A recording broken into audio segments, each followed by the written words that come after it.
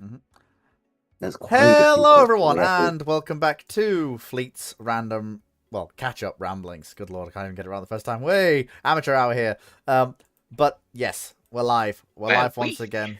Oh, hello. well, in this illustrious setting, we Hello, go everyone, mind and welcome detecting with back to hammers. Fleet's random. We do not indulge in mind detection with hammers. Speak I for would. It yourself. can be done perfectly safely if you know what you're doing. No, Exactly. since when? Under what pretext can you safely mind detect with hammers? You really How don't do know you how mind detecting works when you have how to how do do it you manually with how do hand you think tools. they diffuse a lot of the heavy anti-tank mines? Many stabbings with bayonet. Can I use a sharpened trowel? My signature weapon. Yes, Yay! I'm off to go and clear a you're minefield! poking or grazing the soil in front of you as you slowly crawl forward, sweeping the area in front of you for anything buried. And if you find things buried, you move it out of the way. No, sorry, you flag it, don't you? How You know, often did you do Depends. mind sweeping training? me? Never. We send Fleet to basic boot camp. No. Let's not inflict that on any drill instructors. I also don't think I've got the cut for military service. Look, I constantly second. The military's absolutely brilliant for losing weight. Look, oh no, you listen here. Look, I constantly second guess myself in fucking normal life. How shit do you think I'd be in bloody wartime? It's a good thing it's not wartime, Fleet. No, I mean in just the military generally. RPG, you bastard. You are still in the prime military age for conscription, if that ever occurs. I don't know if I would be conscripted. You're in the army now. Do they take people with Asperger's into the military? Yes. Fleet. You're a warm body that can hold a rifle. Now, to be fair, it might be possible he just ends up in rear lines or something like that. Ends up in logistics, most likely. Truck driver. What did you do in the war? I drove a truck. Somebody's orderly. Yeah. Honestly, I wouldn't Yeah. even mind that. That's not even the worst fate you could have. So you realize you're in a frontline command post for a Well, division and a prime target. Well, yes, that is true, but at least if you do die, you probably won't know it, because the missile will remove you from existence so quickly you won't even realize Or what's it's there. enemy SF raiding your command post, so you very much do. Well, I mean, while those are all negatives, there's also... Yeah. Anyway, we should probably crack on with the questions. So, standard rules apply. Send him to Vietnam. So, you're sure going to Vietnam? It's a pretty decent place nowadays, mostly. But yeah, as long as you've got dong. Many dong. Anyway, so first question to catch up. Bo Millboy asks, "What happens if China, for some reason, enters the Russo-Japanese War on the Japanese side? Confusion from both Russia and Japan, and then hysterical laughter as China fails to do literally anything for their entire participation in the conflict, and it may or may not result in China keeling over Well, through internal strife." put an asterisk there because if China's organized and centralized enough to intervene, I'm willing to bet confused screaming from both sides. No, not really. I mean, China could have intervened in the... If we're talking physical ability to intervene, it's something that Qing China could have done during the Russo-Japanese War. They do have... Yes, Moe, I'm aware. Yeah, I'm aware. But they do technically have the military capability to at least get involved in the landward side of the war. Now, why they would do that on the side of the Japanese or even the Russians. Yes, Mhm. because they literally hate both of those powers for, I mean, the Boxer Rebellion's only bloody 5 years ago at this point. And the Chinese still haven't forgotten, the ongoing series of kicks to the face that has been the last 60 years of Chinese history. At that point. But unless the China... You just have to bear in mind which of these... Because if China joins the Japanese side, it is literally just for the altruism of we're getting back Western Manchuria. Like that is what we're there for. But you've also got to bear in mind that that runs completely in the face of Japanese war goals. It's just there's no real way this works. Even if they do enter, their military's in such a state that the Russians could turn one reason they enter. The Russians could turn one of their armies around and slap them back to Beijing so hard it's not even funny. Yeah, but because the big threat That here would then open is- them up to the Japanese, who are being quite successful on land. Yeah, and it also opens the door to the Japanese using North China's significantly better logistics system than Siberia to try and undercut the Russians. That logistics system doesn't exist at this point. There hasn't been the construction boom. There's no railroads, but unlike the fight in Siberia, there's What? local food Wait, production, hold there's on. local grazing What? animals. What fight in Siberia are you talking about? There was no fight in Siberia. The one in Manchuria That's not... and the Siberian Railway. There was no active fighting around that area. Fighting in the Am I getting lost? Russo-Japanese War was concentrated around northern Korea and the areas Yeah. to the northwest of Korea. That's not Siberian terrain at all. It's also not... Once you get north of Vladivostok, it is. Well, they weren't fighting there at all. Yeah. They were hundreds of miles west of that area. Because isn't there that big Russian railway that goes through Manchuria, which is part of the issue? Yes, that was the Central Manchurian Railway, which was built to basically be a shortcut for the Trans-Siberian, which was going to then, and then they extended the Trans-Siberian down to Port Arthur. That was the whole Just- point. Even if China's not particularly useful, battles-wise, having the ability to screw with that and screw with the Mongolian part of the Trans-Siberian. That doesn't necessarily give the Japanese the ability to screw with that at all. Yeah, and if the Chinese even The attempt Russians to, will always have better mobility in that area than they will and also because of the railroad. and also politely against the Chinese military, armored trains are a hard counter to any sort of raiding activity along those railways. This is the Chinese military we're talking about in the early 1900s. Their weaponry they could use to deal with stuff like an armored train is slim to none. Sort of the things that armored train commanders prepare for, like, charges on the track. Armored trains have had countermeasures to that since the Boer War. And that was, by that point, a couple of years ago by this point. If not even earlier than that. First and Second Boer War have both been and gone. That's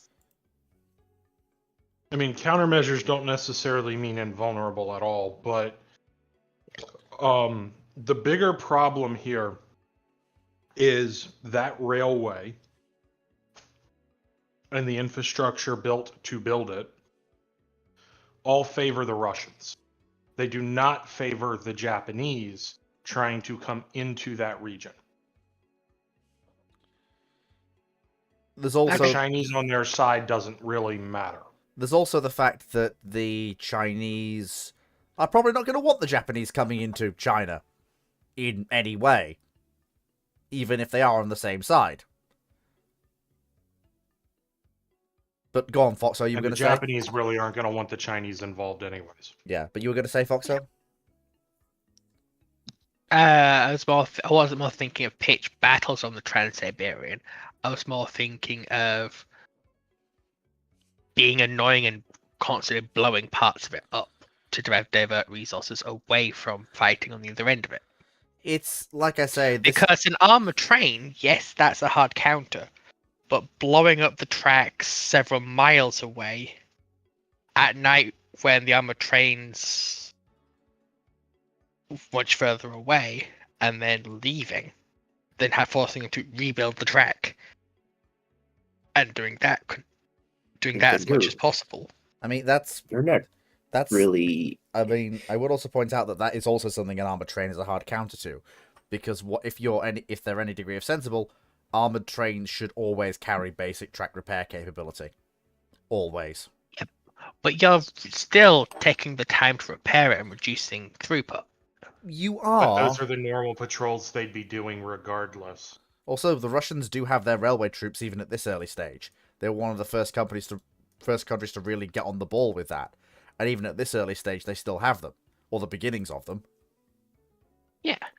And but you still have a set amount of throughput you can do through the Trans-Siberian, right? Well, yes, but there are two. Yes, but it's not so the changing more the railway overall troops you're situation in the war. supporting, Hang It's on, one not at a time. changing the overall situation in the war. One at a time. Foxo first, then Cyclic. Go on, Foxo. but the more troops you have protecting the railway, the less troops you will have for the same throughput on the front fighting in Northern Korea. This is the important Yeah, distinction. and the Japanese were so thoroughly beating them in the areas they wanted to take. Yeah, but also Yeah, I will point out, it- Foxo, that's not actually true. Especially when we're talking about because Russian railway troops are a separate branch of the Russian military. Yeah, they're not part Yep. of the maneuver forces.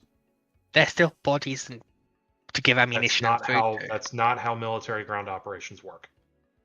Like if they're there, they're not gonna be at the front.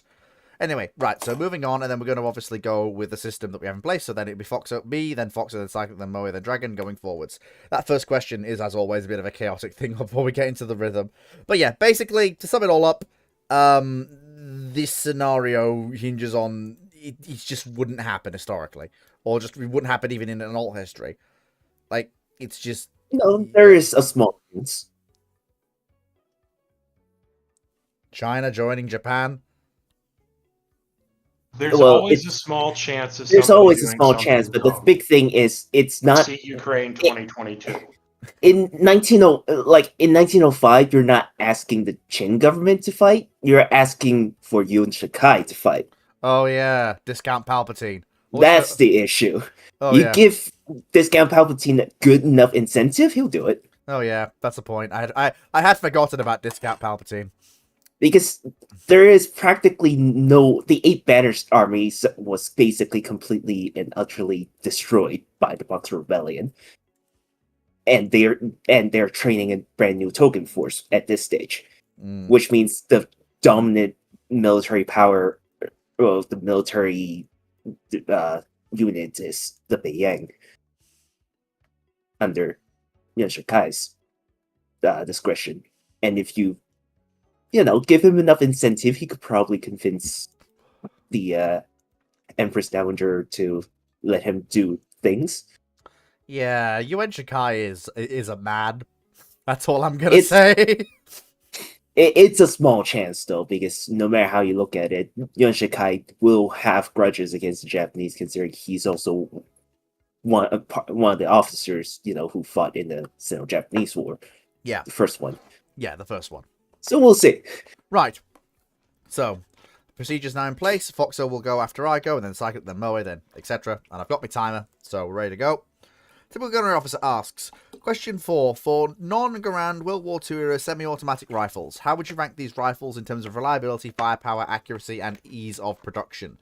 The SVT-40, the Gewehr 43, the SKS, the Polish WZ-38M, the RCS M1917, and the M1 carbine.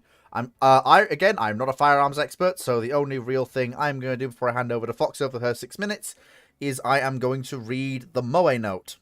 The The SVT-40 was very quickly withdrawn from service and replaced by the SKS while using the Mosin as a placeholder. The Gewehr 43 was too late and too complicated to be useful. The WZ-30M8 was a prototype, 150 made. The RSC is a World War I relic. And the M1 carbine is chambered in .30 carbine, not really a rifle round. Foxo, 6 minutes, off you go. Love me AKS. AKS, like me M1s. Simple as. Next. Okay, Cyclic, do you want 6 minutes? Yes, and if there's time left over. So first things first, got to address some things in the question. One, the SKS is a post-war rifle. It is not a World War II rifle. Two, the M1 carbine really can be considered the first of the PDW category of weapons, i.e. personal defense weapons. It was issued to people who previously would have been issued pistols for the most part, at least as it was intended, and then worked into the airborne, as well as to other troops that did not need to be carrying a full M1 Garand. The SVT-40 is probably second behind the M1 Garand, and the reason why gets into the second thing I need to address in Moe's note. The SVT-40 was adopted pre-war, and the Soviet Union was on the path to pure fleeting that rifle before Barbarossa, and would have done so without Barbarossa. So it would have been their service rifle, probably for far longer, had it not been for World War II, probably into the 1950s. It was a solid rifle. The Germans produced several poor copies of it, which should tell you my opinion of their semi-automatic rifles. Can I use my interrupt for a second? I have a question. Go ahead. How close were they to pure fleeting? I mean, how was the rollout going in the middle of 41 when the Fire Nation attacks? I don't have the numbers to hand, but they were on course given another year or so. Oh, so they were making good progress. They were setting up massive production of it. They wanted to get rid of the Nagant outside of specialty roles. And the goal was to eventually replace those roles with SVT-40s. So, like, They did build about 1 million of them. Hang on, Moe, you didn't. Moe's right. I was just helping out. I know, but just you gotta follow the precedent. Carry on. Yeah, So as Moe said, they did build about 1 million of them. And it was only their losses in the war that really, because those losses started dramatically exceeding production capacity, that led to the Mosin's prominent role in the war. But it's probably M1 Garand, and then SVT-40. I don't rate any of the German semi-autos very highly. They're very finicky. They like to jam. They're not great shooters either. And their reload sucks. And they only get worse as you go on. Actually, that's not entirely true. One of the semi-automatic Volks rifles isn't half bad, because the Germans finally stopped trying to over-engineer it. And just make it as dirt simple as they could. But the SKS itself really stems from a push based on World War II combat experience. And you see this, the beginnings of these lessons starting to take place in the US post-war as well, although they don't really come into fruition until the Korean War. And that's what would lead to the eventual M16 in the US. But the Oh, Phoenix is here. Neat. Yeah, my main thing is not really to rate them. This probably doesn't come as a surprise given my accent, but I would rate the M1 Garand as the singular best rifle of that war. It's rapid reload. It's basically self-packaged ammunition. 1 minute left. It's excellent sights, it's excellent handling, its accuracy, its rapidity of fire allowed the American GI to succeed in spite of the automatic weapons in their squad. Fair enough. Do you need any more time? You still have 40 seconds. I think I'm good. Okay. Phoenix, you have joined mid-question, so I'm just going to... We'll come back to you after Moe and Dragon have gone. Just because you've joined mid-question. So we'll get to you in a second. Moe, do you want 6 minutes? Not the full 6, but Okay. my note basically made it relatively clear. The big thing I would like to point out is just how how extremely complicated and how annoying the Gewehr 41s and 43s were for the Germans to produce. And to be fair, in my opinion, they are so bad to deal with that I would rather take a French RSC than, Jesus. because the RSC has proven to work not great, but at least I think I probably get more shots off out of an RSC than a Gewehr 41 or a Can we early jump in? 43. Later 43, it's a little bit more acceptable, but just they're just far too finicky for what they are.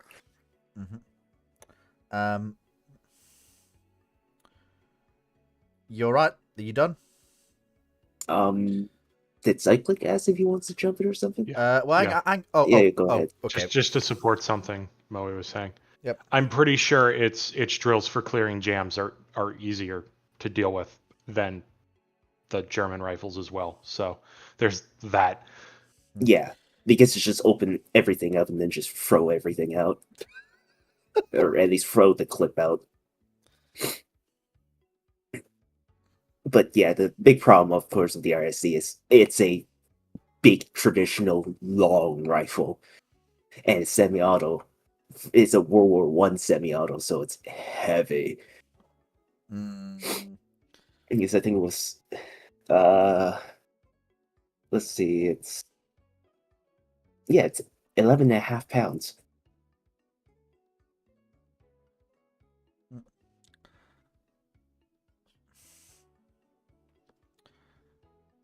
And the French somehow made more of them than the Germans did in World War One. So, I'm done. Okay. Dragon? Nothing really to add. Okay. Phoenix, do you want to chip in on this question?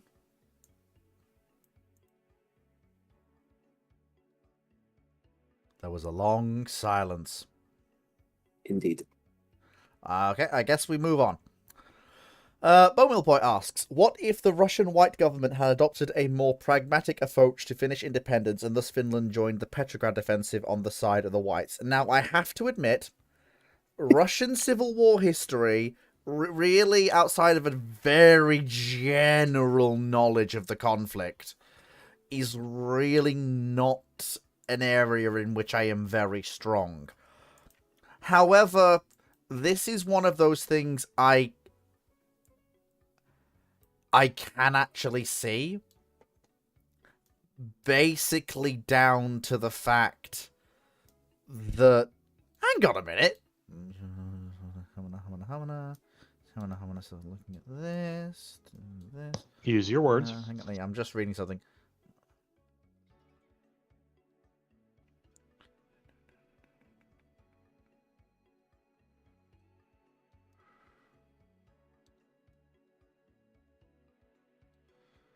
Yeah, I can see, this is one of those things I can see, because bear in mind, a pragmatic approach could literally just be saying that they will accept their independence, with the whites going, we will deal with this after, the communists are killed, but telling the Finns, yeah, you're free to go.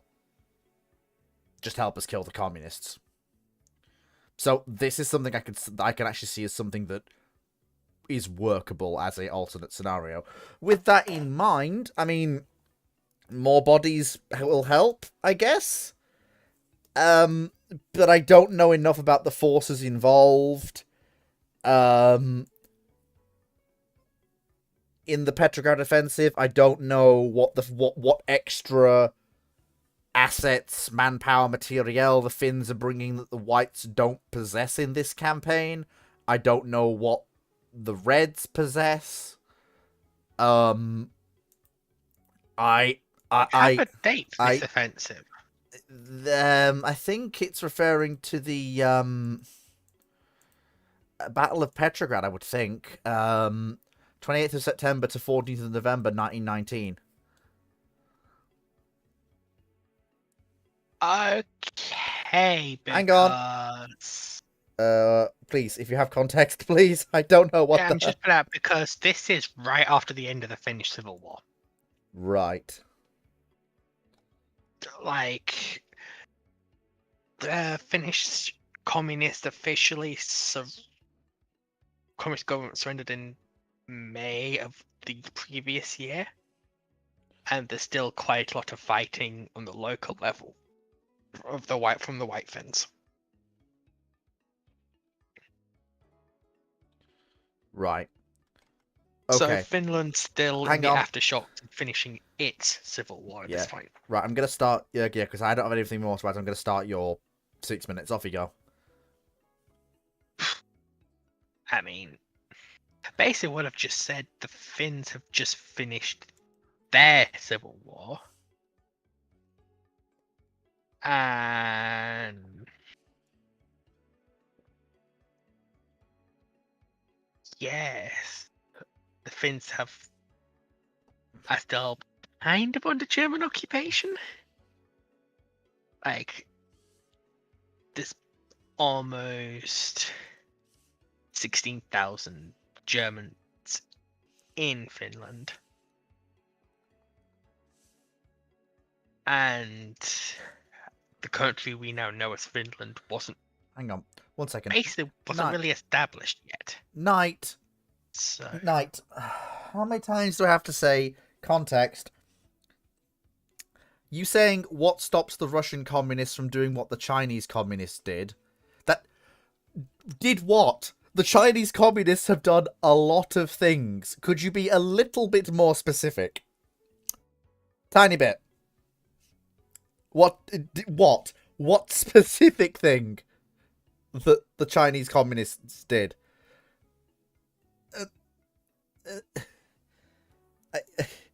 Please specify. I have no idea what you mean. But carry on, Foxo.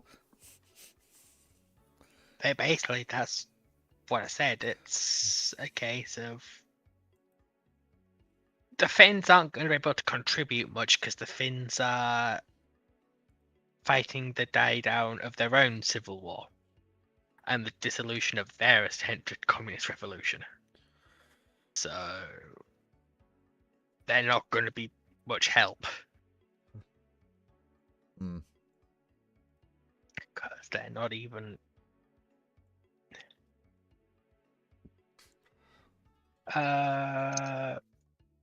what's their...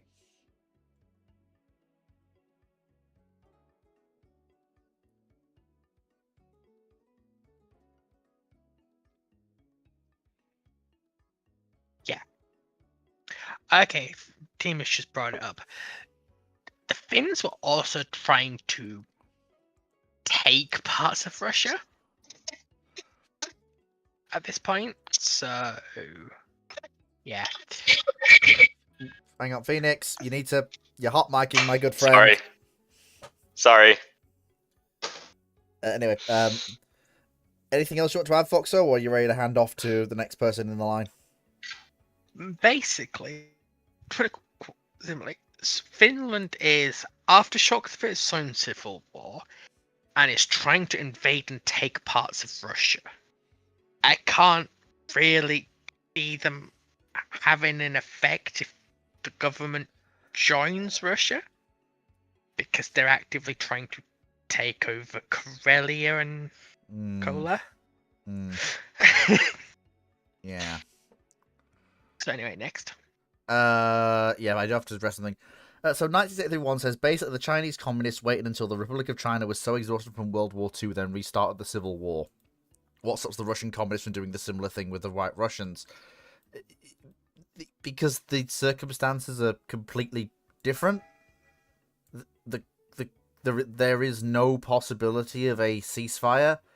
There is no external threat that both sides are fighting that would force them to stop shooting at each other. Can I interject on this for a second here? Yeah, please do. So the difference between this Soviet, the red and white fighting in Russia in 1919 compared to the Chinese Civil War is that the Chinese Civil War, the two sides exist as a form of a nation state for 20 years with their own established military and, head of command and hierarchy. The Russian Civil War is much messier. We're talking about a proper old school peasantry revolution here. You cannot compare the two out of the sheer fact that these are circumstances so different. You cannot use whatever you know of the Chinese Civil War to reinforce whatever is occurring in Russia at 1919. So please don't try. Anyway, I'll hand back to you for now. So cyclic. Yeah, go on very quickly. Wasn't a big reason the Chinese communists were so successful because they were being funded by the Soviets? Yeah, and got a lot of Soviet equipment. And and they were handed Manchuria. And they were handed Manchuria by the Russians. Well, kind of, and kind of.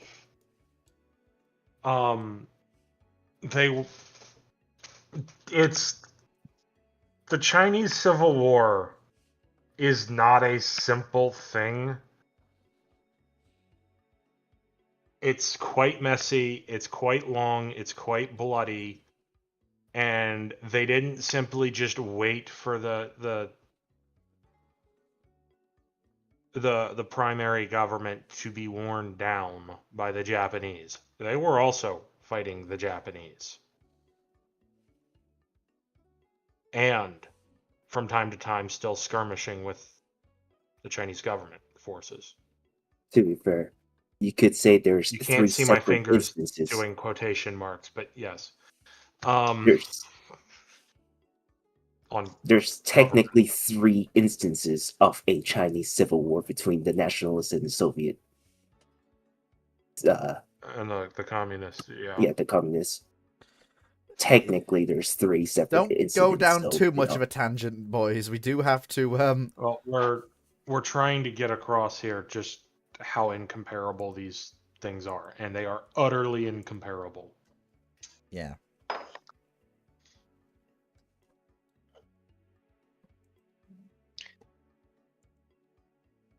In the moment of silence, one thing I would also add that makes another substantial difference between the two civil wars is just the geography of the countries, and I mean that both in the sense of like the physical geography and the human geography, where China is a country with much rougher terrain, and also just its population is just denser, but also still very heavily distributed everywhere. So it gives you a kind of strategic depth that you somewhat lack in Russia, in the sense of, can you actually have a significant civil war with multiple factions at the same time as a third party is invading? Because if you look at Russia's population distribution, it is just so very heavily concentrated in a relatively limited number of areas. Particularly, like if you think of, I mean, less so in this era, but still significantly in like the two biggest cities of Moscow and St. Petersburg. Um, Other cities were larger in their day relative to them than they are now. But if you compare that to China, it's just very, very different. Because a big advantage the communist Chinese had was that they could simply, even as the weaker faction, they could do things like just go way inland, regroup somewhere entirely different in the country, which is an option that you kind of struggle with if you're in Russia, because only so much of Russia is actually relevant to controlling Russia and actually has a supporting base of population that you can actually use to support a significant armed force. Right. So, very quickly, now that we've really hammered that in, Cyclic, do you want 6 minutes with the actual question? No. Okay, Phoenix. I said my bit. I think everyone said everything I would have said. Moe. No, not really. I'll be beating this a bit. Dragon. Nothing to add. Ruanon. No. Right, okay. Next question. Typical officer. Why didn't the United States Marine Corps fit an ATGM launcher on the LAV-25 during their introduction? Same question for the Army with their current Striker Dragoon. I know nothing! I'm going to hand over to Foxo. 6 minutes if you want it. I'm handing over to Cyclic. Alright, he's going to want 6 minutes. Because the LAV-25s are not an IFV. Nor are they an APC. They're a lightly armored reconnaissance vehicle used in a different way to the Bradley by the U.S. Army. The Marine Light Armored Reconnaissance Battalions conduct their operations differently, even if they have similar overall objectives to a U.S. Army Armored Cavalry Squadron. There was a TOW variant, and for how they operate, that was entirely fine. As for Striker Dragoon, it's because originally with Striker Dragoon, it was a stopgap, and there's a reason it was only fielded to one brigade, and it was the brigade that put in the urgent operational requirement of they need something now to enable them to deal with chance encounters while they are mounted with enemy armor. And that was also fielded alongside Crow's J, or Crow's Javelin, which is going in the same platoon. Not every striker in 2nd Armored Cavalry, or not 2nd Armored, 2nd Cavalry Regiment, the former 2nd Armored Cavalry Regiment, but in 2nd Cav is, in their rifle platoons, is a Striker Dragoon. Two of them are, and then 2 of them have a Crow's J with either a 50 cal or a Mark 19 and a Javelin mounted on it that they can fire. The new turret that's going modular combat weapon system for Striker, while they're not procuring an ATGM for it yet, the turret is capable of integrating multiple different kinds of ATGM. And the U.S. Army right now is sort of going through and looking at what they want in a TOW replacement. And despite what some people on the internet may tell you, there's a lot of indications they may be going for either a Spike family weapon or for something that's developed next generation kind of from that family. Rather than just integrating Javelin, because Javelin itself as a missile, it's an amazing weapon for infantry and even mechanized infantry for the dismounts, but it is not a good vehicle mount weapon because of its range. In the infantry platform, a lot of that's limited by the command launch unit that the infantry carry. On a vehicle, however, it's because it's a physically smaller missile with less rocket motor in it. TOW is a 6-inch missile that is a lot longer. There's a reason that TOW can reach out a lot farther. TOW has its problems, but you could take something TOW-sized, and suddenly you're now at Spike ER, which is a dramatically longer range missile, kind of overkill for an armored vehicle.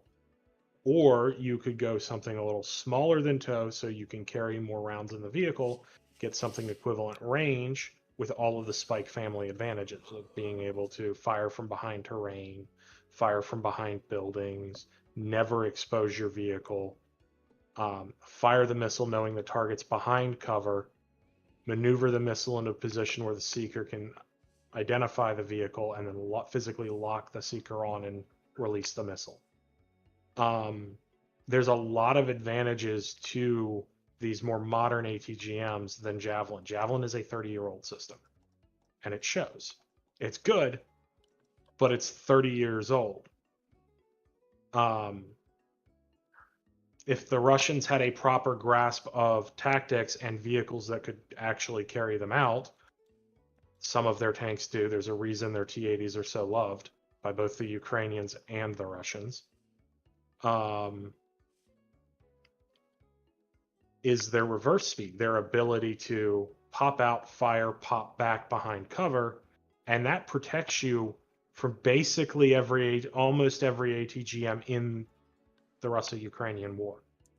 It protects you from almost everyone on the planet.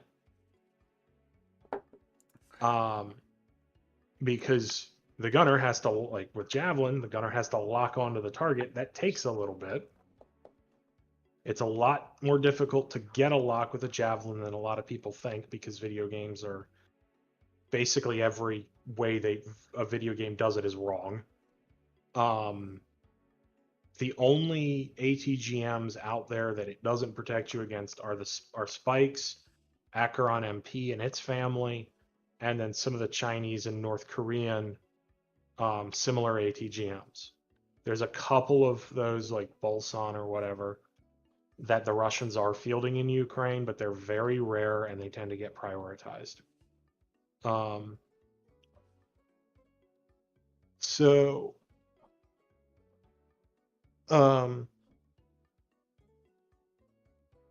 Tangent on that, but it is designed to be able to integrate an ATGM. The U.S. Army isn't at the moment because of a combination of Crow's J as well as. You are out of they're time, not but I'll really let sure. you. I'll let you finish the sentence. Can I donate my time? You can do if you want. I'll donate my time because I can't answer this question, so All right. I have nothing to add. Okay, Cyclic, carry on. They're not really sure what ATGM they want. They're evaluating and looking. There's been some contracts signed with the maker of Spike for evaluating and looking at Spikes, and not just Spike Enlos that's going on the attack helicopters. Not as a Hellfire or JAGM replacement, but as an additional weapon for targeting things like Tor and Buk. But the U.S. Army on its heavier ATGM side is figuring out what they want for their next generation platform. As for LAV, simply put, the LAV-25, for how the Marines use it, the 25mm Bushmaster is more than capable for them. And if they need heavier firepower in the same battalion, there are ATGM vehicles and there are mortar carriers, and the battalion commander will bring up the firepower, assign it to the company or platoon that needs it. They're not there to do an infantry fight or infantry assaults. Those LAVs only have 2 to 4 Marines in the back. And let me remind you, a Marine Rifle Squad, when those were introduced, is 12 to 13 strong. They're very clearly not for that. Okay. Is that okay? Moe? Good. I Dragon? think I had. Ruinon? Silence. Bone Mill Boy. What if the Russian white government had adopted a more pragmatic approach to the various independence movements in the former empire? If they do adopt a more pragmatic approach, the problem you've got is if they do it for one or two special cases, that's one thing. If they do it for all of the independence movements that appear historically, that is going to be a signal. Dissolution of Russia. Yeah, that's going to be a signal to basically every independence movement or every nationality looking to carve out a state that didn't choose to do so as Russia keels as the Russian Civil War went on, that now is the time the whites will, if not support you, will turn a blind eye. That's going to lead to the catastrophic balkanization of Russia with extreme prejudice. And suddenly, yes, the whites will have technically gained more manpower to fight the Reds simply by not having to put down these independence movements or keep them suppressed, but there'll be tons of tiny little states appearing within white-controlled territory. And suddenly, the people in those states, if they are under uniform, will probably go and serve those states rather than remain on the front line. So at that point, you've basically handed the Reds... Yeah, it's bad. It's bad. I'm going to hand over to Foxo. Basically, what Fleet said. Anyone else? Cyclic? Phoenix? Sorry, go on. Finished. Oh, sorry. You've got to remember that a lot of the steppe, especially the Pontic steppe around Crimea and heading down to the Caucasus and heading out towards Kazakhstan. In the Soviet era, that gets very heavily Russianized? Russified. Yes. Russified? Yeah, Russified. Stuff like the Crimean Tatars are turned into a minority in their own lands. That goes for a lot of the Caucasian ethnicities. In fact, there's programs in the Soviet era of actively settling Ukraine in what we now call Eastern Ukraine, which used to be Tatar. And at this point, especially with the Cossacks being the Cossacks, if you start going and you get independence and you get independence, all those smaller groups like the Crimeans and the North Caucasians, they're going to want to be independent now. Because you've got the Dagestanis, you've got the Chechens, you've got the Avars, how do you spell that? You've got where we get the name Caucasians from. You've got a whole, quite a lot more ethnicities and cultures that don't really exist anymore because of the Soviets that would try and become their own nation. And that is how you get a disillusionment of Russia. So yeah, that's me done. Cyclic? Look, I'm biting my tongue here not to make a comment because of... So, skip past me. Phoenix?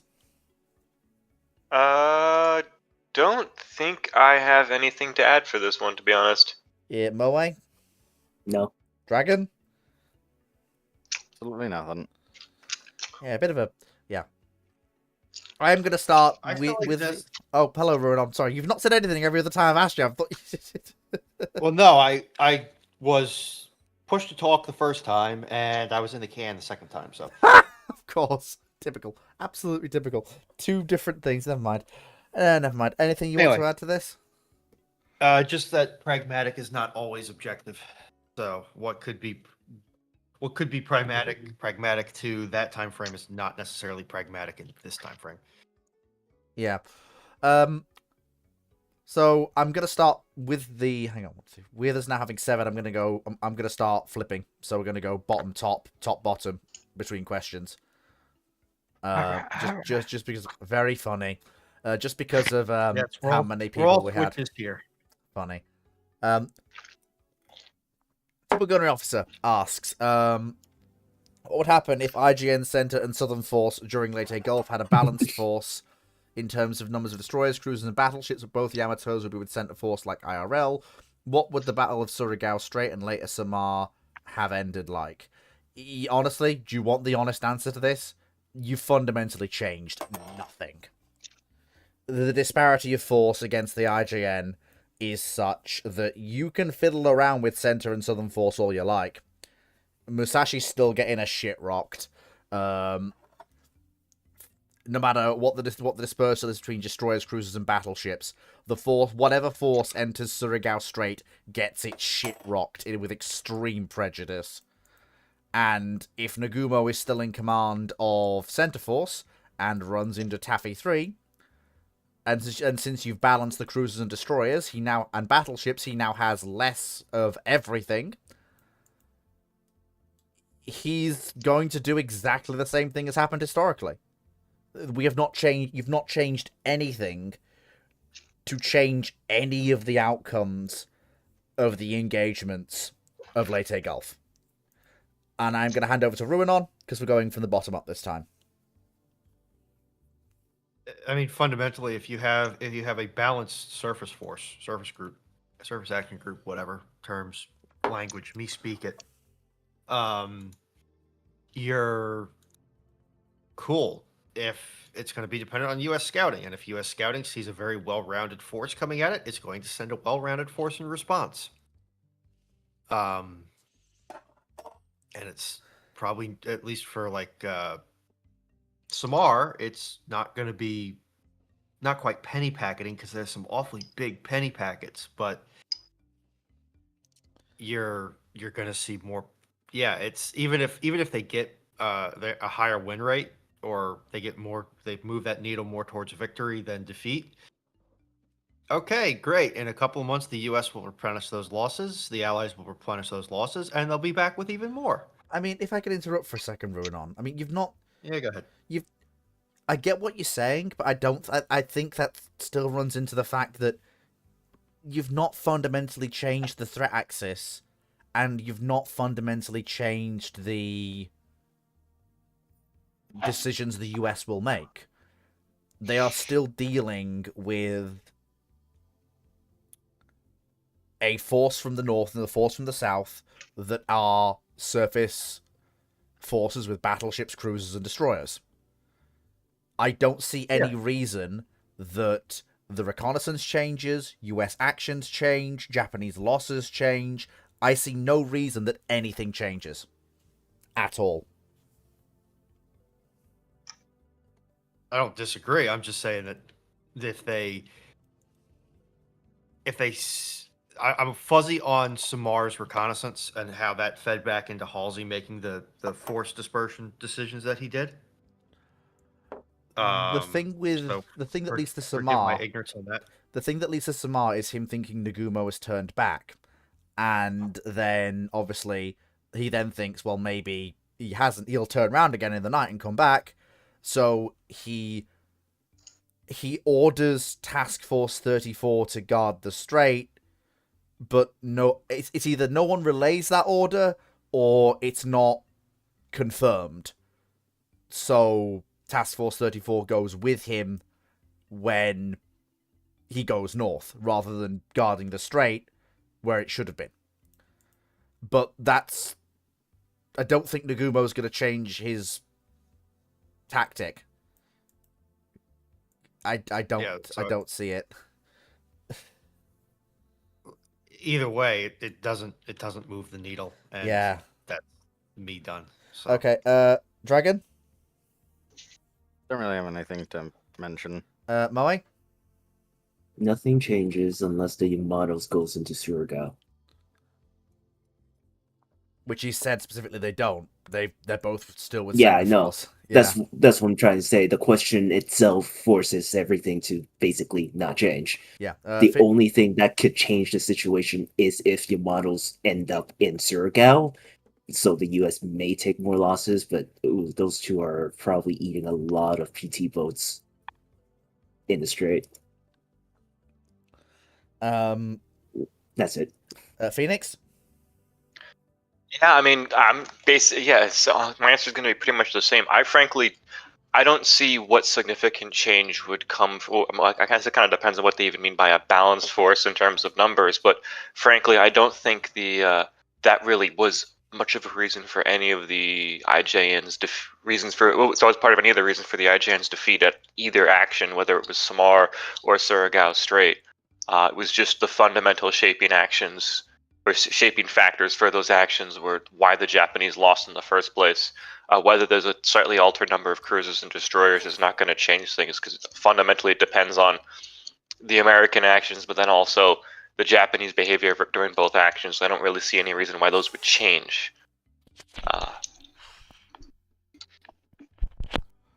Over. Yeah, makes sense to me. We're making sense to fleet, boys. Everybody run. Too late. I already see the B-61 heading for my apartment. So Cyclic, have you got anything to add? It gets more Japanese cruisers sunk. That's about it. Yeah, basically, I mean, all feeding more stuff into Surigao Strait does is more stuff dies there. So Foxo, you're the last person. Yes. Anything you want to add? I said pass. Okay, moving on. Bone Meal Boy, what are the panel's general thoughts on Mark Felton?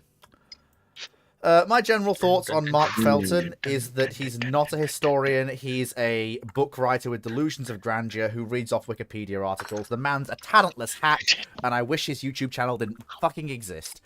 Okay, so Foxo.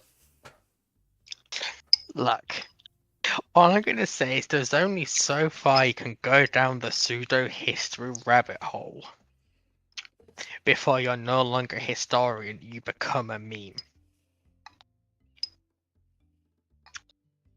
And the greatest thing to come out of him is the meme he became. Because it's just basically what Fleet said.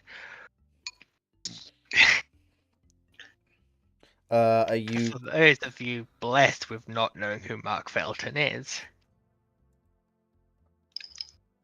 basically, he's a YouTuber who reads Wikipedia articles over dramatic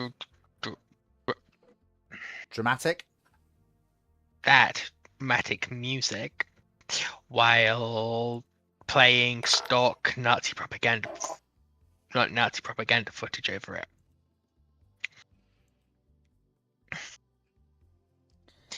And he's the source of a lot of, if the Germans built X, they could have won the war myths. Because he's over sensationalization of also that sort of. He also might be a little too favorable to the Nazis in terms of certain things they did or didn't do. Maybe. Anything else you want to add, Foxo? Some would say he's too favorable. Those like me would say he did what was popular. And what was popular was Nazi pseudo history. I'm done. Okay. I Cyclic? like to. I would wish him success in another career should he take it. That's all I will say. Yeah. Moe? It's good. Dragon? I basically only know the name. I've never even looked at or heard about much more than that. Okay. Ruinon? I recognize the face. I've seen this question come up once or twice, or fragments of it. I've never knowingly watched or at least retained what I have watched of his product, so I got nothing, fam. Phoenix? Likewise, I've only heard of but never actually watched, so I can't really pass judgment or comment on this. So I've only heard what you guys have said. So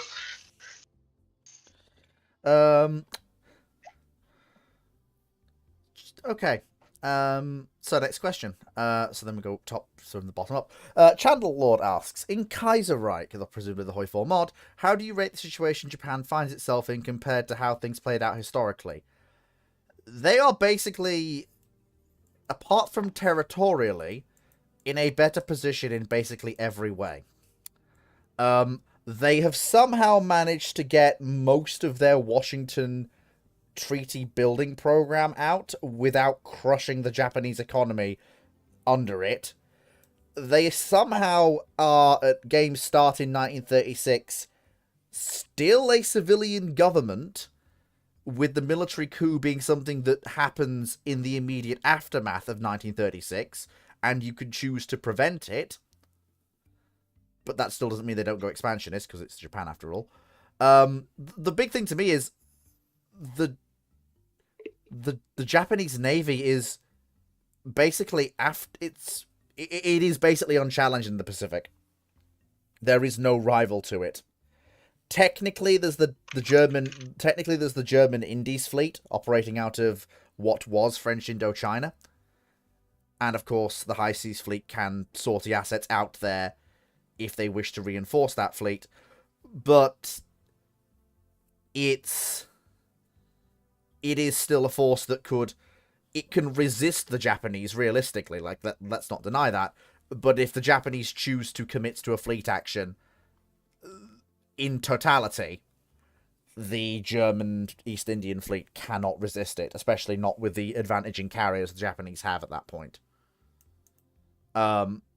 And of course, let's not forget all of Germany's heavier battleships with 18-inch guns, and the monstrous Kaiser Wilhelm I with its 12 20-inch guns is sat back in Germany proper, staring at the French and the British navies.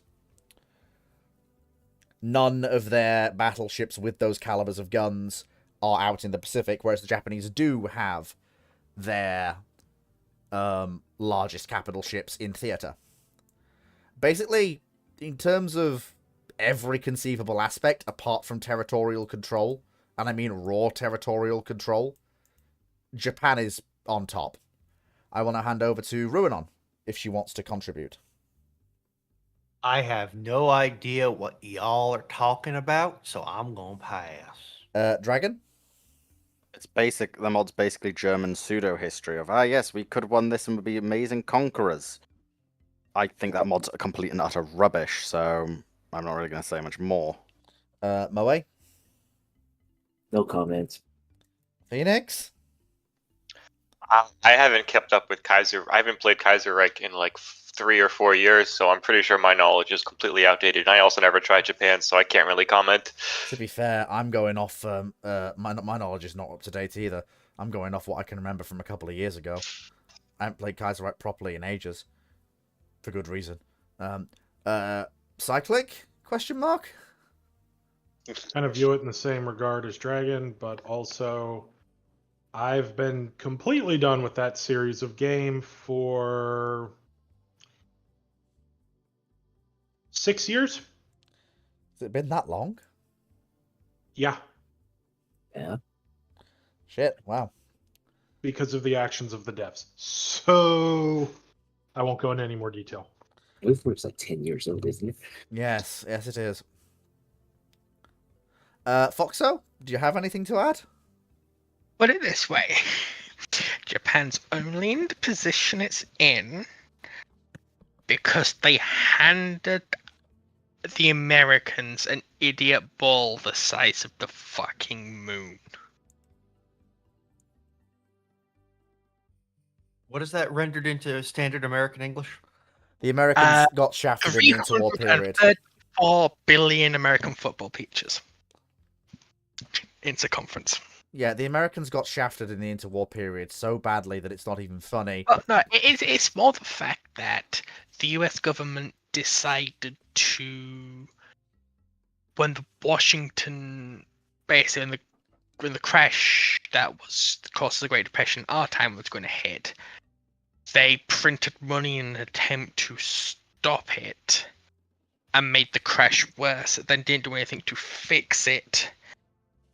And they've somehow fucked up so badly the America collapses under the weight of a mixture of the Dust Bowl and the Great Depression. And that's a core feature of the mod. And I would firmly say Japan's in a better position because its main to only rival in the Pacific has Ceases somehow... to exist as a meaningful threat. Yes. And I'm going to have Kaiser Redux because I've only played Kaiser Redux. I haven't played the original Kaiser Reich because the original Kaiser Reich is shite. Fight me. No one no, will. it is. No Straight one up. will. Oh, you used to. I have a lot of questions and a lot of has this person opened up a U.S. history textbook questions, but this is not the venue for that. Runon, it's better yet. Britain ends up completely collapsing, falling into it. The royal family has to flee to Canada, and Canada now leads the entirety of the Commonwealth and is the salvation Because of the Britain world. falls to the far left. Despite the fact that's basically impossible and would never have happened. Yeah, I mean that's this kind of, you look over the history of most European countries in that mod, and it's like, wow, that couldn't have happened, that couldn't have happened, that couldn't have happened. There's Also, one Yeah, the part where British there's a somehow battle where- losing Battle of Jutland and losing most of their capital ships. It's like, Oh yeah. Second Battle of No, Jutland, there's which is also even like worse. there's also like I remember reading like way back in the lore where like the Austrian attack on Italy that kicks Italy, like breaks Italy, is like it's an attack through a section of mountains that historically just the Austrians tried it and they just got crushed doing it because it was not the kind of terrain you do an offensive through. Yet in this timeline, it just magically works because reasons, and it's like, well, that totally fucking makes sense. Like you couldn't have even made it like, oh yeah, follow on from Caporetto or something like that. Would at least make some kind of sense. But it's just all like the whole mod is like that though. look, Well, at least it's not as bad When- as Jellicoe not mistakenly reading latitude as longitude and sending I the know fleet to the Norwegian coast instead of I know Jutland. I know we're taking a jackhammer to the structure here, but the thing that gets me is that in the 30s, U.S. was still on the gold standard, which means quantitative easing is a lot harder to do for the U.S. in this time frame. You're trying Well, to touch on you basic economics with a fucking Hoi 4 mod. Do you think the mod creators have any idea how any part of economics actually functions? I mean, and I'm not. Well, no, and I wanna okay, be- I wanna be I've clear got to here. explain I'm this. not. I've got to Hang on, explain Fox, this. Fox. I'm I've not just been- saying that. Oh, But I want to just Blowing up. button one thing up. I'm not saying you can't do quantitative easing. I'm just saying it's harder to do when you're tied to a flat currency standard. Apologies, Fox. But do you want to know why the Americans were able to detonate their economy by quantitative easing? Because they were holding in trust the gold reserves of the British Empire, the currency reserves of the British Empire. And they decided to ease the British gold reserve into the American economy to try and prevent the stock market bubble from bursting. Recall the British were not consulted Rush. about this. Yeah, the British weren't told until the economy detonated. Yes, we've just took all your gold. Bye. So fucking stupid. Yeah, I utterly despise that mod. Like, Sorry, that was not meant to be audible, but like whatever. I don't believe you, Phoenix. Now I will just to cap off. My face buried in my hands. It's just God help me. Just Can I finish my point though, please? yes, okay. But it's worth to point out that that mod makes absolutely no sense in its basic premise. And Japan's in a position that only works if the Americans get lobotomized, and so does everyone else. And even then, they still almost fuck it up. Also, they Well, I would also add, if the U.S.'s and everyone else's economy implodes because of the wars in Europe and the U.S. doing what it does, Japan is economically But like they are so badly screwed. I mean, like bear in mind, like the actual buildup, the reason they're able to afford, like the GNP expanded so much, they're able to afford the government outlays for the 8-8 fleet in the first place was because U.S. trade. they were able to sell so much in the way of light industrial goods to Europe because everything else was being sucked up by the war. Like that's why that's why their industrial Yeah. base expanded rapidly. And as soon as World War One ended, and Europe started producing for itself again, and their economic growth just dropped straight off, and instead they just went to hyperinflation, or they went to extremely heavy inflation because they were still trying to pursue these programs with these very heavy capital outlays, without the actual without the actual economic growth to underwrite it. yeah. And in this timeline, who are they going to sell to if everyone else is just a complete crisis? Not because they're funding a war and they're simply converting everything to heavy industry I'm gonna to go fund the AFK war for a bit. but simply because no one can afford to buy anyone's goods. And it's like tariffs are going to slap up like crazy everywhere. It's worse because they eventually do a war. They basically do a German Reich in China to support themselves. Well, And Korea. that's well.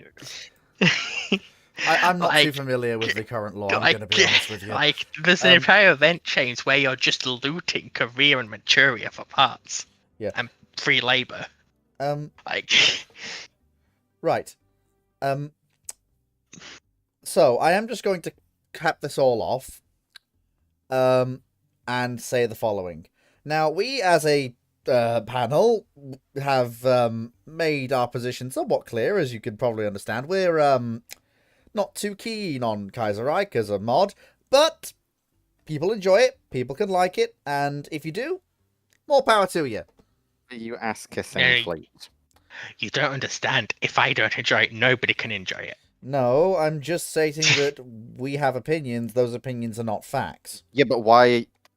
Well, actually, in a number of cases, they actually are here in some of the statements we've made, but Hey, Yes, hey, but oh, I'm more talking let's about go. our opinions on whether or not we enjoy the mod. And people are allowed yeah, but to so then enjoy why do we things have to that- place a? So why do you have to place a clarifier on that? Because people are stupid and sometimes Fleet. take a theme Pro of a tip: complete- don't call your audience stupid again. I'm not Yeah. calling the audience just- stupid. You just did. You just did. Arguably, you just did. But if somebody's being a wang rod, what do? We ban them, and then we don't have to deal with them anymore. I Does that know. mean we can ban Fleet from his own show? No, bugger off. No, Anyway, because unfortunately, Fleet owns the show. Moving on, there's many questions left. yes. Stephen, sorry, no, we went bottom to top, so it's top to bottom now. Stephen Mayer asks, how small of a Royal Navy fleet sent to visit the Dutch would it take to dissuade German invasion in World War One? Literally nothing. Literally no RN presence or Entente presence is required to deter the Germans from invading in World War One. Literally nothing. The original the original form of the Schlieffen Plan did include the Netherlands, but it was refined as technology developed, the German army changed, and the Entente threat changed to not include the Netherlands.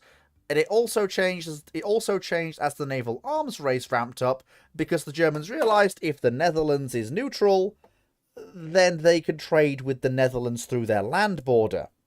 And Netherlands shipping and ships going to the Netherlands will not be subject to British blockade, something they ruthlessly exploited during the war. It couldn't make up for the blockade pretty much entirely, but it did put the German economy on some semblance of life support. So, in terms of how much Royal Navy presence is sent to dissuade German invasion? None. Okay, I'm going to move on to Foxo, if she wants any time. The Royal Navy isn't needed to stop German invasion. because the Germans aren't playing collect all European enemies yet. But then again, if they did see British presence in the Netherlands as an attempt to stop trading, they might invade. So it might make them more likely to invade. Mm. Paradoxically, with the same situation Belgium's in, if we can overrun the Netherlands and Belgium and defeat France quick enough, what are the British going to do?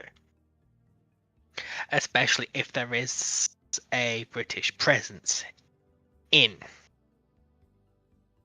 the region.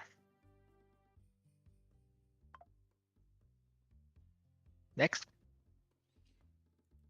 Cyclic. He's He's AFK. AFK. AFK. He went AFK. Okay. Phoenix. Honestly, I don't think there's anything I can add that hasn't been said already. Moe. Let's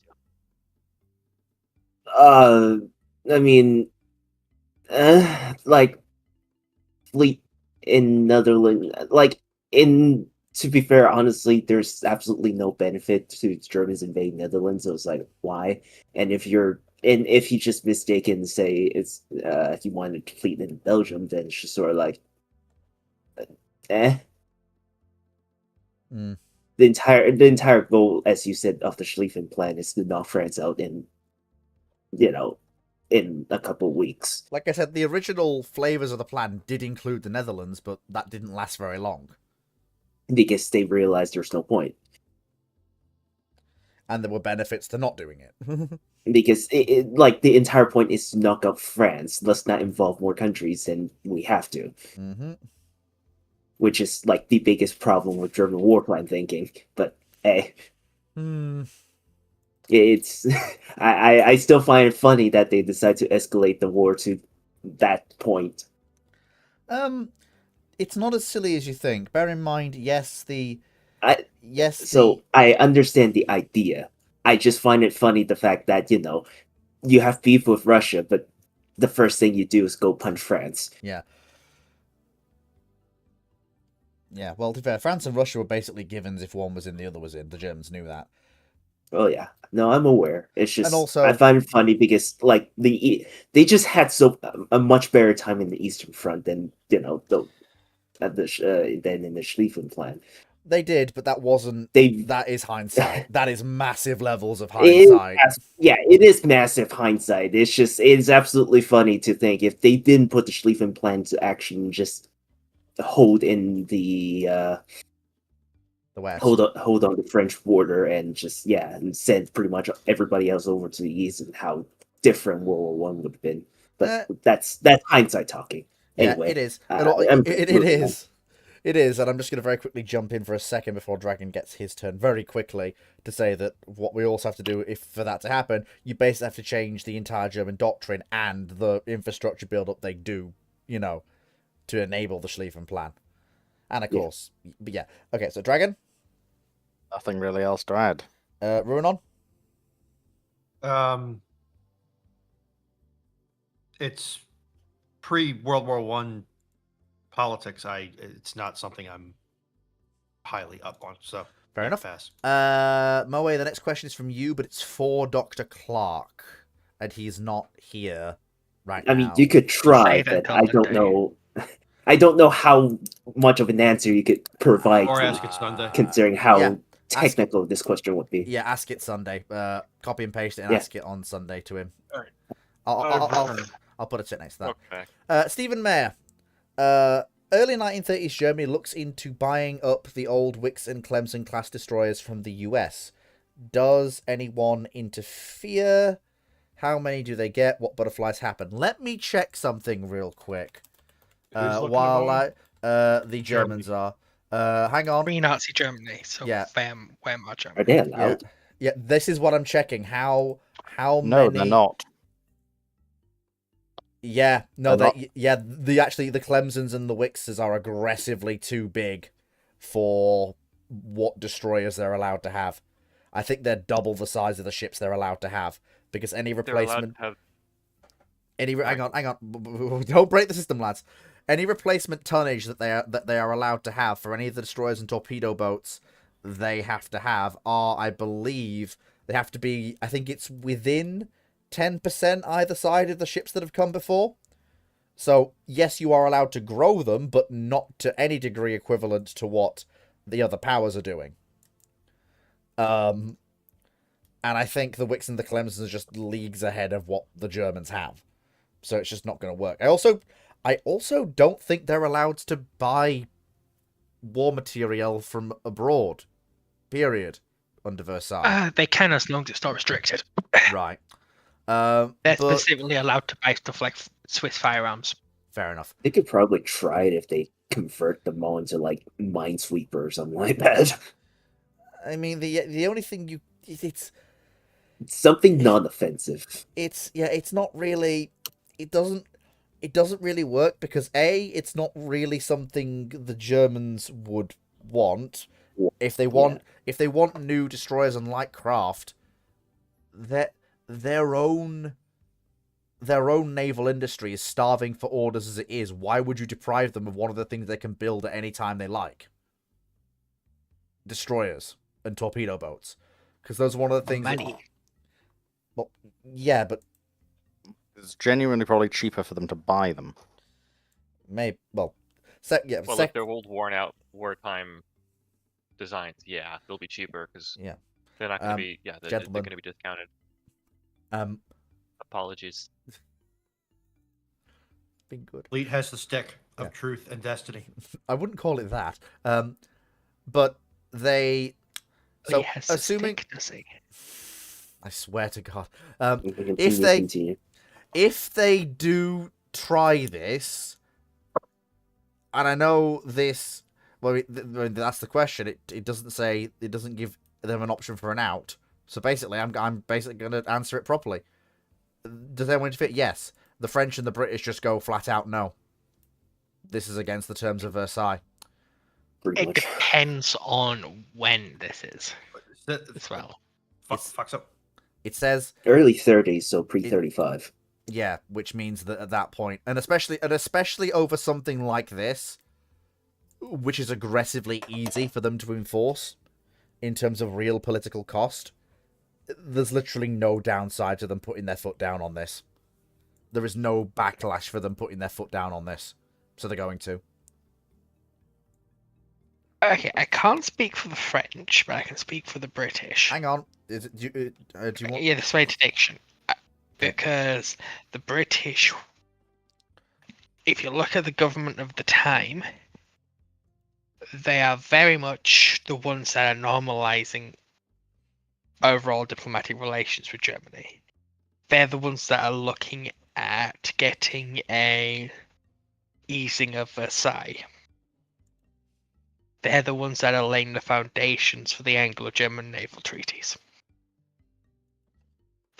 From the British side, you probably would see an objection, but you'd see it as an objection that they would use in their attempts to negotiate a treaty with the Germans, the Anglo-German naval treaties.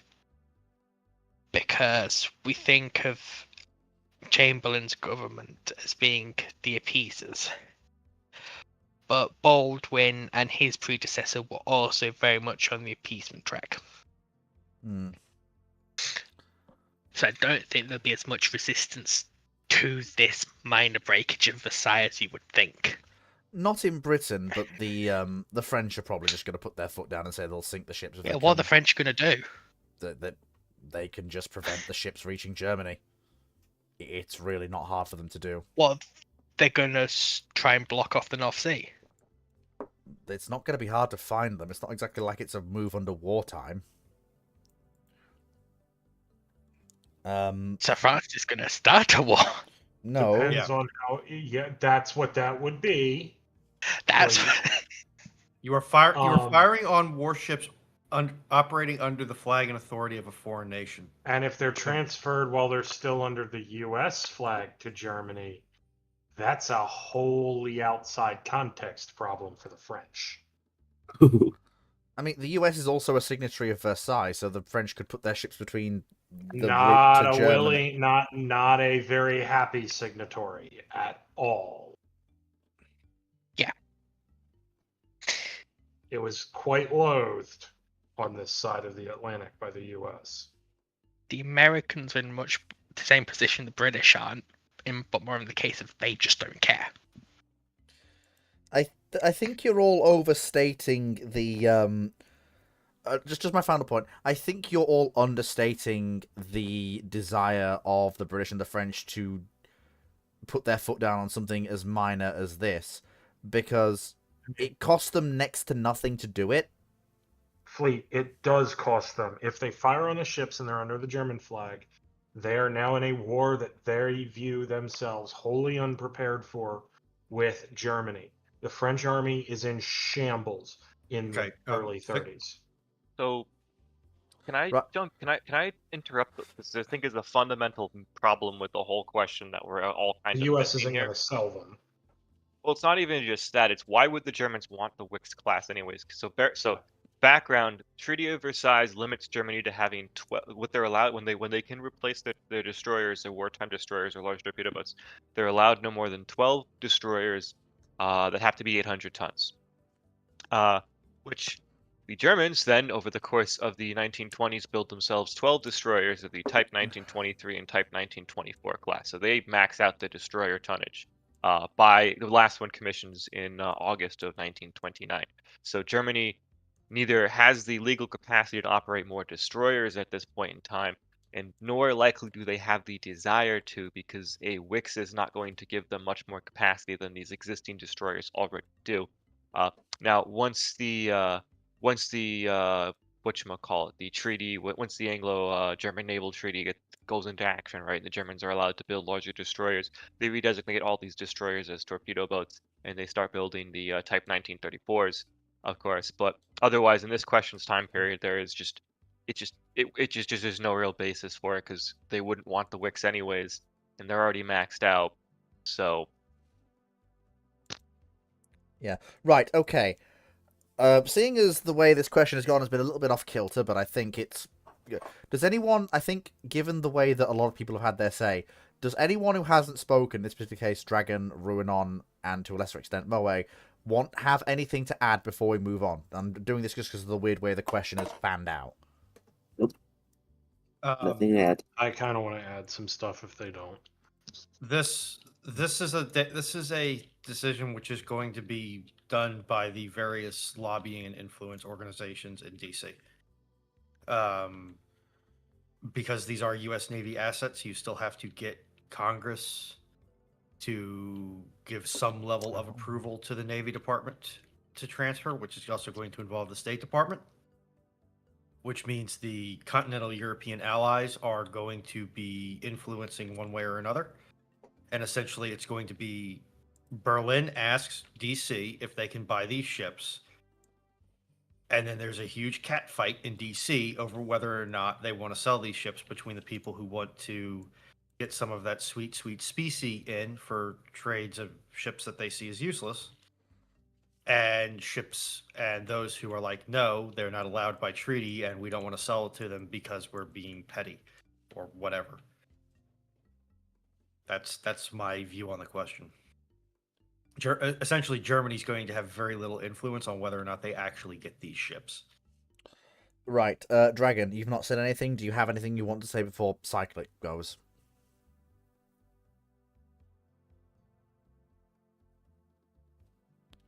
No. Okay, Cyclic, you get 6 minutes before we move on.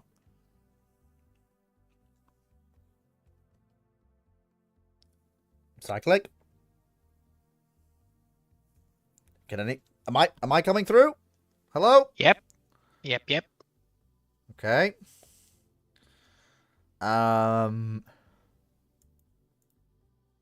Okay, that's a bit weird. He did say he wanted to say something, right? I'm not misremembering that.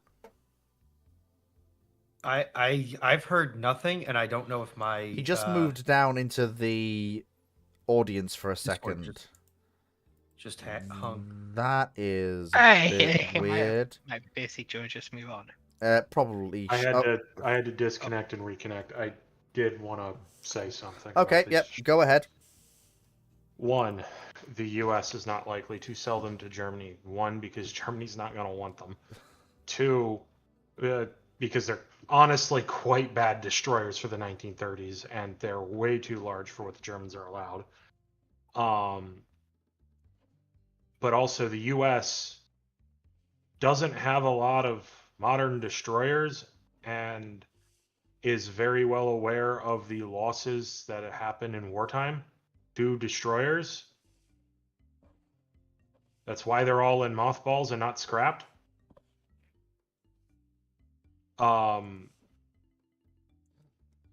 As crappy as they are, there's something that can sling depth charges. There's something that can sling torpedoes. And politically, it's not worth the cost to sell these to Germany. I don't care if Germany was overpaying 5 times for them. It's not worth the cost. Geopolitically. But on the side of the blowing them out of the water, the only country that could get away with doing that is the UK. France is not going to get away with that. If they're under the German flag, because they share a border with Germany. In the early... And it doesn't matter the actual balance of forces fleet. What matters is the French perception of where they think they are for a fight. The French do not view themselves as ready. Their army is in utter shambles. It's in the middle of 5 different reorganizations because of the cacophony of different governments. And comments like those of de Gaulle's causing all sorts of headaches.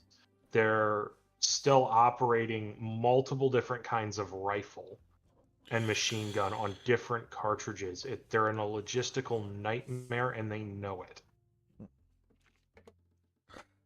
So, I mean, honestly, despite given what you're saying about the whole thing, at that point, the French may actually be right. Even with 100,000 men, the Weimar Germans could probably take them. Yeah, because their army is not in a position to fight. They have been the army has been desperately trying to get itself together, only to get chopped apart again when the government changes. And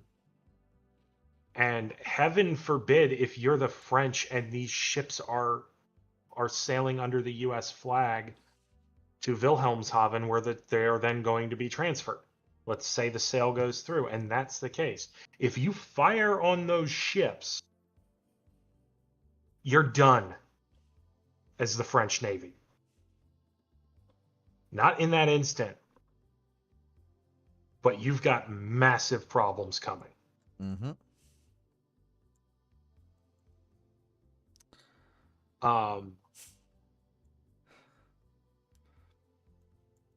And you will engender a response from the U.S. on that. The Lexingtons just show up. The Lexingtons just show up and just casually obliterate the entire French fleet in an afternoon. No, what happens is a task force with probably based mostly around the more modern standards with some carrier support comes across the Atlantic and does retaliatory proportion, what we would call today a proportional response.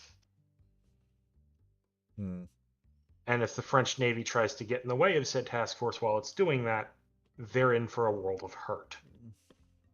Because they don't really have anything that can stand up to a concerted U.S. push and force. Which would be designed around humiliating France. Mm-hmm. Yes, indeed. Yes, Knight. We've been discussing, this whole We've discussed everything you've said about, the US ignoring Britain and France, which everyone has basically agreed they wouldn't. The USA would never sell them. Everyone basically agrees they wouldn't. The ships are a threat to France, which they technically... Well, they're not an unacceptable threat. They're a breach of Versailles. Quite frankly, the French Navy is aware that even in some of its older destroyers could clean them up in an afternoon. And the Contre-Torpilliers are going to have a field day. But then they're not an unacceptable threat. It's more the principle.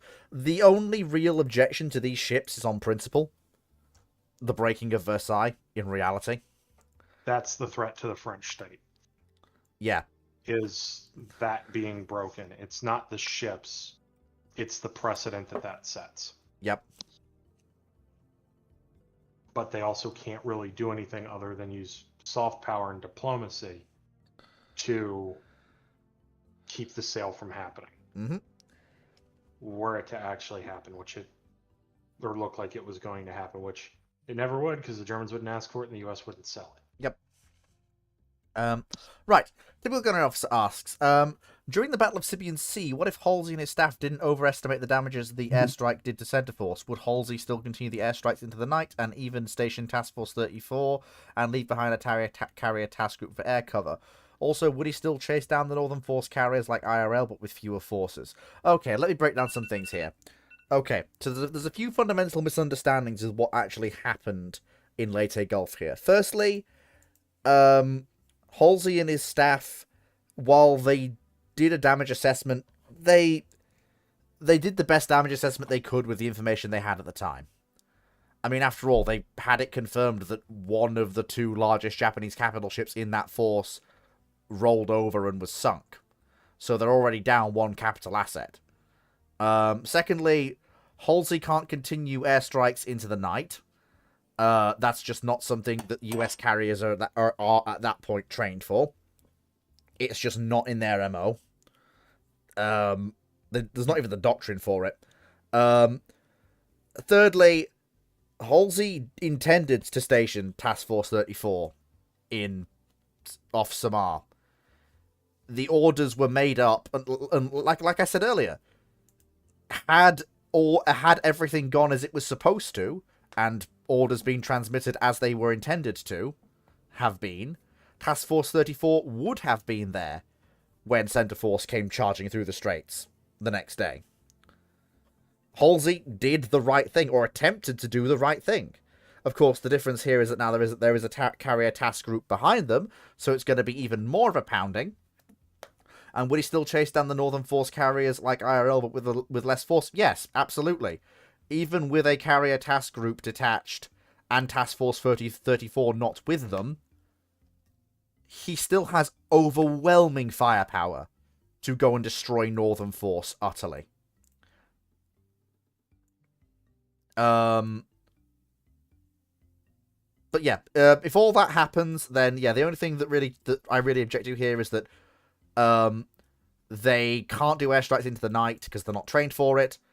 And if Halsey's orders that he tried to do, but for whatever reason, I can't remember the exact specifics, were not followed, happened, and also in addition to that historical thing to leave Task Force 34 behind, you've also got a carrier group backing them up.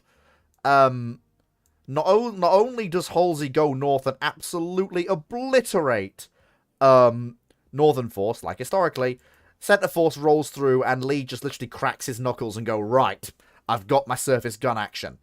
I don't even think the carriers that are left with Lee get a chance to get involved. Lee will just I don't think it's that one-sided. Because it's not going to be the entirety of Halsey's fast battleships. He has talking stick right now. Oh, Yeah. right. Sorry. I'm going to be bad cop here. I'm going to be bad mod cop and put my mod hat on and say, let's please return to the pattern and practice that we've had for the last 2 to 3 episodes now. And that's not me saying that, and the reason I say that the carriers don't get a chance to get involved is not because of the, it's going to be one-sided in Lee's favor. It's just because of the time when that action takes place. And by the time the carriers have got their strikes organized and up, the action between Lee's task force and the remains of and Centreforce will be into the late phases. And that's by the time the strike groups are getting airborne and forming up. So at that point, if they arrive to basically finish off what remains of Centreforce slash save Task Force 34, depending on how the luck of the gods has favored either the Imperial Japanese Navy or Admiral Lee. Right, I'll hand over to Foxo. Yes, cyclic. Phoenix is technically next if he wants it. No, past Um, Phoenix. Set the world on fire, my friend.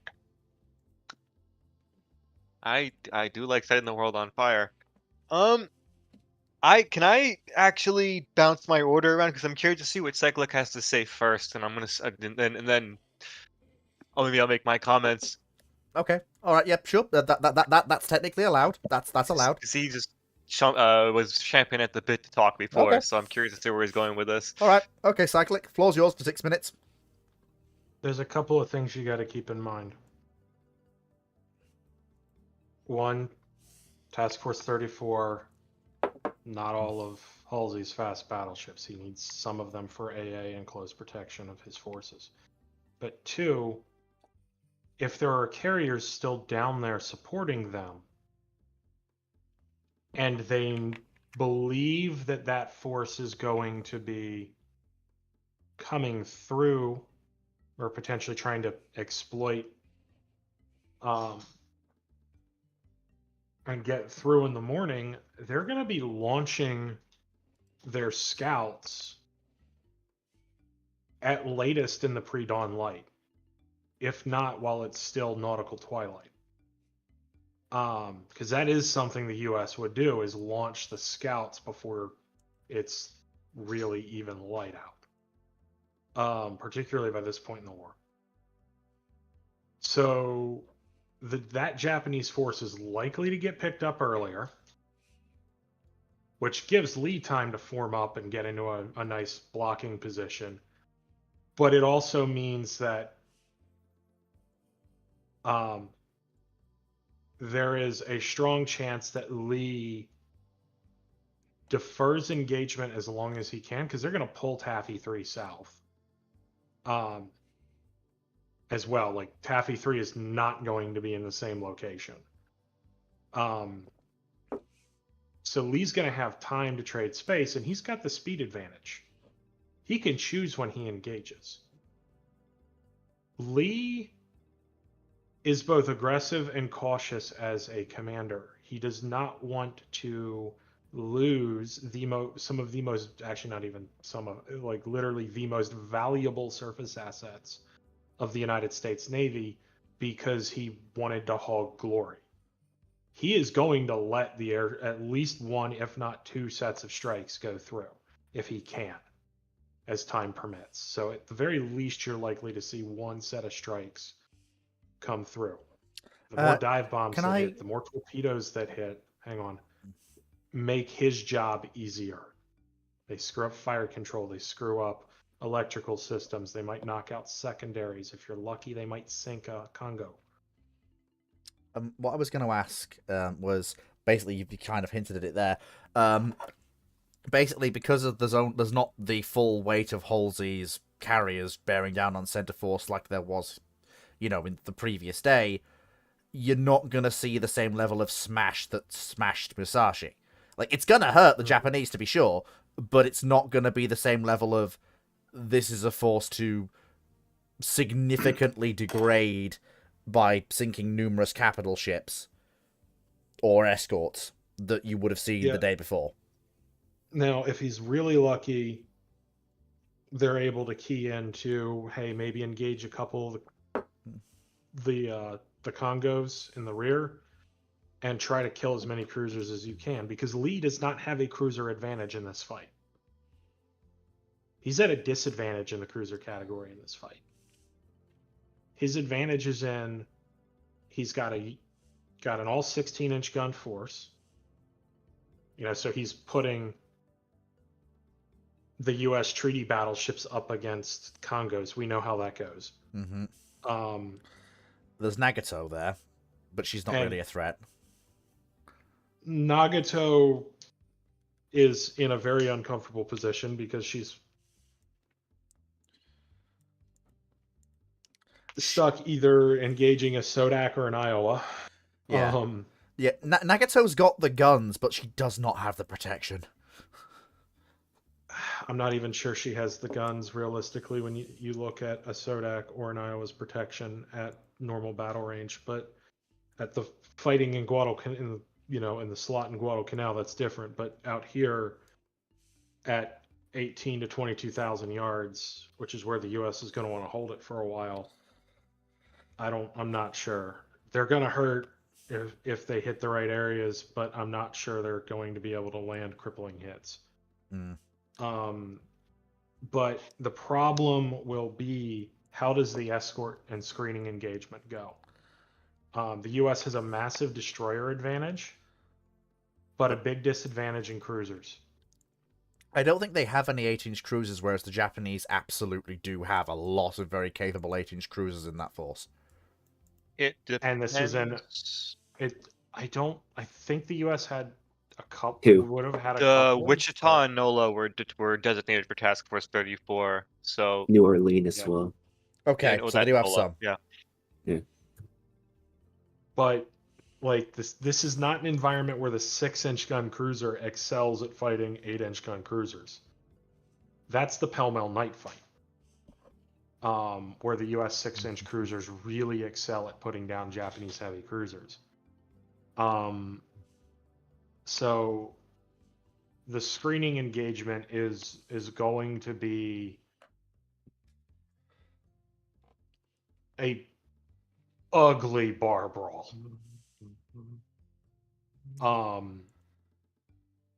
The only real thing that I could see is really up in the air in terms of the, because obviously each battle. He's gonna want that airstrikes No, to do as much damage. no, as no, he no, can. no. When I say up in the air, I mean up to chance. I didn't mean actual assets I in know. the air.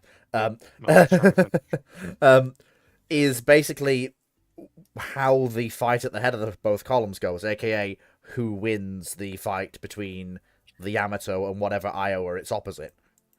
Because that could go either way.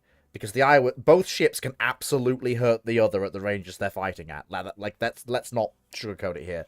The Iowa isn't really protected against the Yamato's 18.1-inch guns, and the Yamato isn't really protected against the Iowa's 16-inch 50s. Whoever the thing I think is gonna be more decisive is actually at the rear end of the column. How fast does Washington and the other treaty battleship clobber the Congos and start ganging up on Nagato, allowing the second Iowa to join the fight? Because once one of the treaty battleships has clobbered its opponent into no longer a threat, it can shift fire to Nagato and really take on that fight quite competently, particularly if it's the Sodak. But I mean, Washington could have. No hot take. Hang on, your Hot timer's take. just gone off. So, if you want to just wrap up for a minute. That second Iowa would be very important for helping to knock down Yamato quickly. Yeah, Moe, do you have anything you want to add? A little bit actually. Yeah, I go on. actually have a question.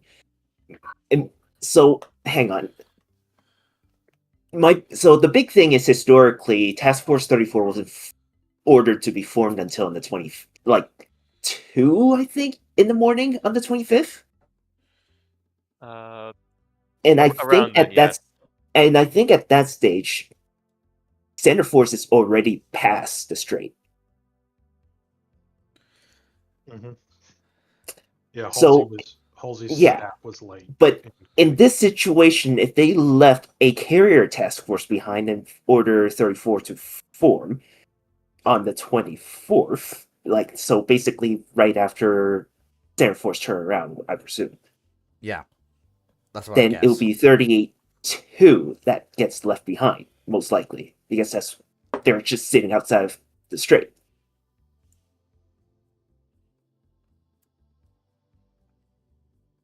Right. If Standard Force proceed at the historical path and speed after they turn back around, that's a night fight. Ooh, that's iffy. Because that's assuming they get detected at the strait. Hmm.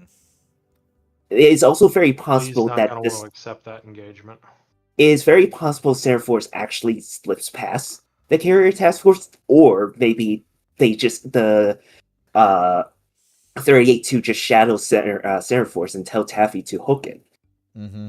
to just run and wait until morning, where 38-2 will just continue airstriking center force to death. Yeah. I think the assumption on the question is that if they know what the real state of center force is, that the battleships would have been left there before Halsey departs and would be in position because, hey, they know that they're still coming. But it's still a night fight if they I do don't- try to intercept them off I the don't- straight. They're not. I don't see Lee accepting that fight just based on what we saw at Philippine Sea. Lee was very reticent of engaging at night because he understood how night fights end up.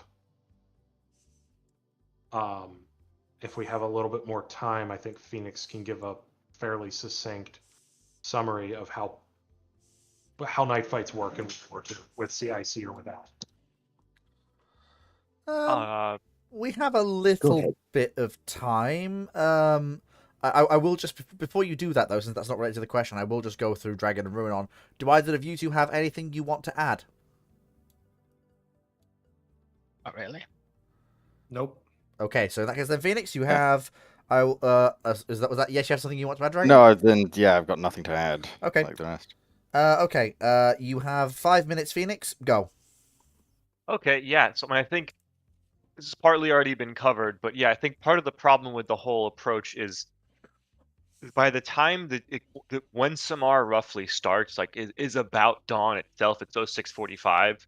There's really that's when Taffy 3 setting up his first aircraft, scouting for the day. That's when they detect them. So you really don't have much time between when you can start flight ops period and when the Japanese actually appear, where Taffy 3 is. So you're either running the Taffies south to begin with and getting ready to accept that fight there, or you're going to intercept them earlier. If that's what you're looking for, you're not going to have the benefit of airstrikes first.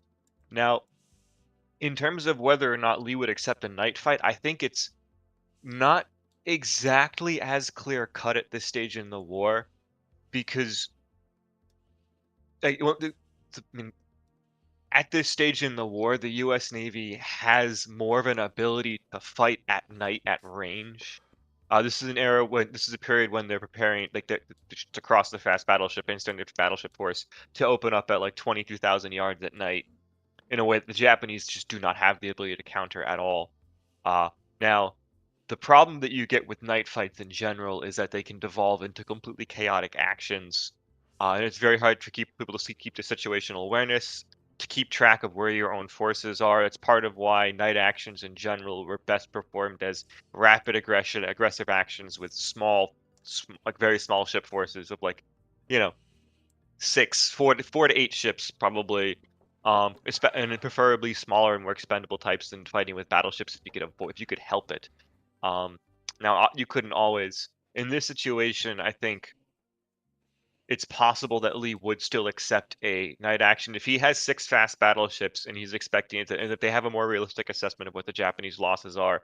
He's facing 4 Japanese battleships. That's a very significant offset in gunpowder. Like you can afford to essentially have both the Iowas double up on Yamato and another 2 fast battleships double up on Nagato, and then have the Congos each duel 1 other fast battleship, and that's a very lopsided Phoenix, fight. I'm just going to pause here and ask a question. I've paused your time, so I'm not digging into it. Okay. The thing that is... Yeah, battleships is fine, destroyers are fine, but those Japanese cruisers, the preponderance of cruisers they have, is that not going to factor into things? Given that the US by this point knows that the Japanese cruisers are dangerous at night with their guns and the long lance torpedoes they carry. Yeah, no, I mean, I think it'll be an element. It'll be a case of again, I don't know that Lee. I would suspect that Lee is not going to want to get close in a night action, especially because at this stage in the war, range is to the U.S.'s advantage. They have the radar fire control to open up at range, and while it's not perfect in all cases, it is effective. We saw this at Surigao Strait. And these fast battleships have better radar suites than the, especially in terms of fire control radars, than the standard battleships did that were fighting at Surigao Strait. So, and that offset is also going to apply to the cruisers as well. Even a 6-inch cruiser can be effective at night against Japanese, which we saw actions like which was it Augusta Bay, where you can have a Cleveland roughly handle a Myoko at range with 6-inch guns simply because it can fire at ranges that the Myoko cannot effectively respond at night. Hmm. Now, bearing that in mind, That's a you good still have to watch out for the Japanese with torpedoes, because I'm sure they would try and aggressively close with their cruisers. I mean, that's really your only option in the Japanese shoes, is to try and aggressively close with your cruisers and destroyers to try and deliver torpedo attacks. And you can launch long-range Browning shots with the long lances certainly as well, even though it substantially reduces their effectiveness. But if you have a lot of them and there is a lot of U.S. ships to hit, you can still certainly get hits. I mean, you think about like Java Sea, for example, and that's kind of how that worked. Even though in Java Sea they had far fewer targets to actually engage with the torpedoes, because Abdacon was a smaller force. But I still think it's possible that Lee will accept an earlier action simply because he has to still cover Taffy's retreat south, which is a slower force. And all 3 Taffy groups, and it's simply with when daylight will break and when you can effectively scout with aircraft, it's simply going to be too late for relative to how far south the Japanese will get. They get into the combat area of where Samar was historically fought. And of course, don't forget, at dawn. the Japanese are still trained at this point for night flying with their float planes, so that's something he has to consider. You've used your interrupt for dragons. They're not dragon. Phoenix's answer. Sorry. Too many fiery mythical creatures. So I just want to raise that point about the float planes because it is important. Yeah, no, I mean it's an absolutely fair point. I mean, it's a case of Lee. I mean, there are certain advantages that come with a ranged fight for Lee in this situation, much as it did for the Americans at Surigao Strait. Earlier in that evening, and he's just not going to have a lot of space to trade. So I'm not sure he would just shirk a night fight entirely. And in many ways, it'll offset some of the gun advantages the Japanese have with cruisers, simply because the 8-inch, the effective range the Japanese can engage with their guns at night is going to be much more limited than than say a Cleveland with a Mark 8 or Mark 13 set.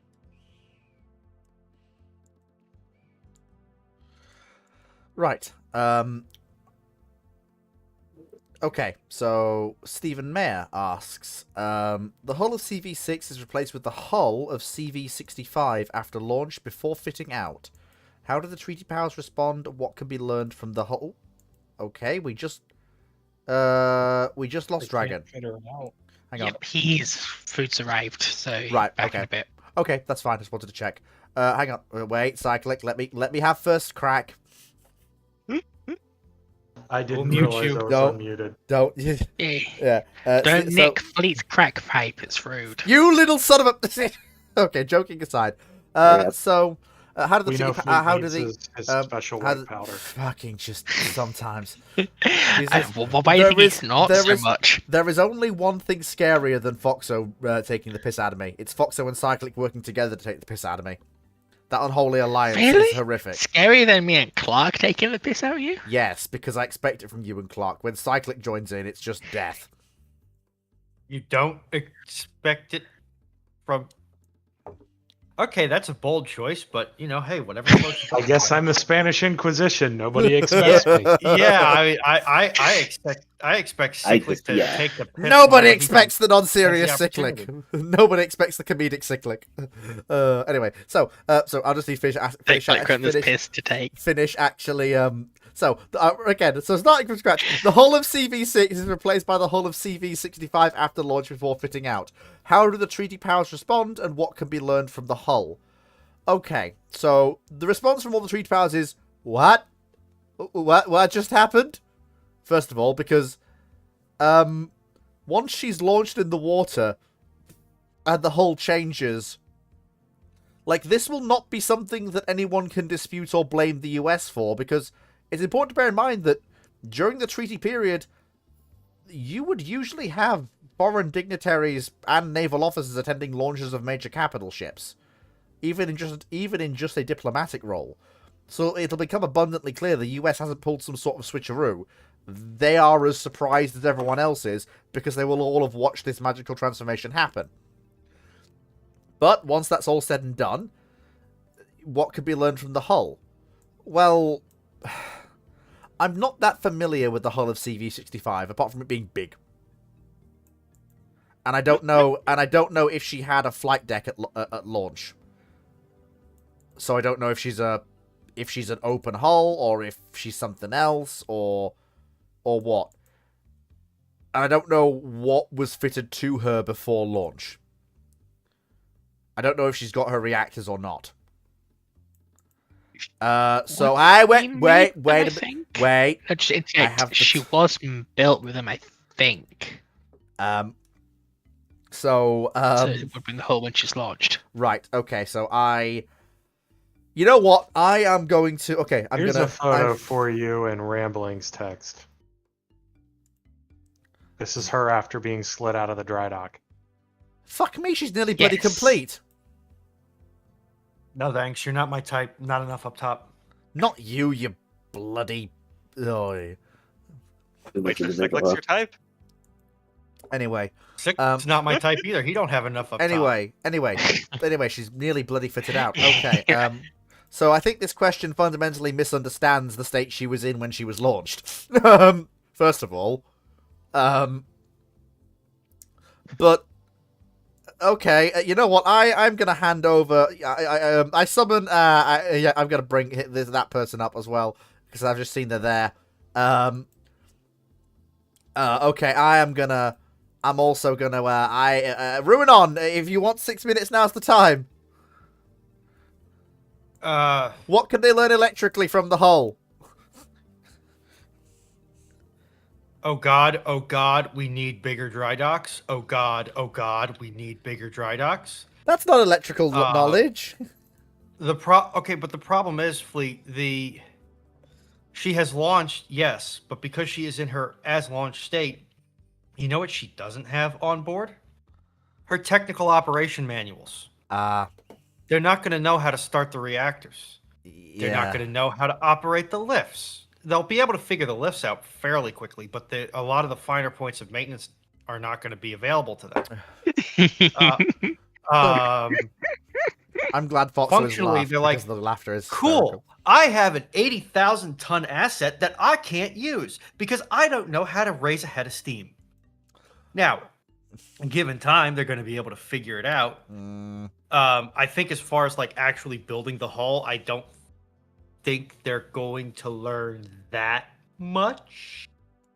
Question mark. But I also think can I have an interrupt for a second? No, not at the moment. Not at this juncture. Oh. I think that there's a lot about CVN-65 that is still kept quiet enough that I can't really speculate as to hull design changes made to enable that carrier. I think essentially what they're going to have to do is they're going to have to rip the flight deck off, take the inert reactors, and dear God, I hope they don't have fuel in them, because that's going to be a whole nother problem. Not the They will, because the flight deck's on. Okay, well then, not that I'm saying that the 1930s America is completely blind to the dangers of radiation, but they don't necessarily have the controls for radioactive substances as we do today, or when Enterprise is being built. See the Demon Core.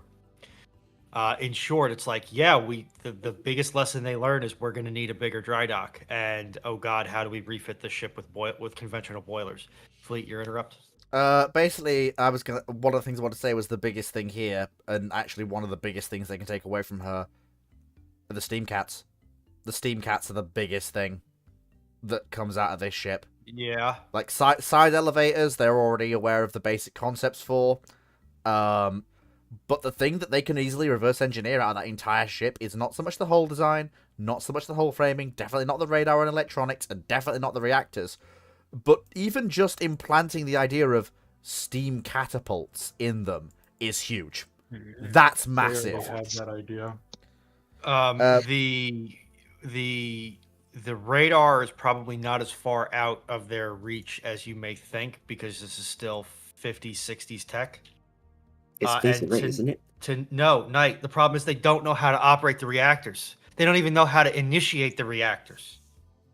They barely Like, even know what nuclear up. fission is. Fuck up. Silence. Yep. They- Sorry, pet peeve. Yes, there are some highly experimental fissioning reactors in the US that are Piles of uranium with blocks of Yeah. brick around them. they're more akin to some of the really unique naturally occurring uranium fission reactors in the environment than they are to anything which is a formalized nuclear power station.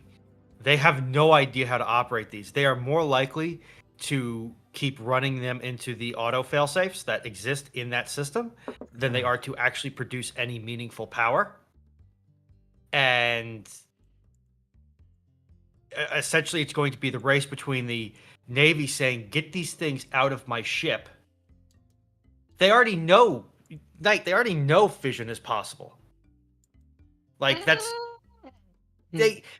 they know it is possible to Theoretically, split it's atoms. It's They still don't know if theoretical. They don't know if it's possible to do it in a controlled and self-sustaining manner, or an uncontrolled manner in case of the Manhattan Project.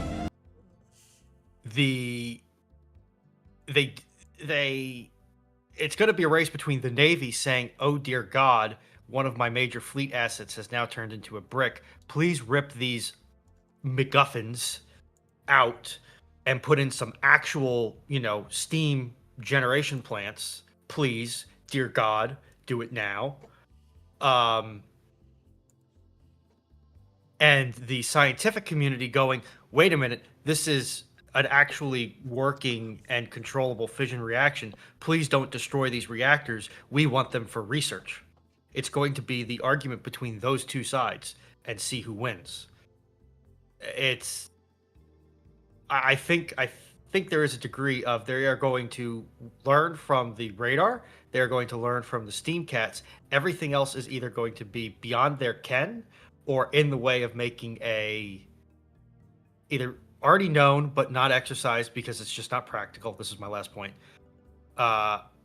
Theorized but at risk of destruction because the Navy needs its capital asset to be, I don't know, a working capital asset, or completely beyond their ken and nobody really understands it, so rip it out and give me my boat back, please. I'm done.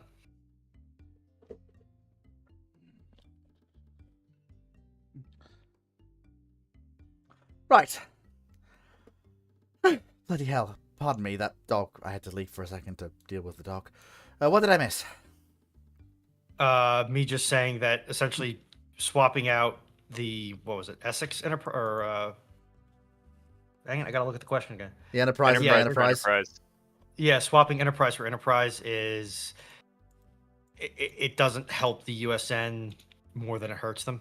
Yep. They may get some edge from the more advanced, but still within their reach radar. They are not going to know how to operate the reactors. They are not going to know how to operate the more cutting edge electrical and early computer systems on it. Mm-hmm. And it's going to be a case of, does the scientific community get the ripped out portions, or does the Navy just scrap them so that they can get a working combat asset as soon as possible? Mm-hmm. Is also going And to then- set them. Sorry. There's a few things in the Enterprise's hull design and beams and structures that they will essentially be we were headed that way, but it's good to see that it actually works.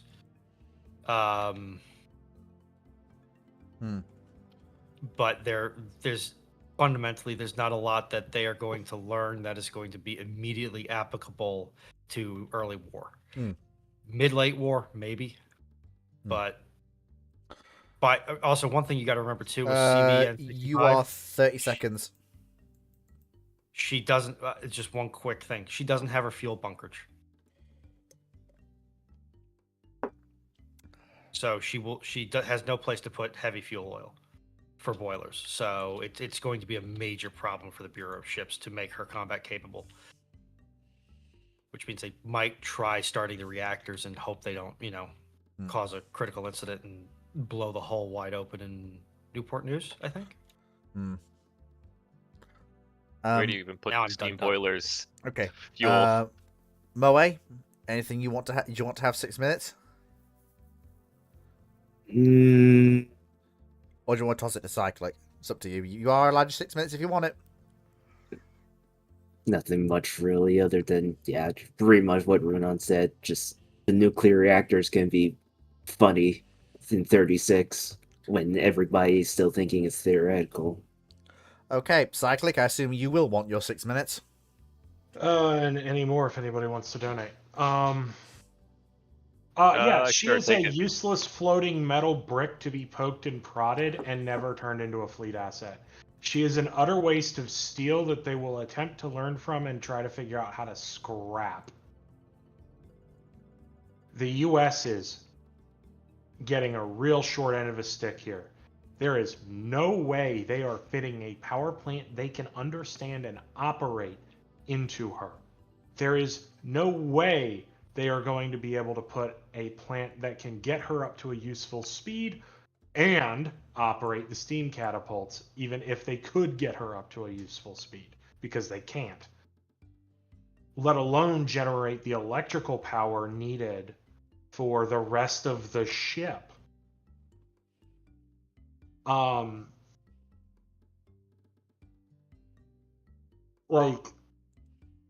This is horrifically bad for the US. They already understand and have talked about and written about in naval journals about steam catapults. There's just no need for them.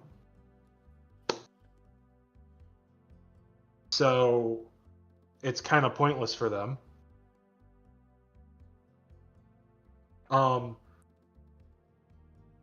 This is really bad for the US Navy. I feel like the problem with this question is it comes down to that. I know this is technically not an interrupt, but I just kind of have to say it. It comes down to that last line. This is bad. Now, I'm going to use my interrupt to say that if it comes with the operation manuals for the reactors in a very prominent README first profile to the point where the U.S. Senate at this time is able to operate the reactors, that's a different ballgame. But usually those manuals are not fulsome at launch. They're here's how to not make a melted pile of slag. There's also another problem.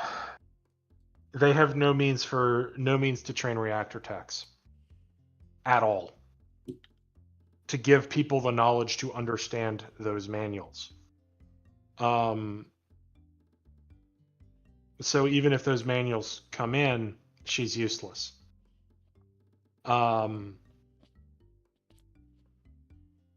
This is really bad for the US Navy. They've also lost Enterprise, the all singing, all dancing, all Japanese kicking the fuck out of carrier. Yeah, they're gonna need to fund and replace her in pretty short order. Which, to be fair, this is 1936. So assuming she's funded FY 37, she could be, and if she's ordered in 37, she could be late. She could be laid down in 37, which gives you roughly you could probably get a replacement in service in 1940. So basically, we get Enterprise, but via a longer route. Yeah, 2 years delayed. Just very quickly answer Brandon Larson. Brandon Larson, angled flight decks aren't really useful for the Second World War. they don't offer the meaningful advantages that they do. The thing that makes the angled flight deck both viable and necessary is jet aircraft, because of the different way you handle them on a carrier. It's what makes it necessary. You can actually launch more aircraft more rapid from an angled flight deck if you so wish. Because you can do have two essentially have takeoff two You runways. have two takeoff clusters at once. Like this. Anyways, but it's an utterly not necessary thing. It's just something that drives the size of the ship up. That you don't need in this period.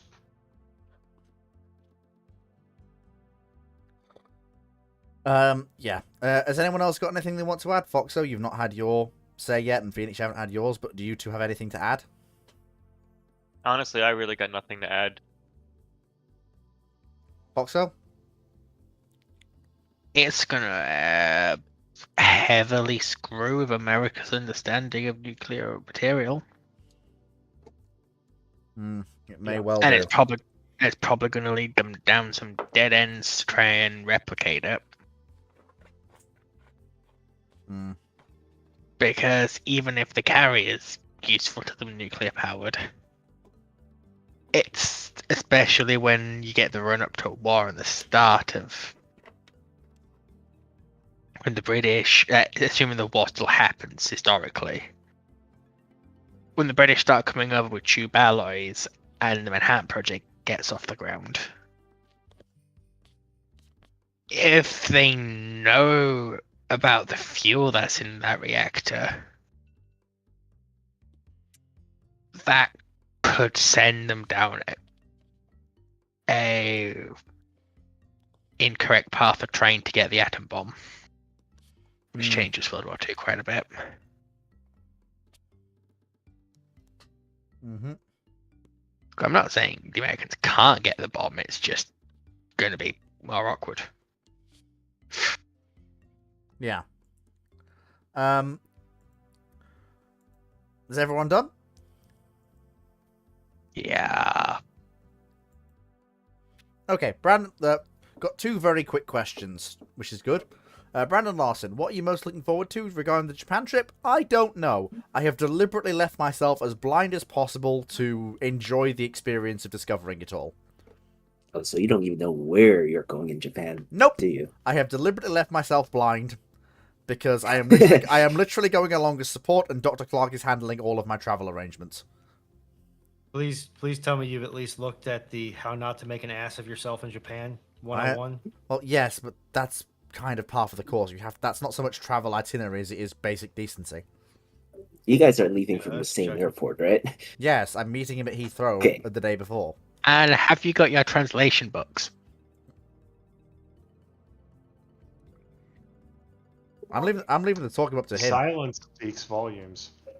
You Like, you should always, in a foreign country, have a little book of basic phrases and common symbology and words. do you have a data plan for your phone? And when they say book, they mean actual physical book. I know Well, what they mean. in America, when I was in America, I had one that was about the size of of Mao's Little Red Book. So it don't have to be a book. Anyway, yes, look, I am putting in place things like as monetary situations allow, I'm putting in things like data plans and such as money allows. They are on my to-do list, but money.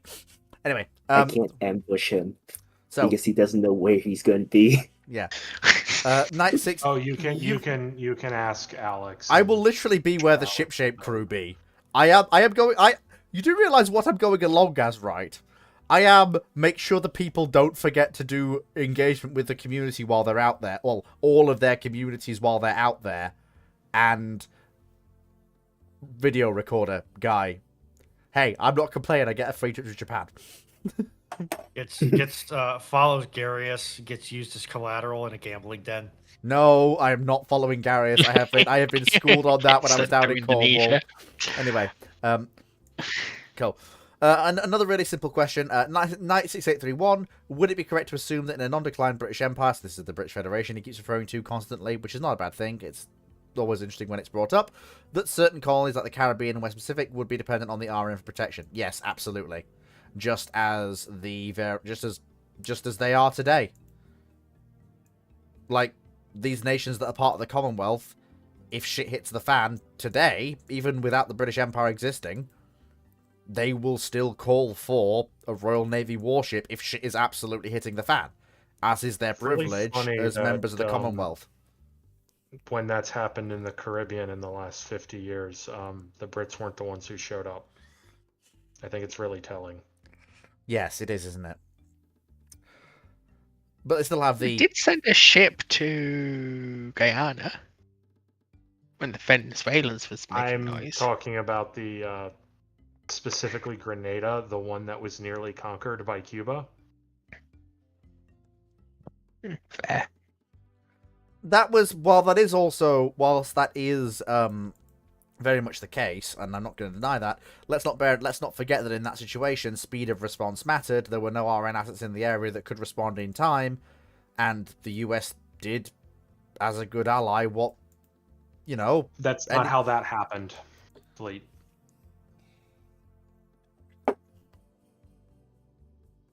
Anyway, but yeah, we can go into that at some point. Either way, to get back to The islands called the US, they didn't call London.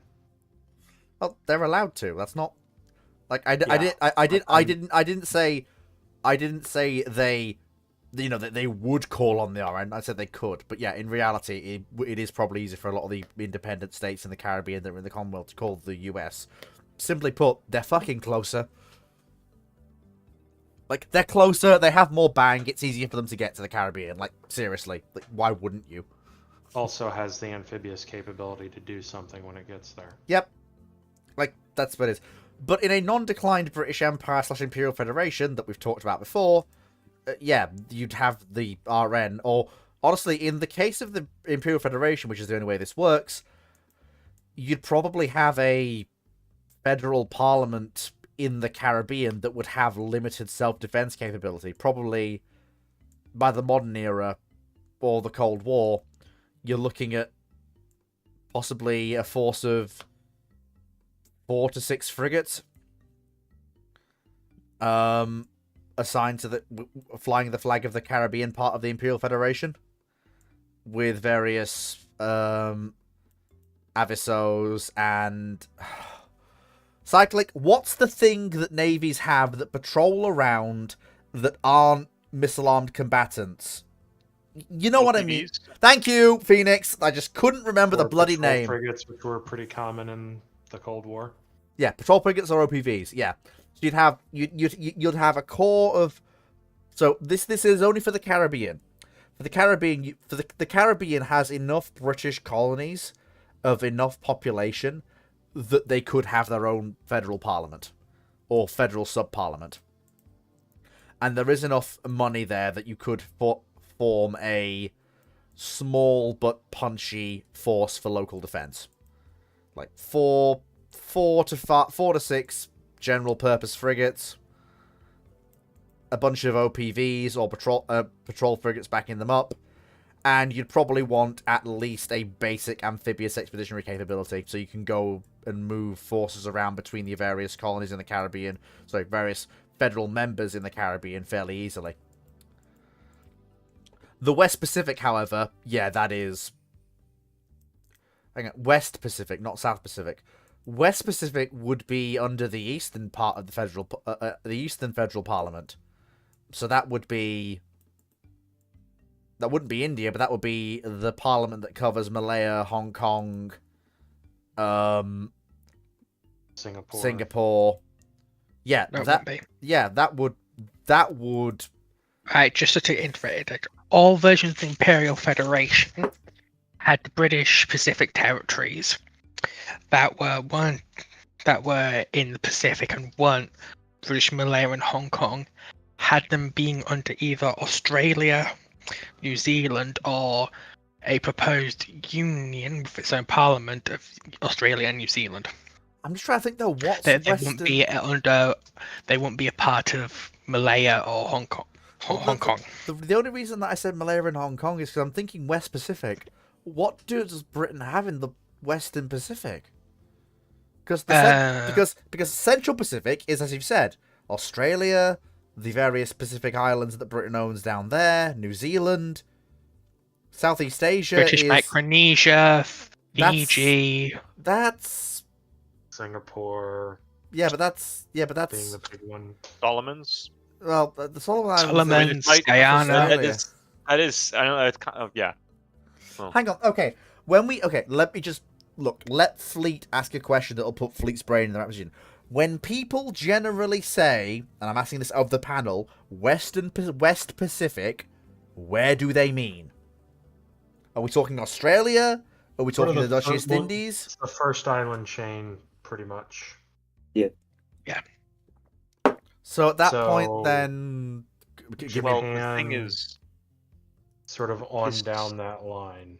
historically speaking, you do have the British In the Western modern Pacific context. Territories, which was a colonial entity to administer did a lot that of include? the Oceania.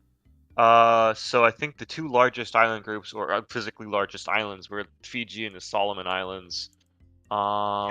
What else is here? So at that point, then Foxo. Cook Islands, there's stuff in Polynesia, Micronesia, and Melanesia. Right. So in that so- case, then that's what he's referring Stuff to like when he says Tonga. West. When he says West Pacific colonies, that's okay. Right. When I say West Pacific. Yeah. So that's okay. So in that case, then Okay, Foxo's okay, right. okay. That- So to simple it, in pretty much any plan, as long as it's not Singapore or Malaysia or Hong Kong, and it's in the Pacific Ocean, it would be under either Australia or New Zealand. Probably, I think the federal parliament was supposed to. No, sorry, the federal parliament. They were either going to be united under a single parliament, or they were each going to have their own. Oh no, sorry, they're both white dominions. They were going to have their own separate parliaments. With those two, it depends. Either way, look. Either way, besides the point, there will be a local. There will be some form of local federal parliament with a local federal navy that will defend those areas. So, right. Or at If New least police. Zealand and Australia do not become one, as was proposed with the incorporation of Australia, because New Zealand still technically can, no questions asked, join Australia, because how their constitution's written, New Zealand would get all of the Polynesian and Pacific territories. Right. Australia would be left as Australia, unless New Zealand, because there's still massive push for it at the time, joined Australia, then Australia would get them. Okay. Right. So, but anyway, either way, okay, thank you for the context. But either Because way, don't forget, New Zealand's only an independent country because of the Maori. yeah. But fair enough. Then there's nothing wrong with that. Like the Maori are absolute badasses. Let's not deny that. But anyway, so to bring it back to the point of the question, there, as I said with the Caribbean, there would be a fairly, well, especially in the West Pacific, there would be a fairly sizable force of federal assets available, either Australian, New Zealand, or some combination of the two. By the late Cold War, I would expect that to include probably not flat deck Calabar carriers. That would probably be the preserve of the RN exclusively, or some of the larger Federation constituents like India or South Africa.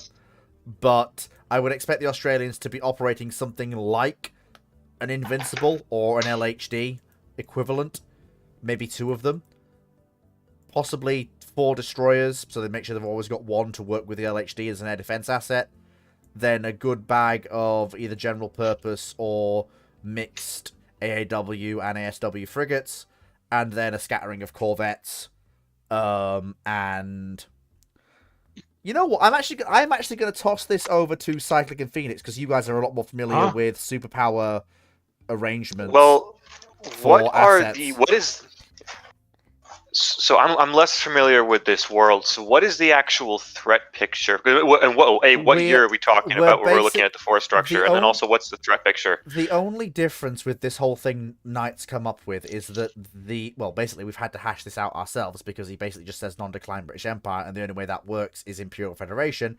We've basically had to assume that aside from the Imperial Federation being a thing that forms up and Britain retaining a level of funding equivalent to that which it enjoyed at its height throughout the Cold War and modern day period, yes, there is a lot of hand waving here. Just roll with it. Okay. But the long and the short of it is the threat picture is as we know it today: Russia, China, etc. The only difference is anything that was part of the British Empire is now part of the Federation.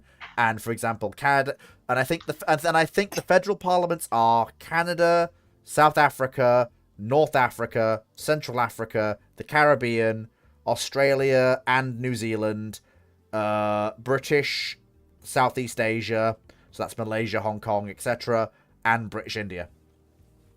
No. Okay.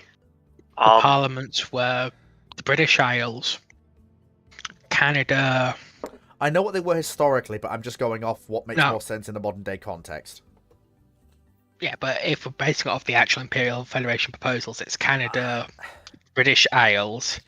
It's if we go off the liberalized black people have rights version, it's Nigeria, it's it's East Africa, Go maximalist, Foxo. South Africa. Just very quickly. It's India's broken up into 5 different ones. So no one can dominate. Well, that's good. Malaysia, and Malaysia gets in Hong Kong integrated into it, and Australia, and possibly New Zealand, the New Zealand Polynesian Federation. Either which way, is own parliament but either way, proposal. but the important thing you have to bear in mind here that the Royal Navy in setup Phoenix is it's the core basically. It's got the heavy assets. It's got the Catobar carriers. It's got the nuclear submarines. It's got the SSBNs. It's got. It's you not know- a pair to the USN, but it's a No. near pair.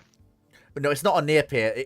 It's a peer with all of the federal navies folded in, but that's what matters. The federal navies are responsible for on-the-spot defense and local control. That's what they're expected How to do. exactly does foreign policy and budgeting get coordinated between? Like, how independent are our countries in the Federation or nation or groups in the Federation? Like, and how does the funding actually work? Is like are okay. Indian states like throwing budget over to a central federal government? That's really thought about this. Okay, right, because I'll use how the Federation works. So imagine the US government, right? yeah. But with each of the separate parliaments being the equivalent to a state, so it's a federalized system, where there is an overall federal government. Okay. Basically, imagine each of the militaries of the federated states as massively souped up National Guard, and Air National Guard, and Naval National Guard. If that makes sense. Oh God. Okay. Well, the Yeah. latter No, I see what you're saying. It's but, just yeah. What did you say, so, but Cyclic? they're still, What did you say, Cyclic? but they're still being taxed as like. Naval National Guards do not work like you think they do, and they practically don't exist. No, Yeah, I know. I mean, but- that's- I know. I'm but- so, but but they're still kicking taxes over to the federal, to the UK itself to actually be funding the Royal Navy or whatever the central authority is. I think it's how is it described, Foxo? I think some revenue goes to the central federal parliament, but there's also local taxation. I think it's split. I think it's how is it? Okay, right. If we go off the most common one, it works like how it works in America. So you have a federal tax and you have a state tax. Okay. And so there is a federal for the Federation, for the Commonwealth government, a tax that gets spread across the rest of the Commonwealth, then there's a local state tax as well. Gotcha. So I think what you're probably looking at is definitely nobody who is not a federal fleet is not the federal fleet is going to be operating very significant naval power at all. Simply because if you look at the countries involved and what they can actually afford to sustain today with their tax money is only going to their governments, yeah, you're not getting independent like Australian aircraft carriers or anything like that. And if India's in 5 states, they're not doing that either. Like any kind of serious combat power is going to be set on the Royal Navy. What you're probably looking at is going to be different nations having, I would say, like constabulary forces, in the sense of like OPVs. Like I'm sure earlier in the Cold War it might be a little bit different, but by the time you get up to the late Cold War and modern day, heavier assets are simply far too expensive for you to maintain if you're not able to completely independently do your own naval policy. And frankly, like for a lot of these countries, they cannot afford them. Like Canada right now cannot afford to have an aircraft carrier. Well, maybe if they were serious, they could, but it wouldn't be very advisable for the situation. Australia doesn't seem to be really in the position to have an actual serious carrier force. India is a 2 carrier force right now. Yeah, but et cetera, right? Yeah, fair enough. I mean that's fine. So basically, what you're saying with that is, said, you know, but yeah, I think like for example, like for the sake of the question, right? Your Caribbean force, you're like locally, you will have like constabulary forces that'll probably be operating things like river class OPVs. And I would expect that the federal fleet itself would probably maintain some amphibious ships in the way of like an LSD, like the Bay class, right? Like one of those kicking around down there for some form disaster relief, or some form of proto. Since this is supposed to be not a peer to the US, but within shouting distance of them, you'll have like maybe one of the LHDs that the Federation operates down there as flagship. I mean, it's possible, but you could also get away with There's an really LS. nothing for it to be flagship of because it's just a bunch of OPV's fleet. No. Yeah, I mean, the thing is, you don't need to have that kind of presence down there because I'm assuming the Federation is probably going to be really, really good friends with the U.S. and any serious kind of combat power is going to have to be very significantly deployed elsewhere. yes, If you still have Hong Kong, you are in a extremely tense scenario. Yeah, I will with just the PRC. say this. I will just say this, like Cyclic's been here for these questions before, and Knight has actually specified the UK is in the Federation is in NATO and is friendly with the US. Yeah. Okay, So yeah, in They'll that still case- smash in heads that with them. case, Though. there is going to be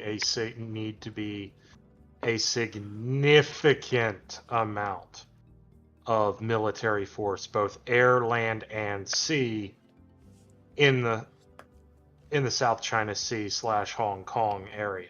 I know this is a little bit off the question, and we are diving a little bit into this, but where would Phoenix Cyclic, if you have Royal Navy at this point, because they are powerful enough they can do it, nuclear Catobar carriers and the task groups that support them, where would you base them? Singapore? Australia? You wouldn't put them in Hong Kong, that'd be too risky. Depends on the when, because early in the Cold War, you know, you were still sending ships would always be going to Hong Kong and such, before it was consigned over. But for a nuclear carrier, in terms of basing for the British perspective, I assume Singapore would be where that starts. But it might transition to Darwin over time. Oh, I think. Well, hang on a second. Let me just quickly. Let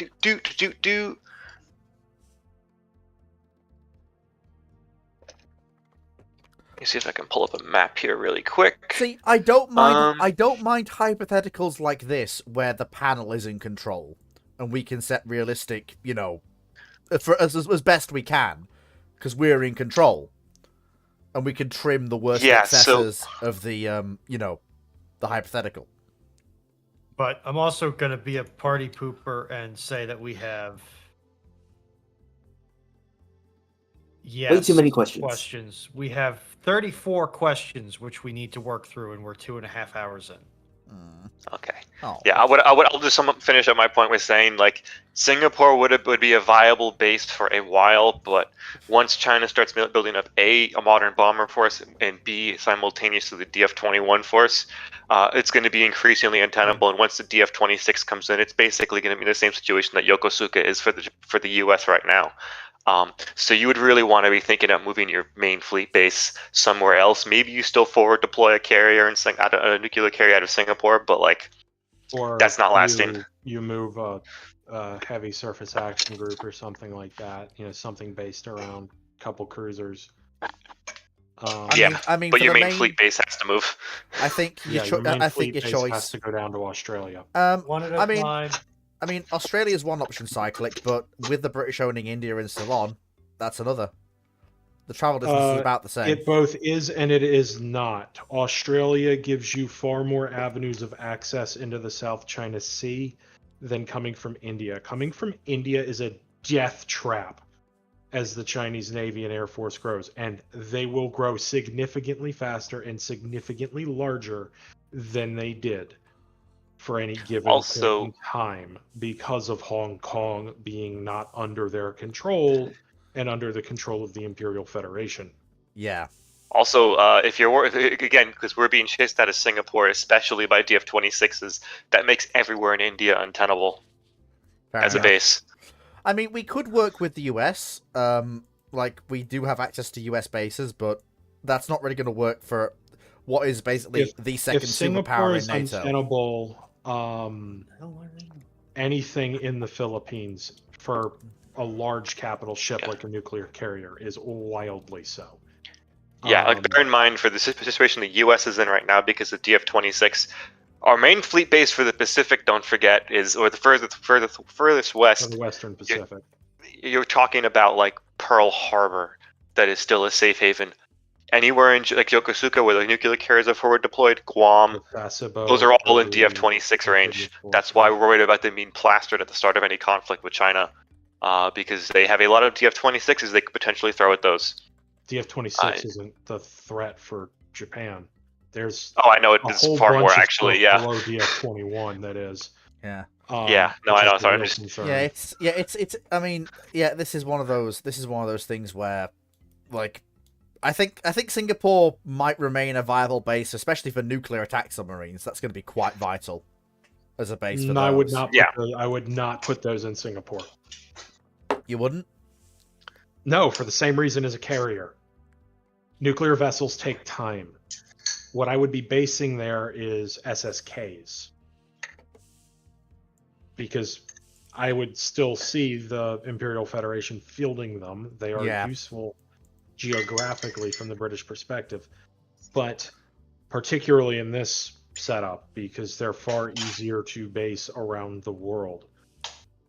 I would yeah, those would have to get kicked down to Australia, or India, probably both, because you're going to want to cover the Indian Ocean to an extent. But Knight has mentioned, where the hell is? I've heard the name before, but where the hell is Trincomalee? that is in Sri Lanka. That's Ceylon. Oh no, sorry, hang on. Wait a second. Am I misremembering? I might No, be. it is in Hang Sri on. Lanka. So No, that point, it is in Sri Lanka. So that Sri point, Lanka, it is. you It don't is. want to be Lanka. based doing anything Okay. major there as the Chinese become more of a force. And keep in mind the Chinese rapidly start fielding a rather credible air-launched anti-ship capability. Yeah. Initially starting with with things like air-launched sticks, but rapidly moving into their copy of Exocet. Yeah. And I mean, let's not forget here that if the art, like, it's one thing And then for you still have the Soviets to worry about. yeah, and that's what I was going to lead into. It's one. I know Runa wants to move on, but like I say, I'm just going to say this now. If we don't get through all the questions today, I will run an extra tomorrow. I don't mind, even if it is just me. But just while we're still on this question, and I do still have things to think about because I am actually on a roll here. It's one. It's And one. for reference to the missiles, look in ramblings. Yeah, it's one thing for the Soviets to not construct a blue water navy along the same lines as the West, aka carriers, in addition to the rest of their surface assets, when there's just the US with Calabar carriers of a size above the Audacious class facing them. It's entirely another when the Royal Navy's also running around with 4 to 6 large Forrestal Kitty Hawk Enterprise Nimitz class super carriers and the appropriate escorts, plus the menagerie of other assets they'll have all over the world. At that point, the pressure on the Kremlin and the Soviet Navy may be such that the various people within the Russian government and naval establishment who dug their heels in historically may be swept aside by the raw pressure of it all. I think it's going to go the other direction, to be blunt. Okay, what do you mean? I think the Soviet, because the Soviet Union and Russia understand themselves fundamentally as a land continental power. I think you're going to see them lean in the exact other direction, far more focused on a brown water navy. And what you will probably see them do is start thinking about, instead of the Barents as a bastion, the White Sea as a bastion. And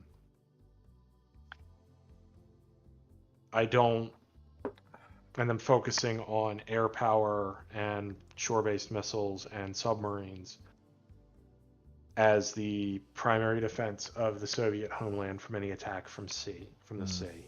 I really do not see Yeah, that's a point. The Soviets can them get... having any chance of at all competing in even blue water pretensions. Yeah, it's in one this time frame. It's one thing to get within pretensions and shouting distance of basically just the US with various other NATO navies tagging on.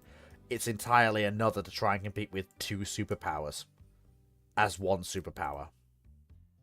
Yeah, I would also suggest that they will probably find ways of accommodating the Chinese and Mao, and vice versa, more so because they're going to need each other a lot more.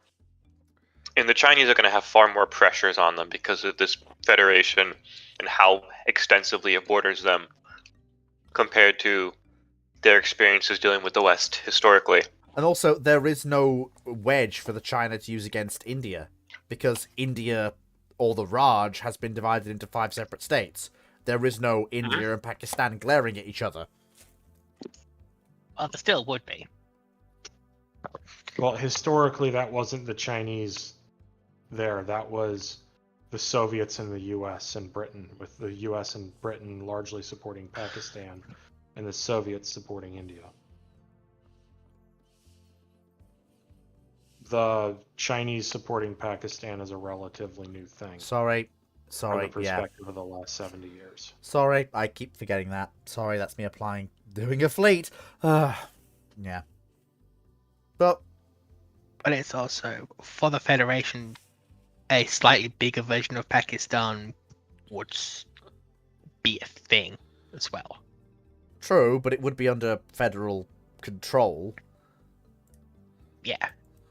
But you're telling me any of the superpowers aren't going to be trying to pry base of the Federation out of the Federation? True, yes, the various superpowers will be trying, especially the Soviets and the Chinese, will be trying to split off as many parts of the Federation from the Chinese aren't a Federation. superpower in this period, but yes. I use the We'll general... try. Yeah, sorry, I'm just using general terms. Sorry.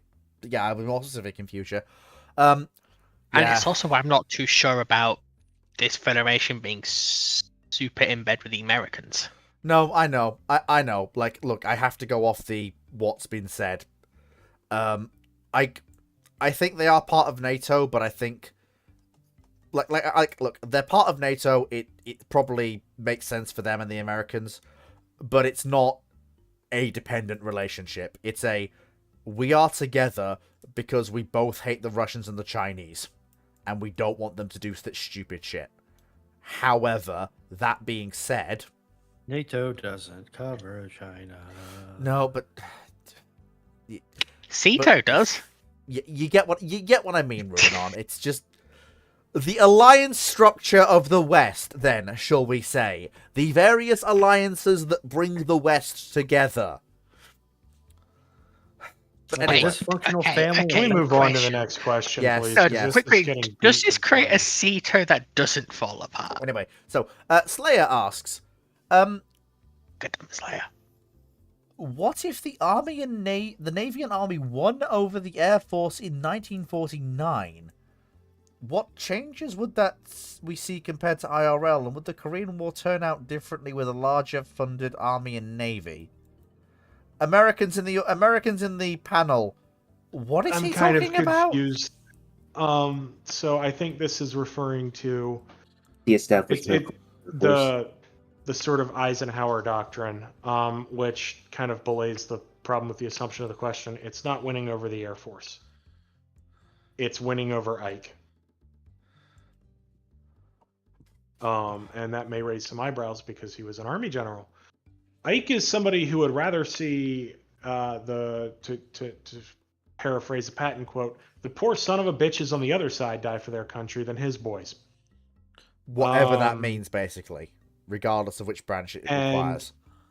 The easiest way to do that in a period where you are, by and large, the only major nuclear power. Yes, some other people have gotten the bomb, but they don't really have it in numbers, or more importantly, the ability to deliver it in numbers. Cyclic, in 49, no, until the end of 49, no one else has the bomb. The Russians conduct their first nuclear test in late 49. In 49, the US is which still the is why I monopoly. put that caveat on fleet. Yes, but okay, fine. The caveat applies later. But go on. Semantics. Remember, we have a pattern in practice here that we've established and we're trying to stick with. I remind my fellow panelists to please try and. Oh fuck! Up with I'm that. sorry. Shit, I'm forgetting my bloody rules. I Carry know on. the You just last want me to question start kind with of this saw one and any then form of. Then we go through. I start instead of you, fleet, or Yeah, you start instead of me. You- You know more about this than I do. because you did like hand this off. I to the did. Americans Yes, as a yes, panel. I Yeah. did. You first, Cyclic. And in that mindset, and side note, this is actually why the Marines kind of fared better in their force structure than the Army. The Navy actually didn't do all that bad. You have the USS United States fiasco, but I'm actually kind of glad she got canceled because she was barking up the wrong tree in terms of carrier design. But I really don't think it would help the Korean War all that much because the US was dramatically spinning down spending, and that was going to happen regardless. And a lot of the Korean War problems on the ground, particularly early on, stem from what just happened. It just caught by surprise, and needing to throw stuff in to buy time.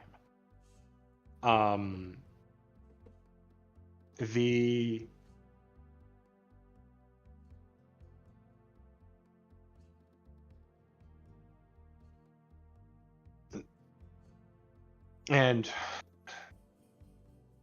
the Korean War also on the air side of the fight really taught the U.S. Air Force some important lessons about fighters, about the role of strategic air power. Oh, by the way, it also taught U.S. strategic thinkers that, yes, we may have the atomic bomb and we may think of it as just a big explosive, but political leadership does not. And political leadership, because we're not a military dictatorship, is the ultimate say.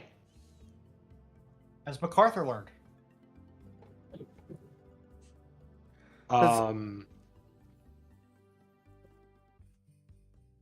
and that they need to be able to fight a conventional war. So they kind of had to wrap their heads around that. And it's one of the reasons the U.S. Marines were so ready, is because the Marines were like, well, how do we conduct amphibious assaults in these environments? They hadn't quite gotten what they wanted to do that yet, so they Incheon was still a World War II kind of style landing, but it's pretty early on in the 50s, so that's not that big of a surprise. But they were actually, ironically, had a more reliable stream of funding than the U.S. Army did for their size. They had the budget to really sit down and think. To fund a whole bunch of commissions, to look into stuff. They've been thinking about how to justify themselves in the nuclear environment. And got themselves pretty far ahead and had combat power ready and available at a scale needed to do a counterattack. And I don't think that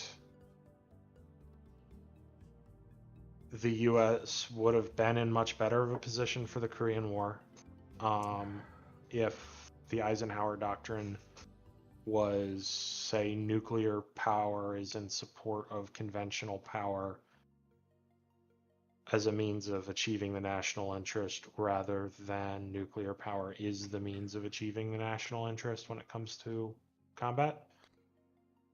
I don't think we would have been better prepared. And I think the U.S. Navy would have come out worse for it. I think the Army would have come out worse for it, because both forces would have been much more focused on using the atom bomb themselves. So. Does anyone else have anything to add, or shall we move on? Nix. Nada. Foxo? Edit, mate. Run on? It doesn't. Yeah, you're still Okay. like, for Korea specifically, you could almost be in a slightly worse position because you don't have somebody advocating specifically for air power on an equal level to the Army and the Navy. But yeah, it's otherwise I'm going to defer to Cyclic.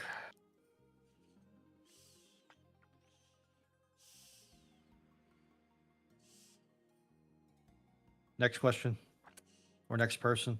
Okay. Whichever. Bone Mill Boy asks, the entire German Navy from November 1918 appears in September 1939 with no added infrastructure. What happens next?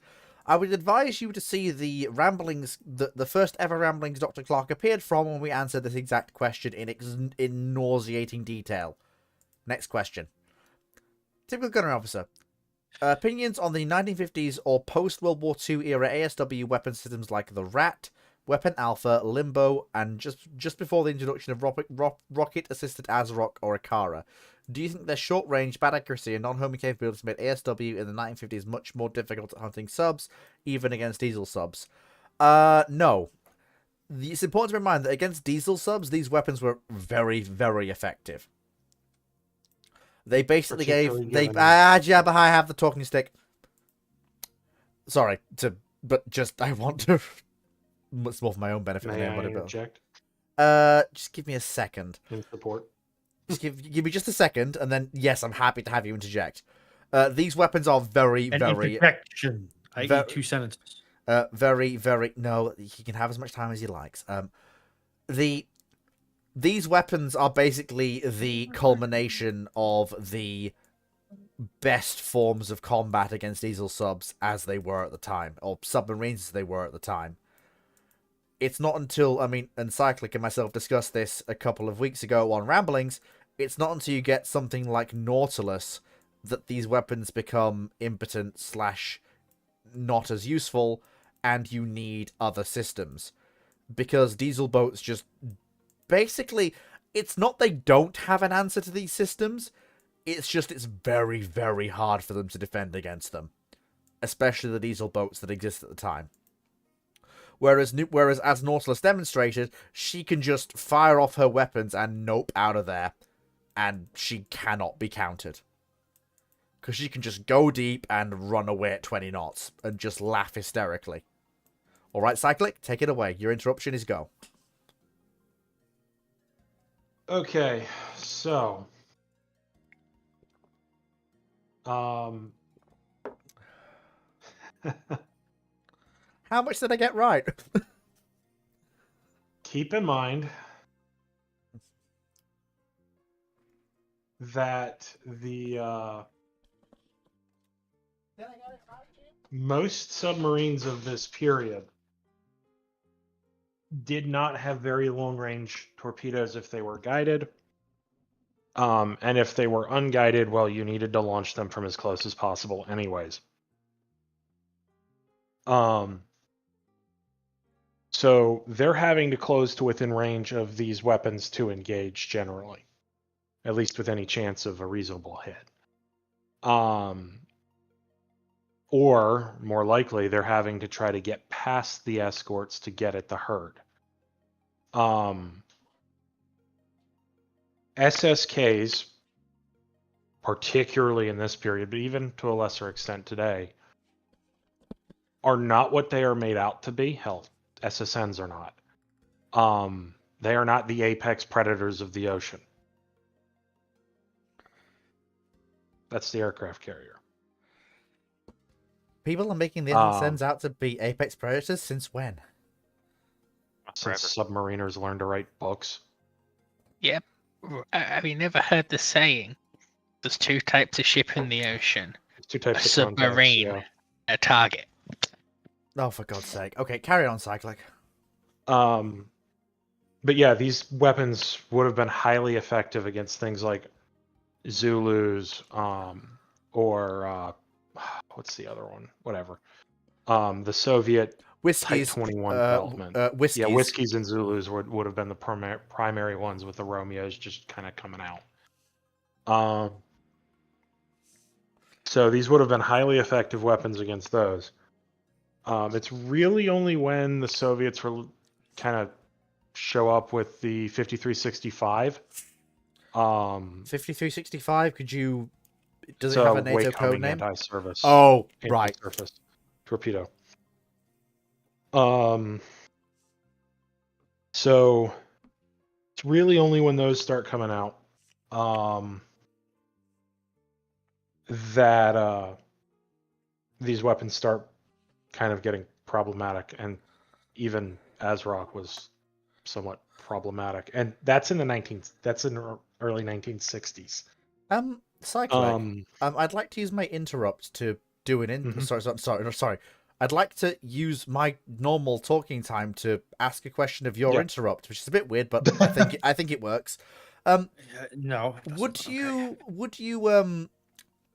Would you please explain, because this is related to the question, I know I touched on it briefly, but you know it much better than me, what effect Nautilus and her capabilities had on NATO doctrine, and what she taught NATO from just existing and how she operated?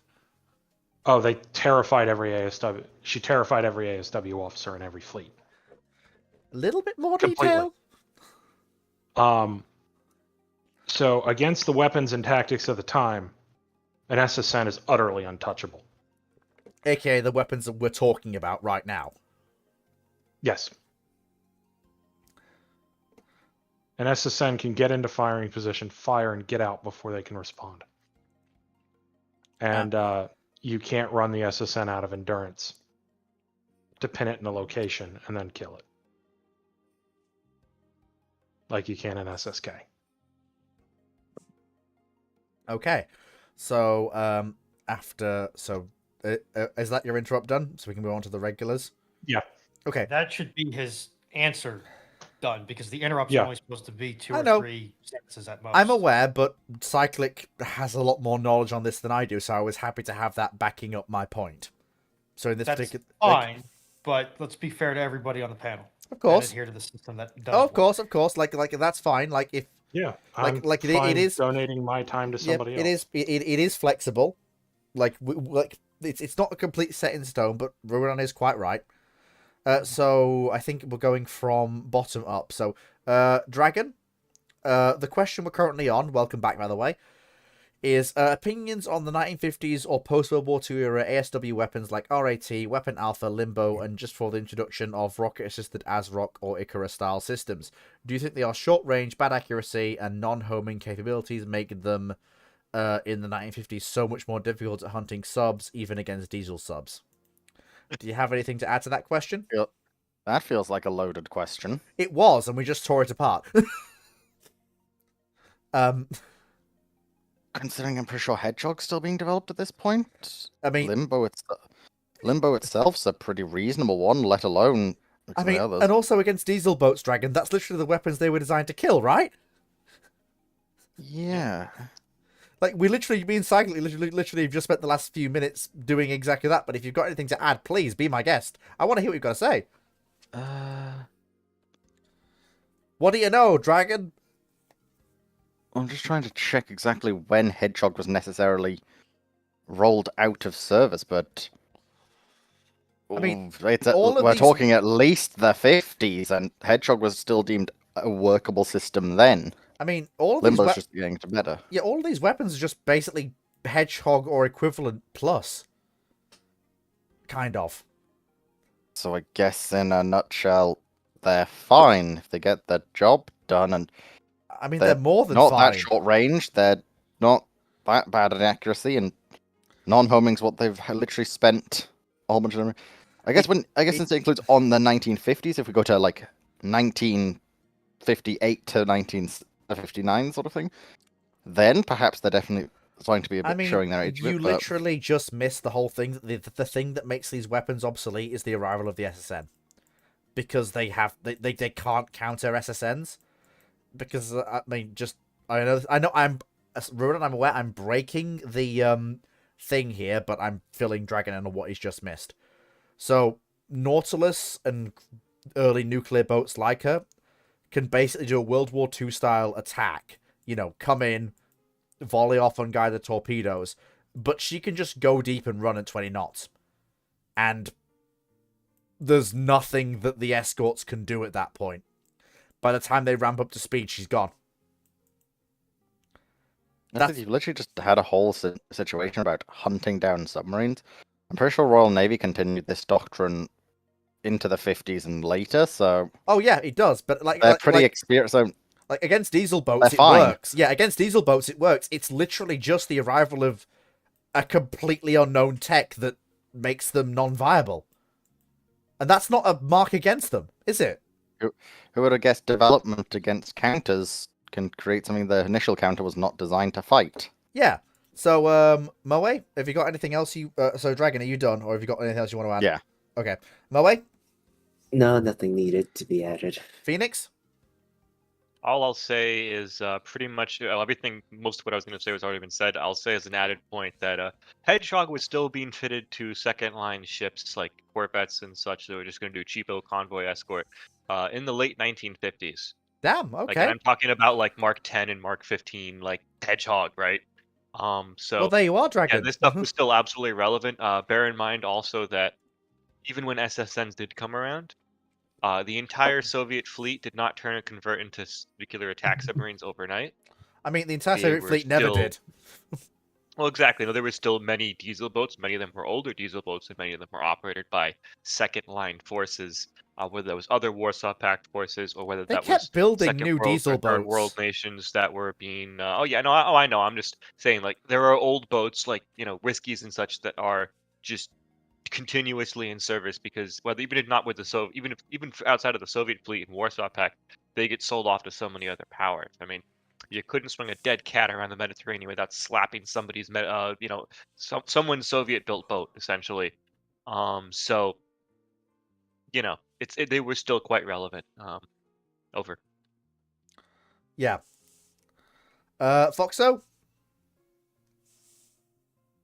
Does she have any knowledge in this stuff? Ruinon? They're the best you got at the time. So Yeah. Okay. Cool. next They're que- the best they got until Yeah. they come up with the self-defense. I may be dead, but you're coming with me. Torpedoes. Yeah. That get launched off the side of ASW escorts nowadays. Yeah. Bowmill Boy asks, could a conventional attack on the Three Gorges Dam resulting in massive horrific flooding be considered an attack worthy of nuclear retaliation by the Chinese? Yes. Yes. Like, Cyclic, I hear you, but I for once, I don't need you to... I haven't said anything. Well, who was that I heard? There was noise coming through your mic, Cyclic. Oh, Oh, sorry. Yes. Can Can I interrupt and say this is a stupid question? Because this is an attack that will kill tens to hundreds of millions to Yeah, flooding. yeah. Even an attack that doesn't cause Like, massive... we're talking the entirety of the population of the British Isles Okay. would die Foxo, you to are... that level of flooding. You are... I Also, was... interrupt 2 to 3 sentences max. No, but that she's allowed to say... I'm She gonna be is... bad cop on this one now. All right. But yes, she's right. But also, politely, even an attack that doesn't cause conventional flooding would still be nuclear retaliated against, because Three Gorges Dam isn't just about power generation. It also generates an awful lot of drinkable water. And if that Well, then- supply is interrupted, that Millions will die. result... Yeah, millions die. Look, So, as a and- bit of as an interrupt. Dragon... Okay, yep, go on. I'm pretty sure China have outright stated attack on that dam is nuclear strikes by them. yes, they have. I'm pretty like straight up, if that is hit, that is nuclear retaliation. Go End on. of. Go on, Cyclic. You want Cyclic? You have an interrupt if you want it. I literally just said yes, they have. Dragon is right. Yep. Okay. So that's that answered. Channel Lord asks, aside from destroyers being barbarians, what D&D classes do you think World War One, World War Two era ships are? My only comment on this is I've never played D&D in my entire life. Is to read the Ruinon note. BB DPS tank, CV DPS support, CA DPS support, CL DPS scout. DDs are support. SSs are anti-heavy support. Any ship with flag or pennant facilities represents a dip into Bard. AS, AO, support. Ships like USS Vulcan are non-combat clerics and artificers. Seaplane tenders are rear support. This is such a weird question. I'll just basically open up and say, does anyone else have anything to add apart from that? I've been thinking about this. Let's go in the order because I will stab at this. And Okay. so in terms Ruinon first. Okay, so you're top down. in Ruinon terms first. of in terms of 2014 5e classes, your BB is going to be a fighter, probably one of the higher armor, lower attacks fighters. Your CV is a DPS support that operates off of the backline, so your wizard, druid, or Pact of the Chain warlock. I believe that's how that subclass is phrased. Your heavy cruisers are fighters or rangers. Your light cruisers are rangers. DDs are not barbarians. They cannot soak damage like a barbarian can. They are, at best, a monk and a dex tank, not a con tank, which barbarians tend to be con tanks. And they are far more, like, in their doctrinal usage, they are far more a scout picket force and designed to break up and decongregate enemy attacks than they are to cold stop them into a brick wall. They're more monk than they are barbarian. The submarines, they are a scouting unit, and then they are a sniper unit, which D&D really does not have an equivalent to. Ranger is probably Ranger, Rogue, and maybe Monk are probably the closest that you would have for that type of role. Oilers and supply ships are supports, non-combat supports, the least combat capable support. You have realistically our bards, but they can be built to be combat effective. Bards can in 2014. Ships like Vulcan and repair tenders are going to be, again, non-combat effective clerics and artificers. Seaplane tenders are some form of scout, and really the honest equivalency from a seaplane tender to a 5e 2014 class is going to be a wizard that only took scrying and arcane eye. The problem is warship classes generally do not fit neatly into what we consider a traditional RPG class role structure, because pretty much anything that's a combatant is DPS. They either want to hit with one single massive attack and get high DPS that way, or they want to hit up with a continuous stream of lighter attacks and get DPS through volume.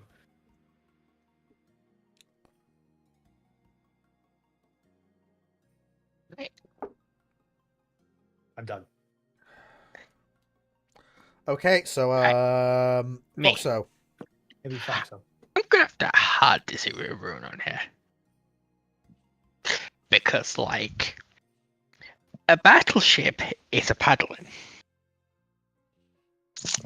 Heavily armored, can hit like a truck, and if you get unlucky, it can randomly smite you. Your carriers are obviously your wizards, aside from armored carriers. Because a carrier, aside from actual ship-to-ship combat, can do pretty much anything, like a good 5e wizard build can. I would argue that your armored carriers are more your sorcerers, because sorcerers can wear armor and are a lot better at taking damage than a wizard. Now, I'll agree that your cruisers are definitely your fighters. However, I'd put your destroyers probably as your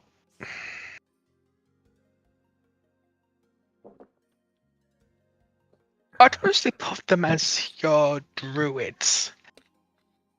They're not your tanks, but if needs be, they can do the sacrifice play. Your repair ships is obviously your clerics. As a vigorous resource is enough of a reason for that one. Your submarines are your rogues. Tell me they're not. Okay, interrupt them for a moment. Go on. They're not. Well, they can be. I would also throw in Deep Stalkers and Gloom Stalkers for Ranger. I was gonna use Ranger for something else. Because I was gonna use that for what you call it? For your lightcraft. Your get in, get out, use terrain sort of small boats situation. Because also in D&D you want to hit them a few times as possible for the most damage. What else?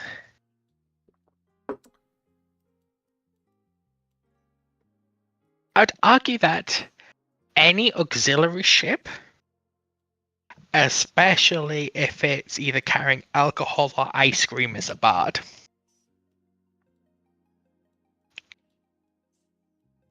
Because aside from the stereotype about bards, Bard's whole thing is morale and making you so happy your wounds heal immediately.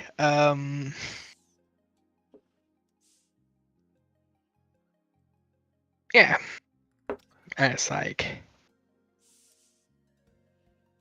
your battleships are your paddlings. Because heavy armor are really good for melee combat. They don't really have. They do have with not range attacks that aren't particularly long range. And honestly, it's gonna sound strange, but your battle cruisers would definitely be your monks. So I'm going to deploy my interrupt to briefly explain why I don't think they're paladins. They don't have any support. They cannot support their party members, air quotes, whereas paladins can lay on hands. See a lot of the area of effect spells that paladins tend to have on their spell lists. I am here to beat the shit out of the enemy and soak the damage that they attempt to inflict on me. So they're something like a champion fighter.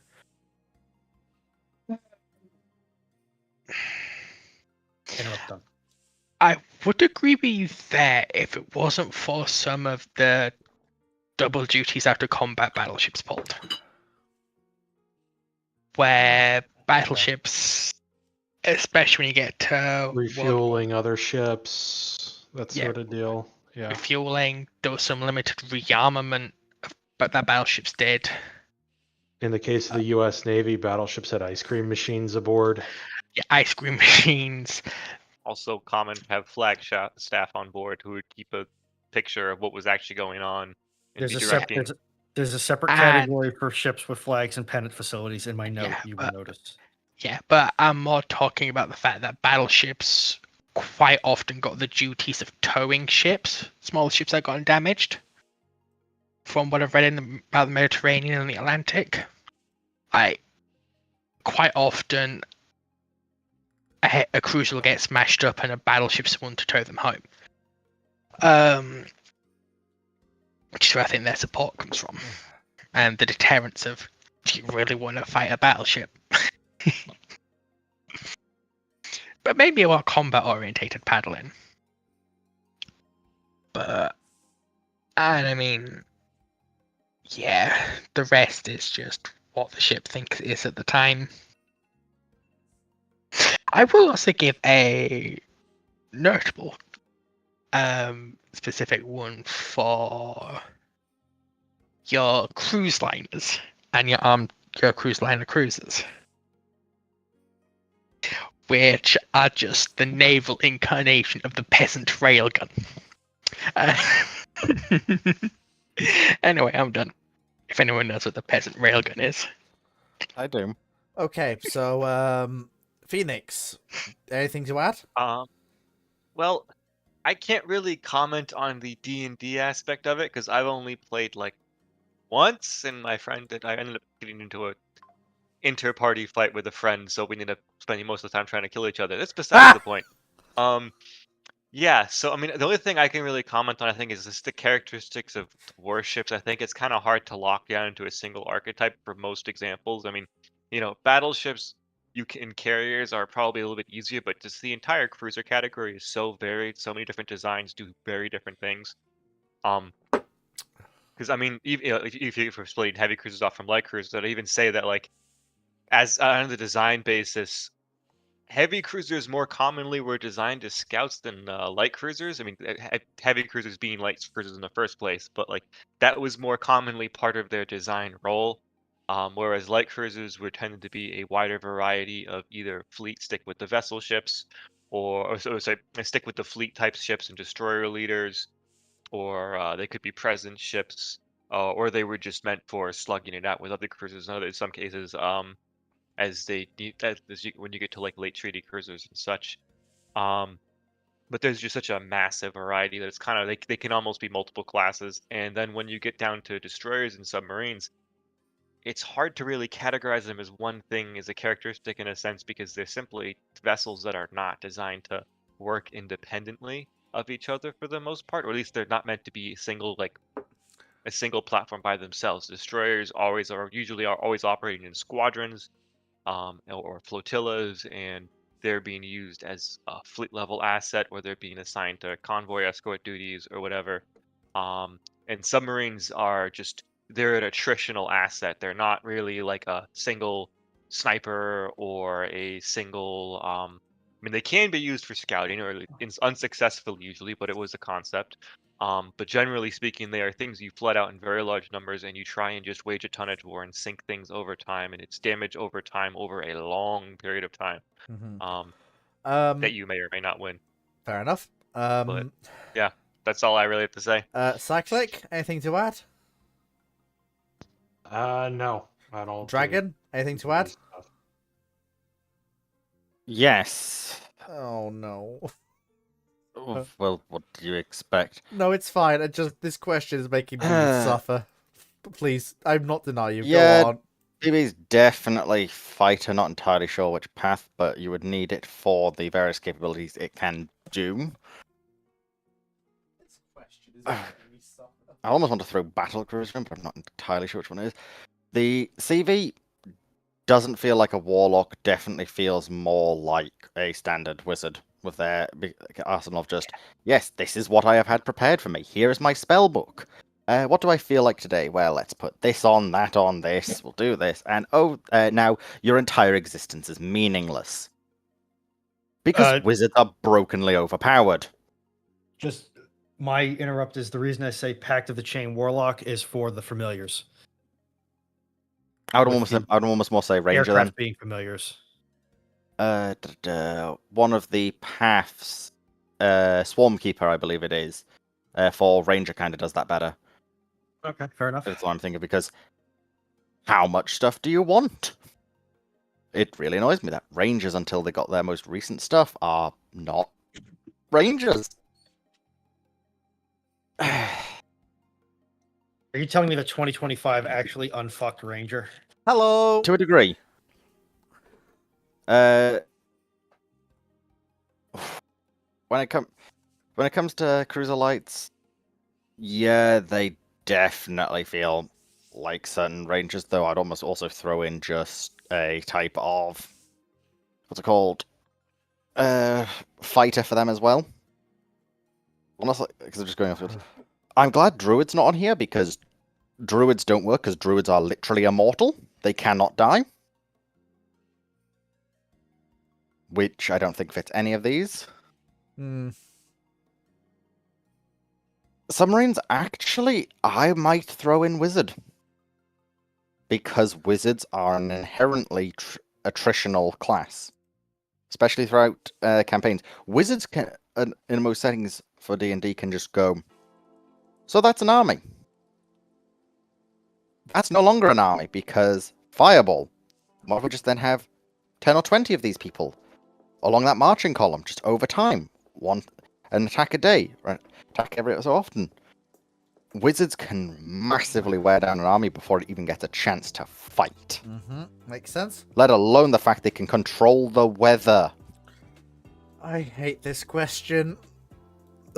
No, this is actually okay. I had to sit through the non-decline British Commonwealth question. This one's quite fun for me. All right. This is my payment for non-decline British Empire. All right, fine. Yeah, At least repair to the tenders depth are of They're definitely. which doing you went that. I'll through give that. you something to Repair tenders definitely feel like artificers. something else to whinge about. Oh no. How much mental damage is this aimed at me? How much of this I mental am- damage is aimed at me? You think this is Actually, Yeah, gonna without- mentally without damage? spending a lot- looking up more historical stuff when I'm doing this. Yeah, this Without isn't... without actually being able to sit down with all the classes in front of me and all their subclasses, because that's actually the nature of this, is what subclass they are, more than necessarily what archetype. Because subclasses matter far more to this. Yeah. I feel That's like even just going we're through Rangers 12 subclasses currently. Could we not? I am so close to using host privileges here, but I don't want I to. 'cause wouldn't it say be it's fair. derailment, Moe, because it is literally all in the nature of the question, but Please, for my sanity, if nobody else's. Wait, you It don't lit- have any sanity. Stop it's lying. literally the Twist question. his dick off. Like, Please, can we move on? I can't Well, believe that escalated quickly. I usually don't do this, but Look, please.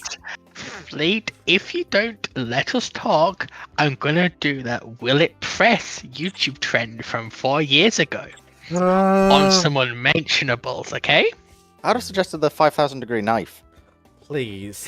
No, because that would cauterize the nerve endings, and it Can, wouldn't feel a thing. can we please wrap this up in at least the next 5 minutes?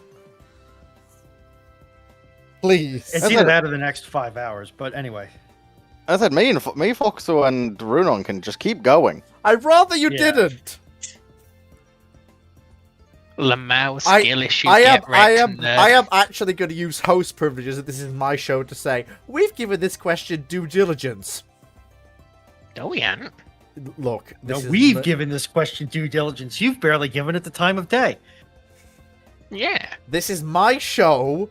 I don't know D&D, so politely, we're moving on. I don't like doing this, but Then you should learn D&D. I don't want to. Yeah, so that means that when I get over there, I need to find you, hunt you down, duct tape you to a chair, and run you through a campaign. Although, Got it. Don't worry. Although, Renata, like, you kinda guys although, are playing with ship shapes. although, to be fair, I am going to throw Foxo a bone with the next question. Because Oh, I'll this tell is- Dr. Clark about it. Uh, I'm sure you can do it on a plane trip. Knight 6831 asks, how did the design flaw in the Buccaneer caused by the boundary layer control system get missed for so long? As you think the crash of Buccaneer S2B XV345 in 1980 would have been where it would have been caught. I am actually. I am. pretty Hang, simple. Foxo. No. It's directed at me. No, I know that. I no, can just sit no, there. no. Foxo. But it's my question. It's No, not it's not. directed at me. No, it is. Oh, But my will God. you let me follow procedure?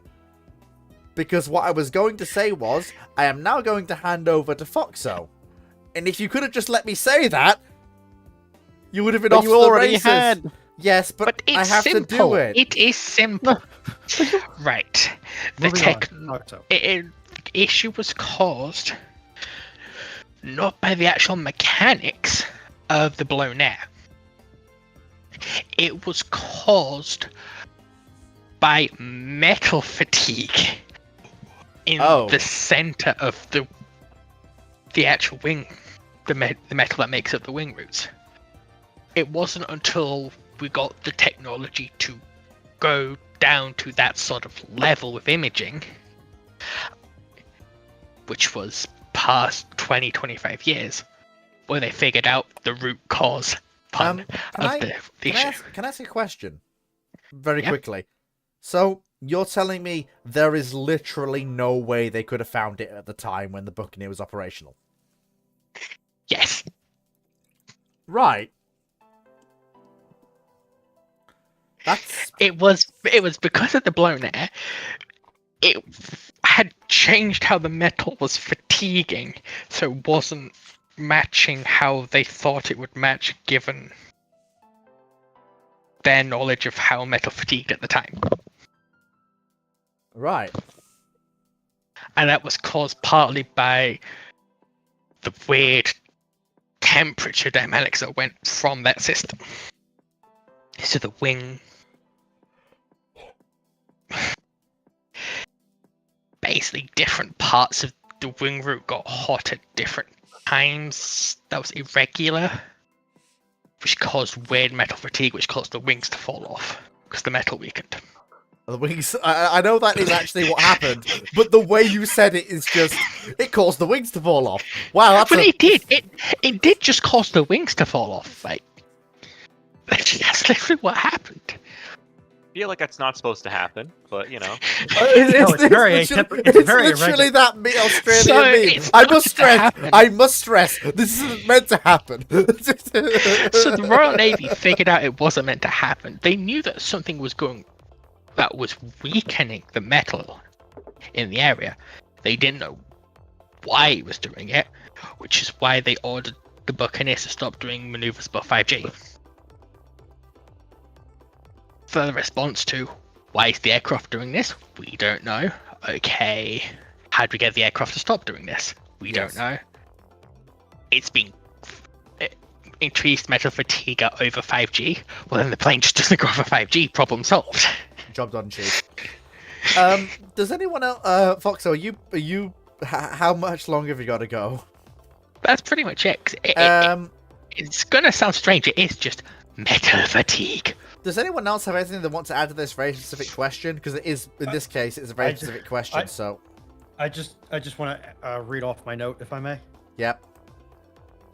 There's a limit to what you can see in a non-destructive investigation of a piece of hardware, and when an aircraft crashes as a result of this asymmetric airflow, it will likely destroy the evidence of said airflow. It wasn't until we got to very, very advanced computer simulations and sensors that we could spot this kind of thing ahead of time, and the computers running those simulations are on par with some of the more advanced AI clusters. There's a reason simulation time extends to engineering simulations as well as training ones. Thank you. Yep. Right, typical officer. Opinions on semi-active radar homing missiles post-1990s or post-Cold War. Do you think it's outdated and slowly being phased out by the introduction of active radar homing? I am going to say this is a situation where I am handing my first set, before we go from the bottom up, to Cyclic. Cyclic has my Okay. time. And this will just be my time. Yeah. So this is one of those ones where it's context. Are we talking air to air? Are we talking surface to air? What are we talking about? Because I would assume, given the way he's describing it, air to air. in air to air, you're a dead man. Plain and simple. As soon as AMRAAM starts fielding, if you're up against an AMRAAM-equipped aircraft, or even an R-77-equipped aircraft, as the Ukrainians have found out, you have no business on the battlefield if you're trying to field a R-27ER or a Sparrow. None. You might as well have not shown up. At least your aircraft will be intact. So you basically just, I'm excuse me interrupt, because technically this is me interrupting. Yeah, that's fine. That's fine. You're telling me that in an environment where active radar homing exists, if you're a fighter equipped with semi-active radar homing versus an active radar homing aircraft, just don't. You don't even attempt to fight the BVR fight. You may as Yeah. well use the example of the Ukrainian So- war in more detail to explain why, because it's a real-world example people might That's get. not going to explain why at all. It's Shit. just going to confuse people. If I had DCS, I could stream it and you could grab the stream. But I have it, but it's not up to date and my setup isn't. Fair enough, just carry on. Just carry on. So, I'm sorry for interrupting. The most you can do is try to crank your way into a merge and fling your own semi-actives at your opponent to try to force them to go cold, and as early as possible so that they're not feeding up-to-date information to the missile that they fired at you all the way to the point of missile seeker. If I may activation. interrupt with a question for clarification. Is it about cranking? No, I'm well versed in that and find it to be a singularly ineffective way methodology. At any rate, the question I do have is, what is the distinction between a full active radar homer and a semi-active radar homer? With a semi-active radar homer, you are having to paint the aircraft with the target with fire control radar. It works a little bit different in some of the more modern semi-active surface-to-air missiles, but in the air-to-air missile realm, you are pretty much painting it the entire flight of target, or flight to target. So it's almost a two-part paint and seek system. Yes, it's a purely passive seeker in the missile itself that is looking for reflected illumination radar waves off of the target that have been sent out from your aircraft and are bouncing off the target. Thank you. Now, for cranking, basically what that has you do is you are keeping the target within the gimbal limit of your own radar, and you are pulling as to that gimbal limit back and forth. And the whole point of that is to force the inbound missile to constantly have to follow you, bleeding off its energy, because its rocket only lasts in its initial boost phase. At that point, it's gliding. So the more you can make it maneuver, because it doesn't have a sustainer under normal circumstances, a handful of missiles notwithstanding, it's going to bleed its energy, start bleeding its energy a lot earlier than if you just continued forward and it didn't really bleed any energy till it nosed down on you. If it was lofted, most of them loft. Range dependent. And even then, that's when it's an active radar homer. That's still nearly suicidal. Your main hope is to try to pop up on the threat by whatever means, whether that's physically popping up from underneath or taking advantage of other stuff at close range and catch them in the merge, assuming you have an aircraft that can actually have a chance at surviving the merge. In the Russia-Ukrainian war, basically neither side's aircraft do, because both sides are running around with all aspect heat-seeking missiles that are linked to a helmet-mounted sight that the pilot can generally look 70 to 80 degrees off the front of the aircraft. I know I've used my interrupt, but I have to ask. And fire. I have to ask. Do we have recorded incidents of them closing to that range? I thought they didn't. Yes. At this point. Early in the war, there were some dogfights in this. They were generally about as lethal to both sides as one would expect. And then there have been some other instances over the years out east where you've had similar setups where it's happened. Fair enough. They're rare. They do happen. In the surface-to-air missile you've category, you've got a minute left, by the way, on your time. in the surface-to-air missile category, the paradigm is shifting to active radar homing because it is better at dealing with jamming. It allows you to engage over the horizon, but it's been a much slower process because shipboard radars are so much more powerful.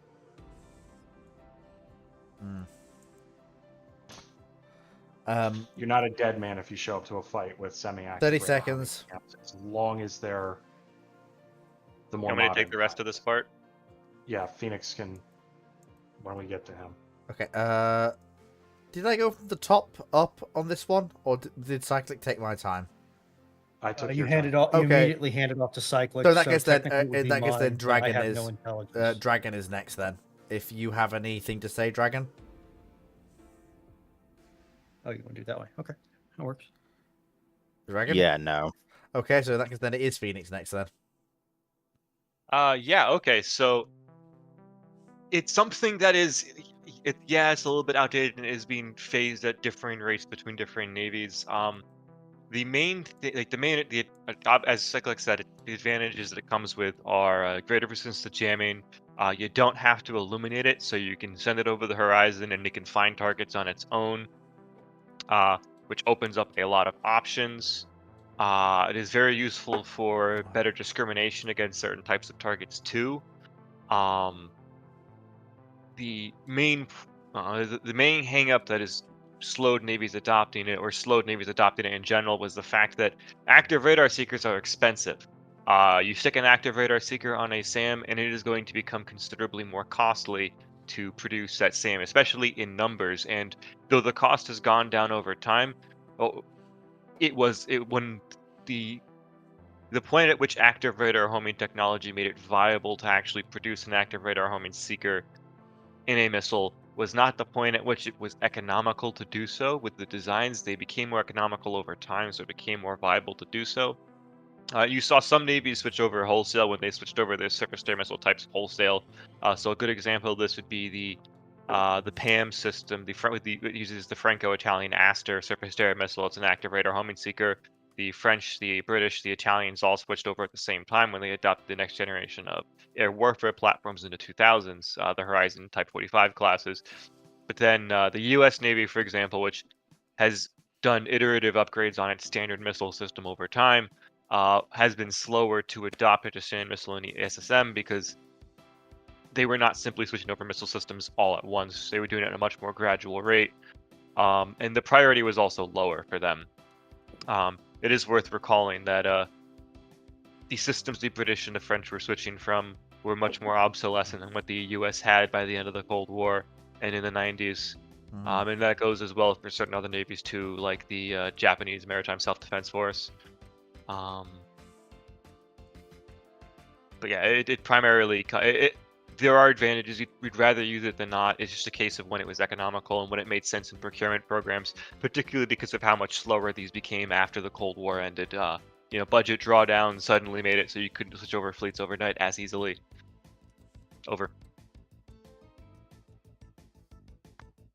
Mm-hmm. Are you done? Yeah. Okay, Foxo?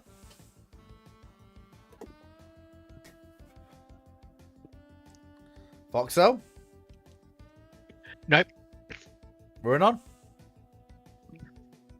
I am completely out of my depth on this question.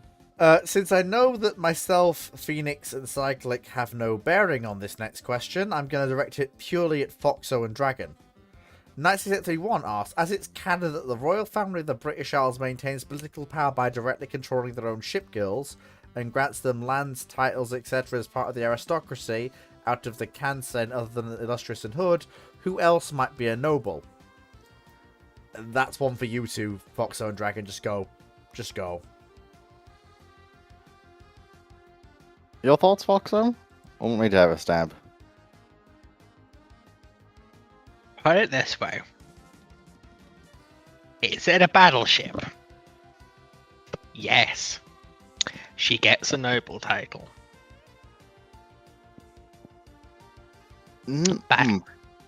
Battleships get jealous, even in Azur Lane. You don't simply just give a small group of battleships titles. That's how you get. Unless they are not nobility because they're classed as a royal knight. And royal knights do not have to be nobles. Just We try see not- this for instance in HMS Royal Oak.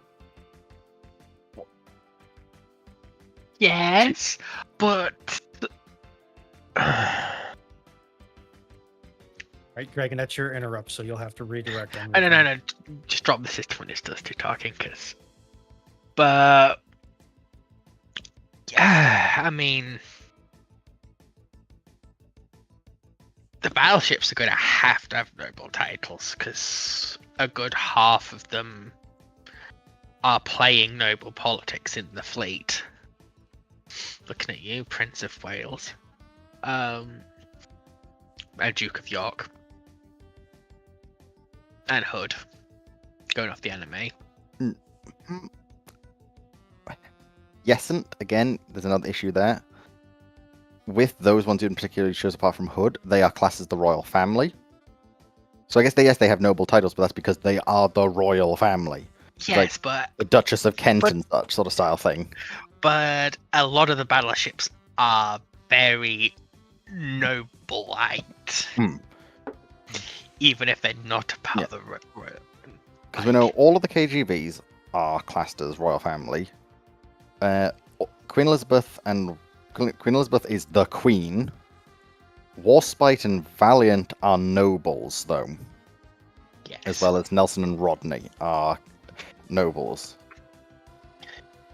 Because the two that are noted Try not to take too long on this, folks. So Give us got 12 time, minutes. fleet. If you like taking 20 minutes on your questions, They got 12 between the two of them. They got 12 minutes, so they got to fight over that time to get their point across. So it comes into sharp relief when you consider that the two that don't act like some form of early modern nobility or feudal nobility or pre-medieval nobility are Renown and Repulse, who act like they're in high school, unless it's Repulse meta. Or sorry, Renown Then- meta. well, even Repulse matters. But that's because they've She's literally saw that- less noble, more unstable. But they have also saw, their entire world die around them, so understandable. I did say it wasn't understandable. I said they're not stable. There's a difference. No, I'm just saying it's understandable why they're not the same. But so the battleships at least have nobility in this situation. As for the rest, the destroyers frankly won't give a shit. Unless you're HMS Trafalgar would. Gee? Yes. Trafalgar's one of the exceptions to that rule. Because she's got the whole playing princess thing, hasn't she, going? To a degree. Plus, she's also part of the support for, in the alternative timeline, one of the Nile governorship. Yes. So she is a landowning noble. But most of the destroyers won't care. The cruisers? I mean, some of them probably would be. Jamaica, I would actually say, might be. Yeah, but not so much nobles as viceroyalty. I guess, yeah. Less nobles, more royal-backed governors. Timo, I believe, did mention about HMS Belfast. Belfast is a very unique case. Like, she is head of the Royal Maids, so you would expect her to be a noble, but she doesn't care for it. So it's quite plausible she just doesn't. Yeah, she's less noble, more noble scion. Interesting ones when you get to the carriers, I would have said. I want to say Illustrious definitely would be. Don't know about Illustrious. She has that. No, okay, I say this because the carriers tend to be very schizo-brained. Most of the time. It's why in particular I'm saying of them Illustrious, I think, would be. Some of the others wouldn't. Hey, Chaser, definitely not, because she's actually American. Argus, I would say, is, because she is the first carrier for Britain. So she would have that as sort of the honor of, yes, you are the first carrier. Okay, And so she is very noble-esque. She's in her noble-esque. Hermes is just an ego. Yu-Gi-Oh! No, It's literally Hermes is- Yu-Gi-Oh! Reference. Yeah. So no. The only Cool. ones I would say would be nobility among the carriers are the light fleet carriers, like Argument for Glorious. Albion, just like ships like Albion. And Centaur. Albion, Centaur. Which is the other one we have in game? Because I'm sure we have a third. Theseus. You meaning? Yes, because she was made with a These wasn't- WoW's collab, wasn't she? No. She's actually just a normal one. I thought. Oh, She's was one of it the Theseus Colossus. in WoW? Theseus and Perseus. No, neither. Okay. But I would submit an argument for Glorious, because once again, she dresses as a noble and acts as the noble commander of this area. Yeah, but I mean, fair. So yeah, can She you also just is she's literally the glory of the Royal Navy. Yeah, but she gives more sort of knight commander vibes. That's Prince of Wales. Or is that? No, sorry, Yes. correction, not Prince of Wales. That's King George V, I believe. Or Vanguard. Yeah, my standing in the royal family, if I had to draw a comparison, I'd say Knight Commander would be the most fitting. King George V. Yeah. But can you give me the wording of the question again? It was... as it's canon, the royal family of the British Isles maintains political power by directly controlling their own shipgirls and grants them titles, lands, etc. as part of the aristocracy. Out of the canton, other than Illustrious and Hood, who else might be nobles?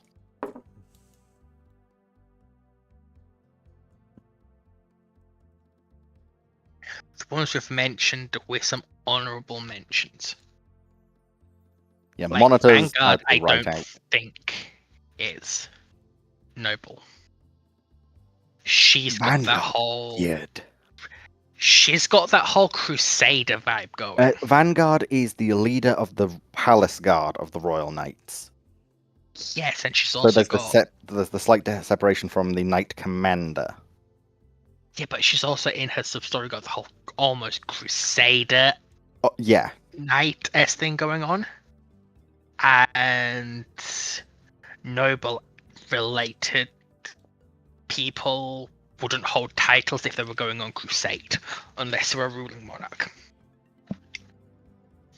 So because of her content, I'd say Vanguard isn't one.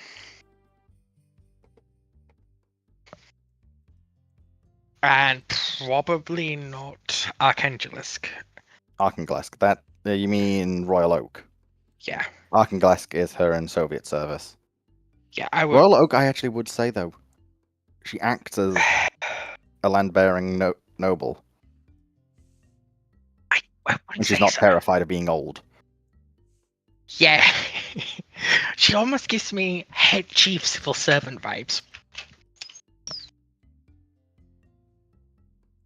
Anyway, do we want to go to the next question for Dragon? Yeah, I think you are cutting it close to 12 minutes, and I can hear Fleet having a hypertensive stroke in the background. So We only went very- on so okay, long was to do this to him. Okay. And also because okay. we actually were able to cover it to a reasonable standard. Okay, very quickly. So the next question is from Timu. Panel's favorite national holiday. I'm going to very quickly have everyone on the panel work through this. I will go first, then we'll go up from me. So my favorite national holiday, quite frankly, is whatever holiday is in May that gives us a full 4-day weekend. Dragon? No clue off the top of my head. Moe? Golden Week. Cyclic?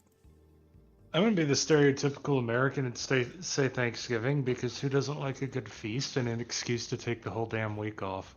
Phoenix? 4th of July, because I get to play with fireworks. Foxo?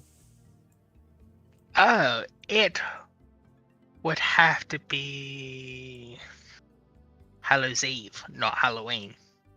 I knew it was going to be some trick. I'm Ronan? just surprised you didn't start babbling in Irish. Okay, and for that, I'm just going to clarify, I don't mean Halloween, the American bastardization. Hey, Ronan? I mean we Halloween. Turn all my we lights bastardize off things. and make it look I- like I'm not home. I chose Thanksgiving because A, it's a holiday that is not often celebrated outside of Thanksgiving, and also it's all the food of the Christmas, none of the fuss of the presents. How can you go wrong with that? Fair enough. Next question. 96831 asks, how much would geography hurt a Dominion of the West Indies Federation West Indian Navy? Presumably, this is in relation to his non-declined British Empire. So this is the West Indian, aka Caribbean, Federal Fleet. And how much would geography affect it? So, as we are now returning to normal questions, I'm going to reassume normal prerogative and take first stab at this. Bearing in mind how Phoenix and Cyclic talked about the non-declined empire very quickly, I'm going to say that geography is not going to hurt this force much, simply down to what it's operating. At best, you're looking at them operating within their own command structure. 3 patrol frigates at best as their heaviest assets, and those don't require large dry docks to use. And there are plenty of places in the Caribbean that are British owned that would come under a Dominion of West Indies that you could base such ships out of. And that's not even getting into things like the OPVs they would operate as their assets outside of those. Basically, if one of the patrol frigates shows up, you've pissed off the Dominion of the West Indies enough that they haven't sent an OPV. And the OPVs can probably be docked anywhere. I'm now going to hand over to Ruinon. Do you want 6 minutes on this question? I'll take time, but I won't take the full 6 minutes. Okay. My one rebuttal to Fleet's point is that if this is the vague territory that I'm thinking of, they are not going to have a tremendous amount of mineral resources and are probably going to be dependent upon a lot of exposed supply lines for a lot of their heavy industry that they would need to support any fleet that they operate. So I mean, a lot of the. Sorry. hang on. I have seen, in as far as hypothetical nation states go, I have seen so much worse. Looking at you, Slayer. But Give context for that. No, probably Slayer not. is Not a question. hypothetical war game. Slayer is in a very precarious, exposed geostrategic position. So geography is going to hurt them because they are going to have so many external supply lines that they are dependent on to support their forces, let alone their populace. My time is finished. Okay. Foxo, anything you want to add to this? Bear in mind, this is the whole. Bear in mind, given this is the night question, and given this is what I think it is, we're talking about the Caribbean Federation we were discussing earlier.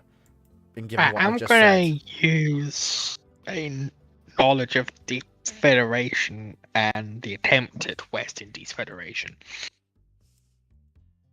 Basically, they're fucked over by one significant fact. They don't have an industrial base. Well, they don't, but if they're a dominion of the Federation, they'll have all their ships coming in from overseas, right? Yep, they can buy ships from overseas. And they're just operating as a... But I they mean- can't really make sustainment goods, is what I mean by no naval industry. I mean, that's true, but if Phoenix and Cyclic were right, as they were talking about it earlier, this force literally has to operate a bunch of patrol frigates and OPVs. That's not heavy Not a bunch. sustainment. All right, Fleet, old buddy, old pal, old chum. Let Stop. Foxo finish her time or Sorry. cede it. But it's more the fact that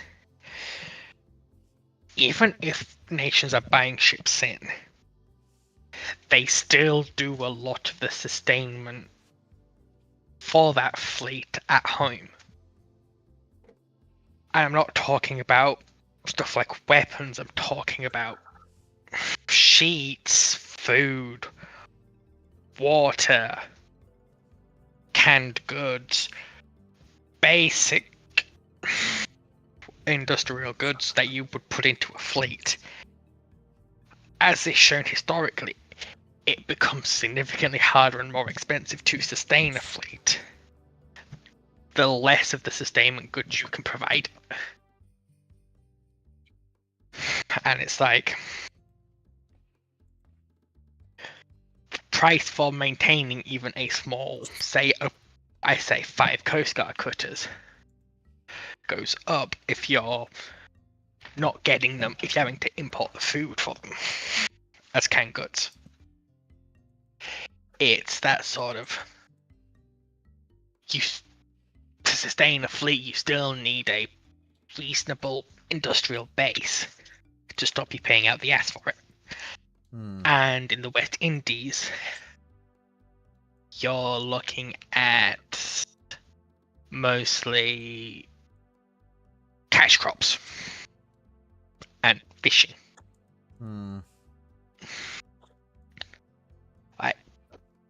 Even sourcing basic spare parts that most navies would do in-house is going to be either importing them, which will be more expensive, or a pain in the ass domestically.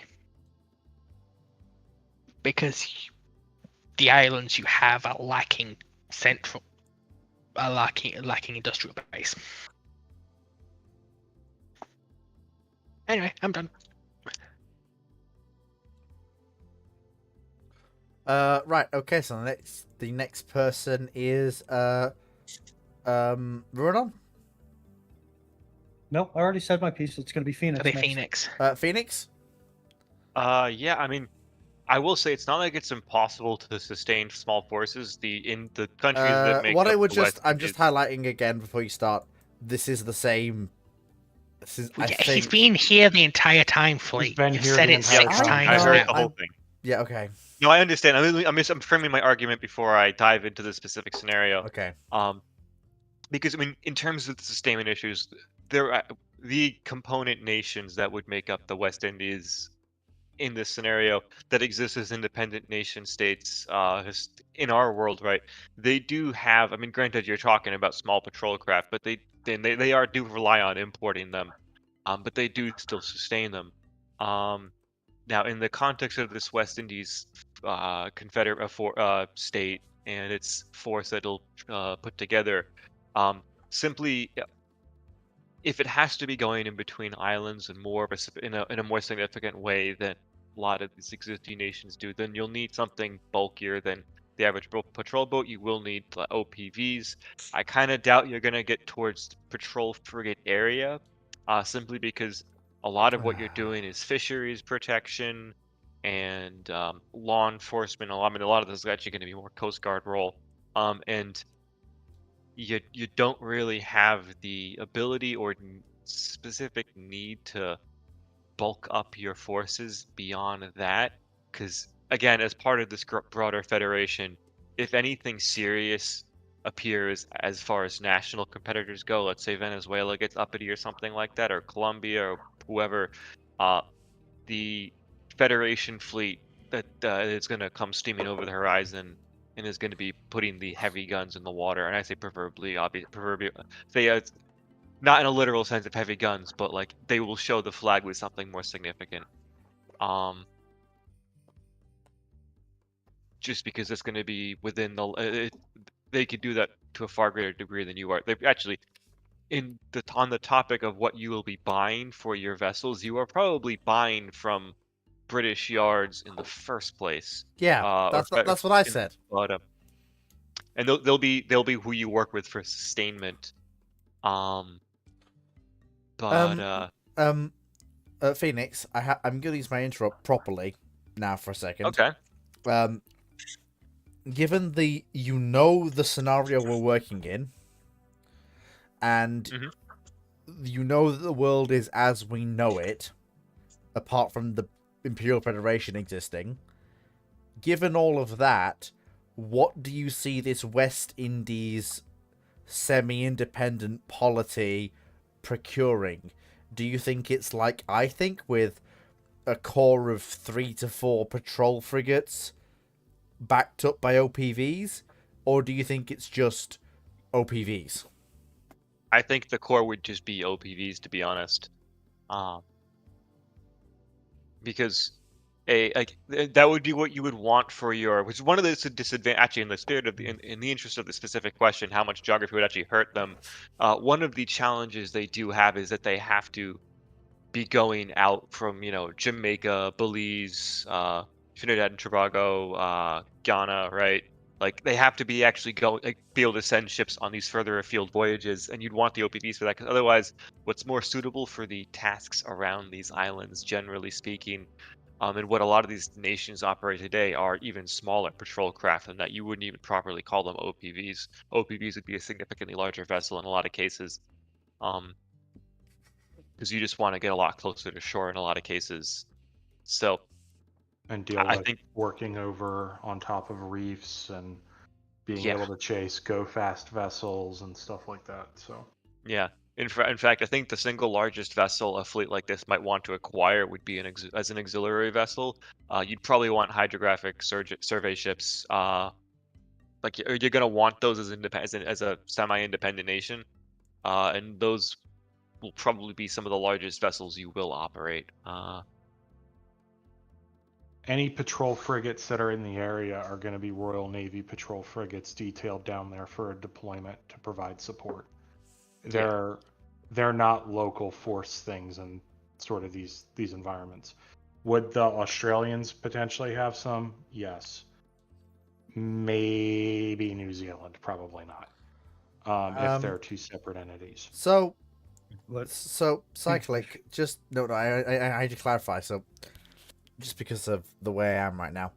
So, Cyclic, you're saying that the only independent federation the only federal polities of the federation that would have anything above OPVs are basically the major dominions: Canada, South Africa, Australia. Yeah, they're the only people that can, where it makes sense geographically for them. And when you say patrol frigates, assuming that we're talking the modern era, what sort of vessel do you mean? Do you mean something like Type What do you mean by 31? the modern era? Because to a lot of people that means like 50 years. No. When I say modern era, I mean Like 2020s? I mean 2015 to 2025. Do you mean- Literally like Type 31 with a basic point defense setup. Fair enough.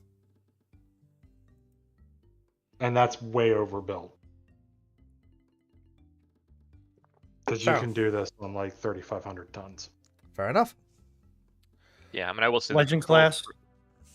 the patrol frigate is something Way that's overbuilt. kind of become a lot less popular nowadays versus dedicated OPVs, which are but the OPV in general is something of a relatively modern incarnation that kind of takes over from a lot of the roles that Visos Corvettes and tiny little Corv- frigates. Yeah. Corvettes, patrol frigates used to take over. A lot more Corvettes that exist nowadays are a lot more combat focused. And patrol frigates just tend to be kind of too costly relative to their role if you can just design and build a dedicated OPV for that job. So that's why most navies tend to prefer to go that route. Yeah. And this is one of the reasons why I'm... Actually, you know what? I revised that. I'm not going to mention Type 31. I'm going to mention the AAW enhanced Mogamis that Australia is looking to get. Yeah, I feel like That are quite literally replacing the patrol frigates they currently have, the Anzacs. I feel like They are moderately ASW capable of self-defense, and they are really just there to be there. I feel like Cyclic's got the right idea here. When you're looking at patrol frigates for a power with the commitments and needs of this hypothetical federation, something like Type 31 doesn't cut it. Well, I think Type I 31 mean, Type 31 it's just on a comically large hull.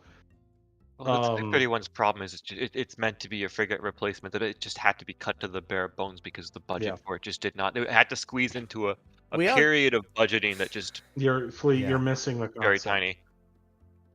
Am I missing the forest for the trees here? I feel like I am. No, you're just flatly missing by about 5 miles. I just think Type 31 just wasn't. the Think best of an example. Anzac class frigate, right? Yep. And how the Australians use them. They are used to patrol sea lanes. They are used to patrol an area. They are able to do limited ASW work. They're your like what the rest of the world would call a general purpose frigate, not what the Royal Navy calls a general purpose frigate. Right.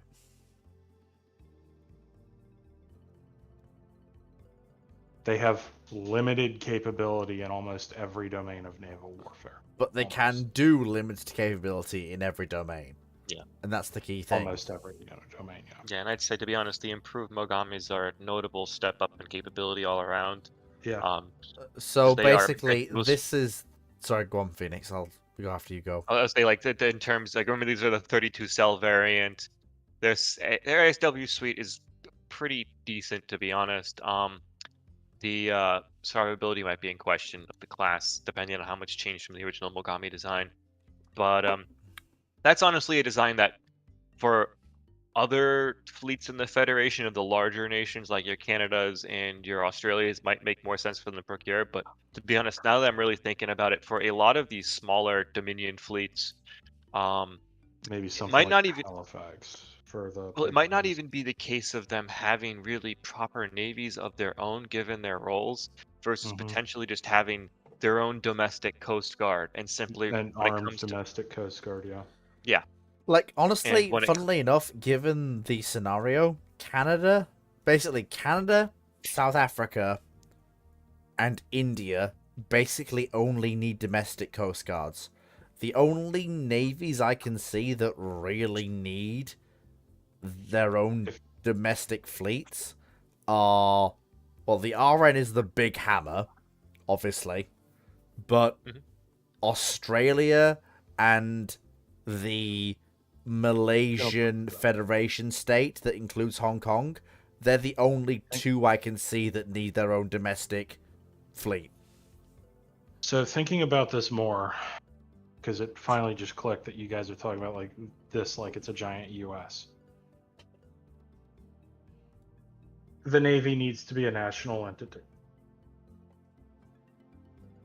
You can have local law enforcement,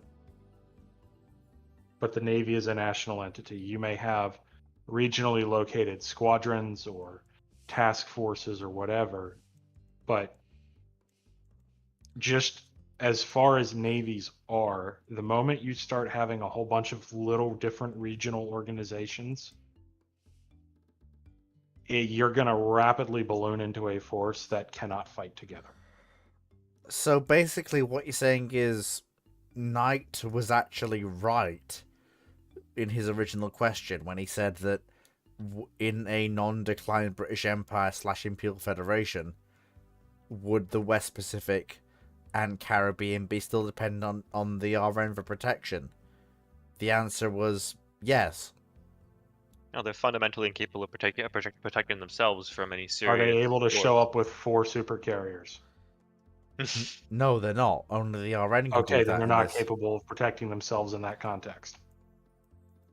The Soviet Union exists. Long-range bombers exist. They need the RAF and they need the RN. Well, there we are then. Right, next question. Chandlerlord, is the Red Fleet timeline still a thing? No. The Red Fleet Why timeline. not? The Red Fleet timeline is done. I did the stream. It's done. Cyclic was there. It's done. I think there's a minor clarification to that statement. There is no. But I'm sorry. I No. need to Hang put a on. cedar. A lot of clarification here. Okay. All right. Well, I had my hand up first. So I'm going to seize the talking stick just to clarify something. It is done in the sense that it is not being actively worked on. It is not done in the sense that Fleet has disavowed it. Whoa, hold on, just a fucking minute. You don't get to speak to me on that particular case. As far as I'm concerned, as far as I'm concerned, that thing is dead and buried. Everything we've said about it is there are no changes to be made. That thing is done. Zeus is talking about Kratos. Yes. What did I just say? That you're no longer working on it. You said I hadn't disavowed it. Yes, disavowed as in I no longer wish to associate with this thing. I regret ever making it. I wish it would die in a mimetic hole where no one would ever remember. I think Fleet said that in the stream, Runan. This is Don't This would be remember news that. to me. Remember the That would be news to phrase, me. I regret making this coming out. yeah, of but Fleet this is mouth. all news to me, so it's very clearly not very well sorry. translated. And like I said, as I said multiple times during the last stream, if I had made something like the Red Fleet timeline now, it would be radically different to what it was. Look, I'm not disavowing it, but I am saying that it stands as is. No changes will be made to it, apart from the apart from the 2 videos and 1 live stream that make up its entire existence. There will be no changes there will be no changes at all. The 2 videos and the 1 live stream are all that will ever be of the Red Fleet timeline. They are canon. That is it. Done. Because because politely, given Cringe. everything I have learned over the past 5 to 6 years since I started doing that bloody timeline, there are so many fucking things I would do differently. But because of the way the timeline developed, I felt obliged to keep things the way they were. Cyclic knows full well what I'm referring to. the fucking Iowas. Ahem, the fucking Soviet nuclear carriers. Ahem, the fucking Soviet Oh, battleships. there's something stuck in your throat there, Fleet. You all right? Yes. I don't know. It sounds like he's trying to Given how fuck many times something. he's dropping you the agree? F-bomb, I think he might have something that starts with a D and ends with a K in his throat. I think the Cyclic! emphasis there is he wants to Yes, move on but from this. whose? Anyway, moving on. Next question. Typical gunnery What officer. about the White Fleet timeline? Yeah. Typical gunnery officer. Also, go check out the Netflix hand on it. It's pretty good, actually. Typical gunnery officer.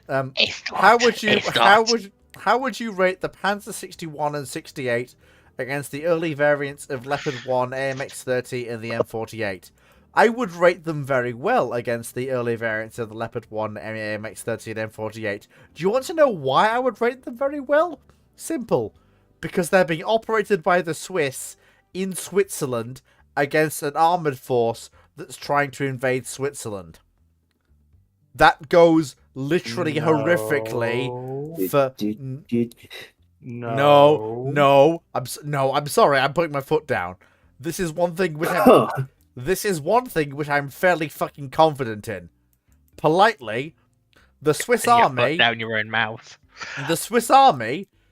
with their panzers, would be perfectly capable of defending against any invasion from the French or the Germans in this period, aka the operators of the Leopard 1, MX-30, or M48. And in a tank-on-tank engagement in that terrain, I would rate quite highly the 61 and the 68 against those tanks. They would not Aye. be capable of defending against the here at all. They Are you using so your dramatically outnumbered?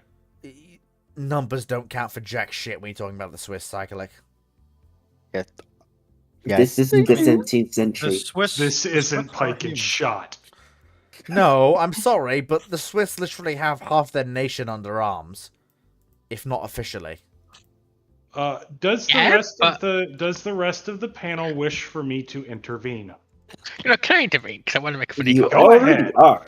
Because Fleet, technically, by your standards in that case, the nation of Sealand is physically unconquerable.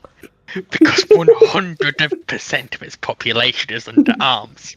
I'm sorry, but the Swiss have a network of National Guard units that back up the National Army that is somewhat ridiculous. Both of you to assume they're So capable does of mobilizing Sealand, fast after enough. Okay, being okay, invaded by but- German mercenaries, But, the leader Anyway, of Swiss... but- let me finish, Fleet. The leader of Sealand bought 72 RPGs with a combined 250 rockets for them. but, however, no, look, however, Cyclic did ask if the rest of the panel was fine for him to tear me a new one. Is the rest of the panel fine for him to do that? Because we No, are... I want to see you dig yourself a whole hole. Kill. I'm asking Let if... him dig. Alright, go on, Cyclic, It's carry this on. No. I wasn't telling Cyclic to kill him yet. Foxo, stop. Let Fleet's not going to dig himself deeper a hole, unfortunately, or at least not until he can try and Well. counter. He will, but he'll do so once he's tried to argue against Cyclic. Go on, Cyclic. Go ahead. I am anything if not fair. So, outside of the Soviet forces in the European part of Russia, What?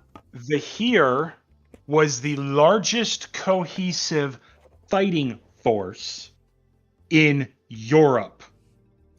You don't mean During the the Cold West War. German military, do you? The Yes, West yes. German army. Shite. But the Swiss Alps. Here we go again. Which Don't side of the Alps matter. is Switzerland on? Kill. We are in a period, Fleet, where mountain warfare is predominantly conducted via helicopter. The Swiss have helicopters. And they don't have the Air Force to defend their airspace. A shit ton of Look at- Sams. They will think get it- clobbered by the Luftwaffe. Oh, that's right. It's still called the Luftwaffe. God help us. And on the ground, the Swiss aren't just dealing with Leopard 1 and M48A5, which is fielding a 105. Well, no, well, hold on. They are Whoa, dealing whoa. with. Hang Hold on. on. I'm not No, done. it said early variants. We're not talking about the late ones. I'm not talking about Leopard 2s coming into play while the Swiss are still dealing with having these tanks.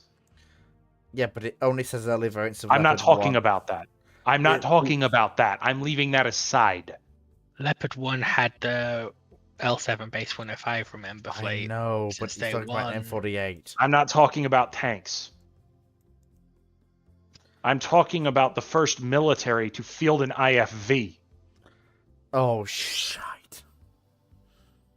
I'm talking about a military that has an awful lot of anti-tank firepower and an awful lot of infantry-based firepower in all of their mechanized infantry.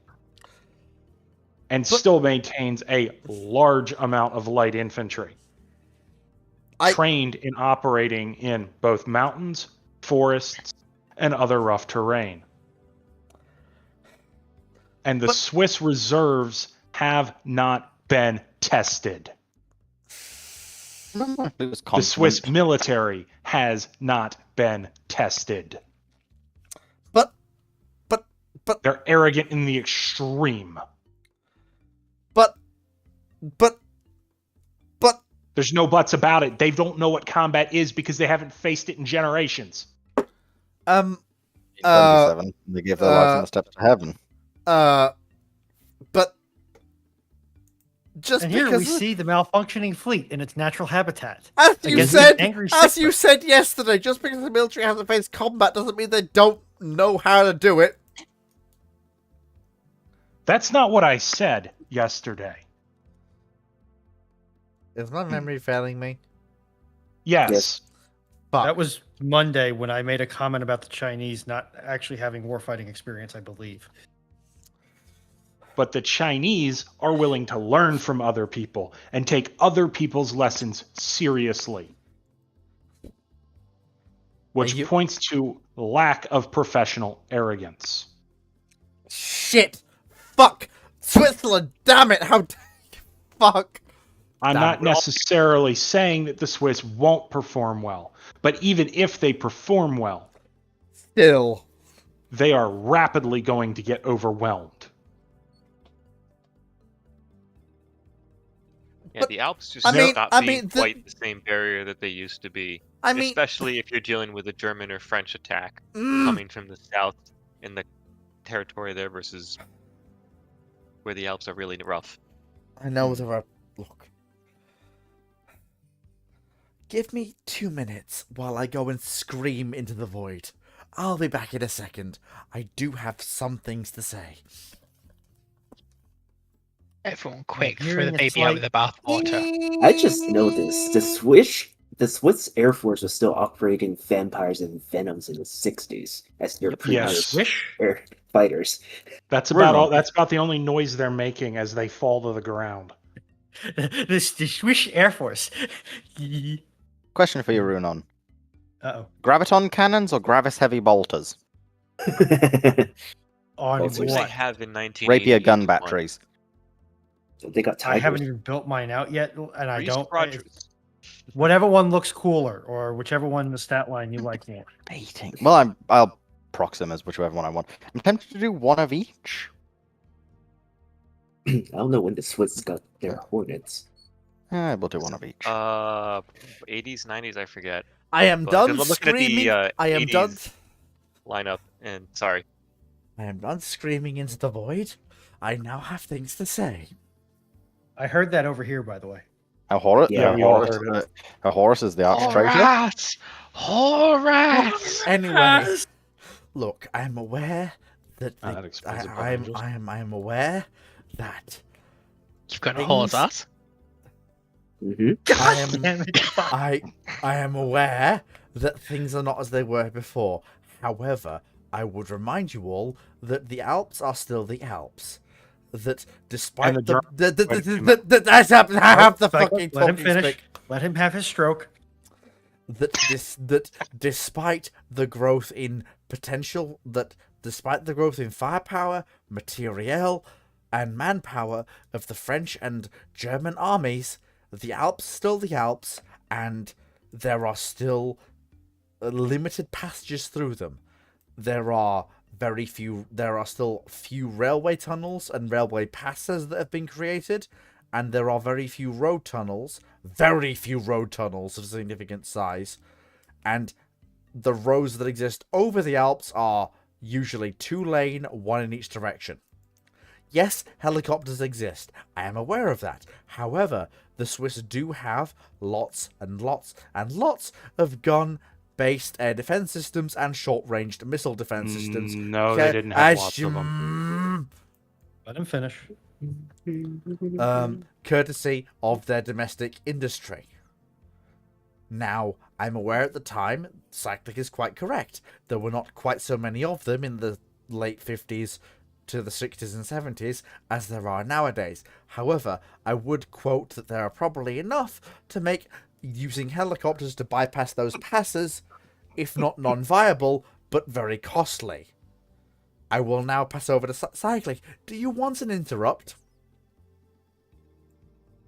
Keep digging. To throw you off a bridge.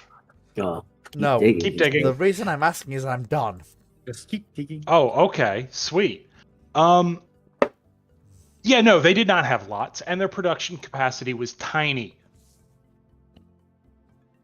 They sell by export license. They sell by export production license fleet.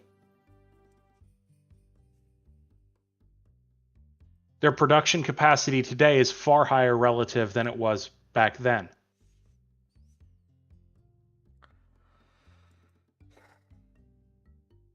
They have had, quite frankly, a pitiful air defense capability. I can't believe I'm going to say this, Cyclic, but Knight is actually agreeing with you. Oh, that's shocking. He says Fleet's only wrong that bad. He says helicopters. Rarely. He says helicopters make old 20th century mountain warfare obsolete. They handedly do.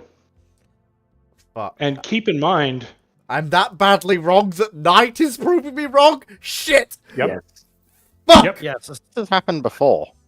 Isn't there? Yeah, it's rare, but it happens. You essentially have fleet. You've essentially gotten so wrong that you could argue that the partial equivalents to Dr. Cox and Dr. Kelso are agreeing with each other about how wrong you are. Okay, right. Moving on very quickly. I've got a Because clarification I need. Shut up. But so, wouldn't a significant ponderance of air defense change that though? Probably if you not, had- because their air if- force is so heavily outdone. I'm not talking about in the case of Switzerland. I'm talking about for mountain warfare having changed. If a country has a significant air force or air defense, say their peers, wouldn't that neutralize helicopter threat when it comes to mountain Not in warfare? mountains, no. Because mountains give the helicopters plenty of terrain to hide in. Okay, but what if it was like land-based anti-air? How are you going to get a sufficient amount of land-based anti-air up into rough, rugged terrain? Yeah, you would need an 80% solution to all air threats in every single valley and mountain pass in your defense perimeter. That's Because expensive. or at a minimum, you need a air search radar system in every single that can see down every single valley on your defensive perimeter, because modern radar for all of its perks can't see through mountains right now. Yeah, granite is rather radar opaque. Now, what Because I was more thinking of. I know the helicopters had quite a lot of issues when the Soviets used them in Afghanistan in mountainous terrain. well, that wasn't well. that's This an yeah, altitude issue, not really. necessarily a terrain issue. If I can expound. Please Um, do. So this is a reporting bias thing. Stinger was very successful in Afghanistan. It really didn't stop the Taliban from getting clobbered by aircraft and helicopters. What was it the and the- Taliban said, Cyclic? We don't fear the Russians, we fear their helicopters. Yeah.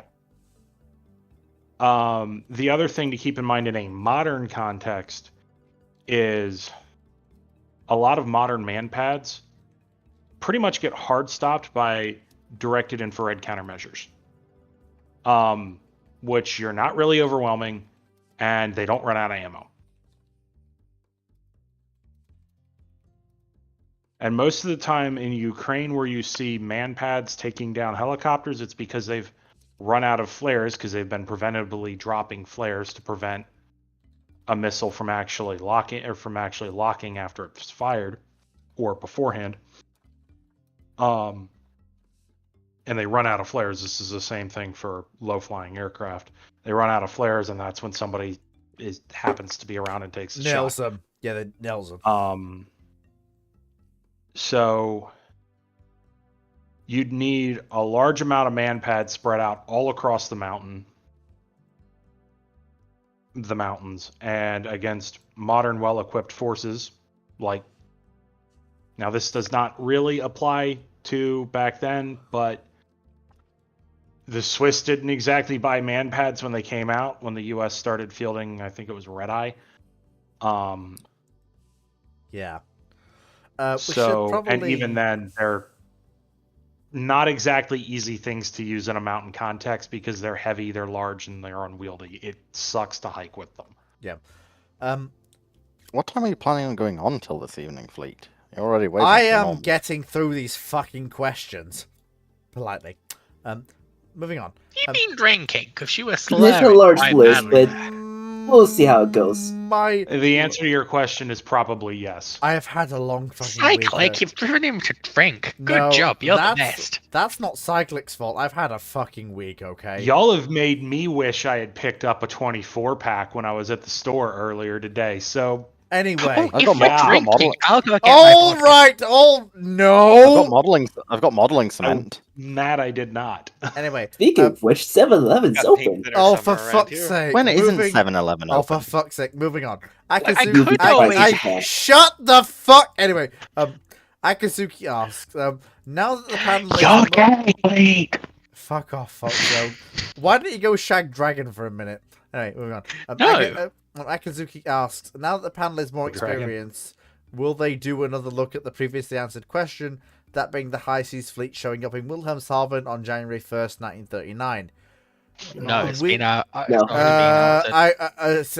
Excuse me? My question. it's no. after the panel said no.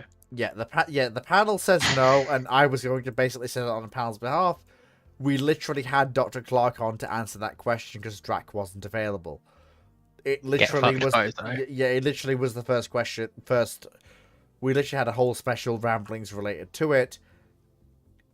Like, go and look up. We're the not first spending another ramblings. 3 hours talking about this. Yeah. Slayer asks, you wake up and the year is 1905. The Russo-Japanese War has just ended, and you have taken the place of Togo. You have your full hindsight, and your primary goal is to secure the best outcome of the naval treaties for Japan. How do you go about this? The only changes on the outset is that Japan can afford and make 12-inch barrels for the Satsuma class. Does this significantly affect the timeline and the ability of Japan's shipbuilding, or no? Excuse me 1 second, and nobody... Like, you can discuss this amongst yourselves for, like, while I'm gone, but when I get back... I'm going to grab a book. But when I get back, you need to quiet down and let me do my thing. Okay, can we throw bricks at Fleet? What's the Does somebody have question mod mean by powers here that naval can kick treaties? Fleet? Actually, Yeah, yes, I run do. on, Yes. Run on. So this is Both of us, probably actually. reference Yeah, I do. to the I can war disconnect naval him. treaties. Why, Which why are needs to you be- telling me? Why am I mutinying against Fleet again? Because the way he's been today. Oh, you don't know the half of it. The way I mean, I've it's been the party, today, you can cry if you excuse want. Yes, me? the way you've been today. You have been deemed by the Grand Council of Internet Virgins to be I mean, okay, so speak I for just yourself, found but, out that I've missed. Yeah, speak for yourself there.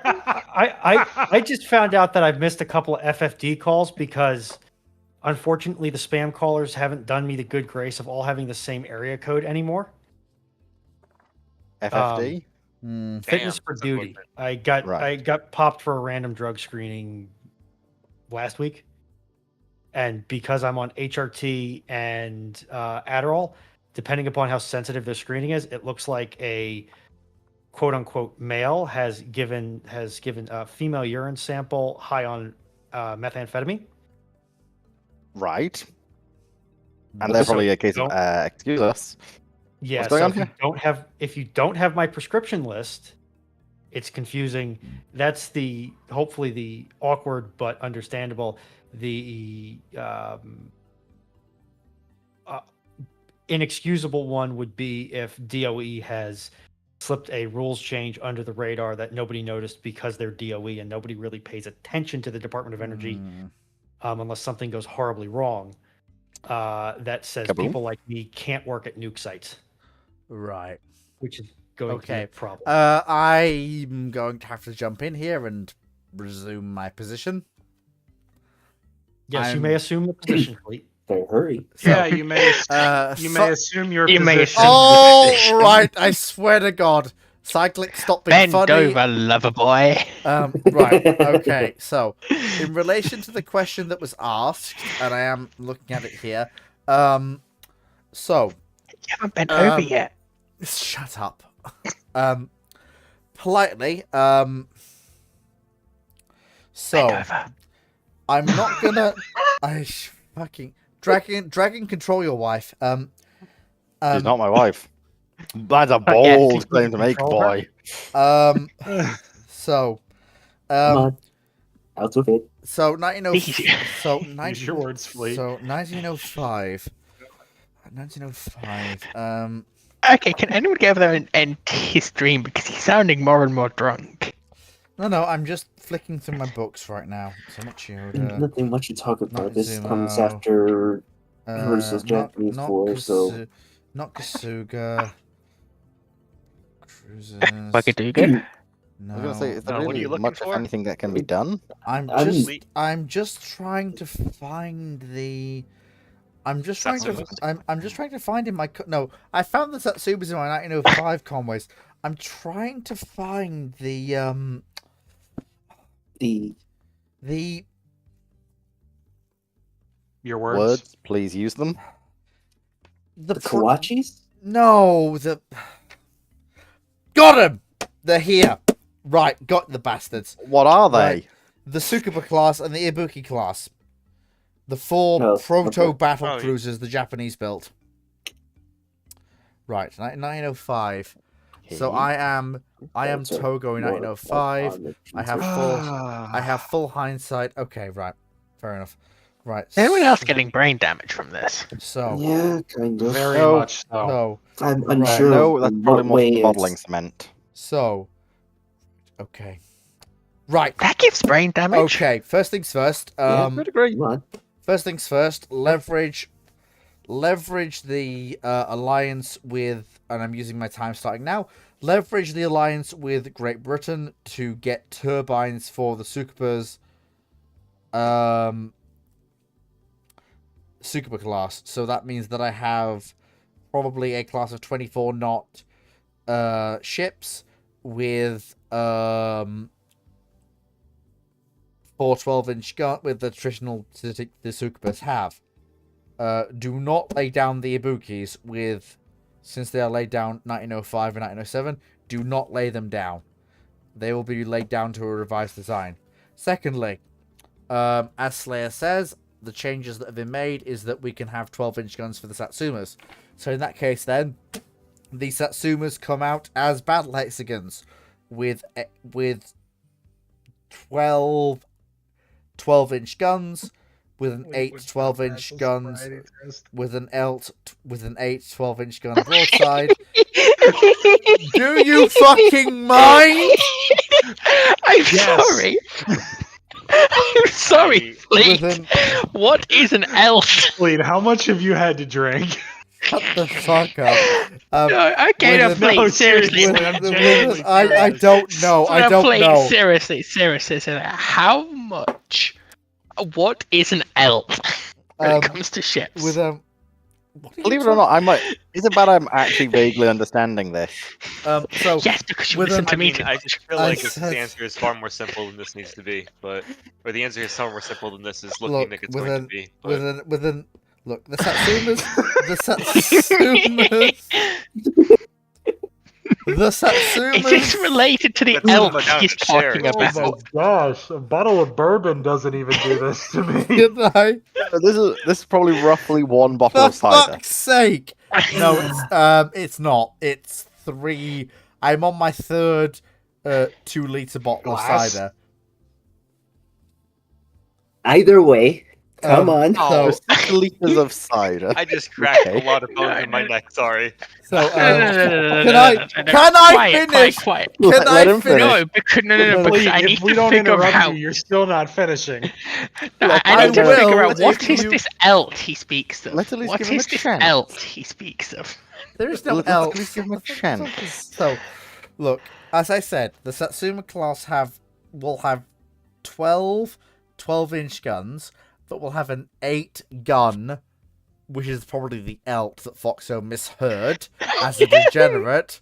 An 8 Okay. Question. gun. Right, please stop for a Let him second. finish. Let him finish. No. I'm Foxo. just gonna point it out. Is it me, or does he sound like he's been pulled over? Not He sounds trying like to that talk to a on, like, police one of officer. those I am top TV officer. shows. Yeah, he's like, right. I said, we'll at least try and let him finish for the moment. So, the Satsumas will have an 8-gun an broadside. armored elk. The Satsumas will have an 8-gun. The Satsuma class battleships that we know historically will have an 8-gun, 12-inch broadside. The Setsu class that are known as the Kawachis, depending on since Kawachi technically commissioned before Setsu, they will have probably. I will probably repeat them because it's quick. I will probably go with an 12-inch 50, whereas the Satsumas had an 12-inch 45 broadside. The Kawachis / Setsus, whichever commissions first, will have an 12-inch 50 broadside arranged on a hexagon because of the way things are. Because if I have to secure turbines, I'm securing them from my battle cruisers, not my battleships. Fleet, can I ask a question real quick? Of course. So I'm just curious why you're trying to focus on bulking up the 12-inch force so heavily, because if you do keep a larger 12-inch force, you're not going to be able to keep Nagato and Mutsu.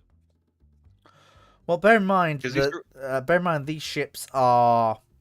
Bear in mind, I'm working on 1905 going forwards, and these ships, given what they are, will still be chaff for the treaties, regardless of how many 12-inch they have. Right, but there were already ships that were mandated to be scrapped under the Washington Naval Treaty as it was. I'm aware of that, so you're- but I'm basically laying the groundwork for what I want to follow, because I do actually have, because I'm going to change some things. Okay. Okay. Just wanted to make sure we're And clear on it's that not part. it's not with the battleships, because I can't really fault the Fusos and the Iseis given when they're laid down and what they are. The change here is with the Ibukis. So The what? The Ibukis. These are the proto battle Ibukis. cruisers. They're armored It's cruisers. not Don't call them. Ibukis. They are armored cruisers. Don't call them battle cruisers. Very large armored cruisers with 12-inch guns, but still.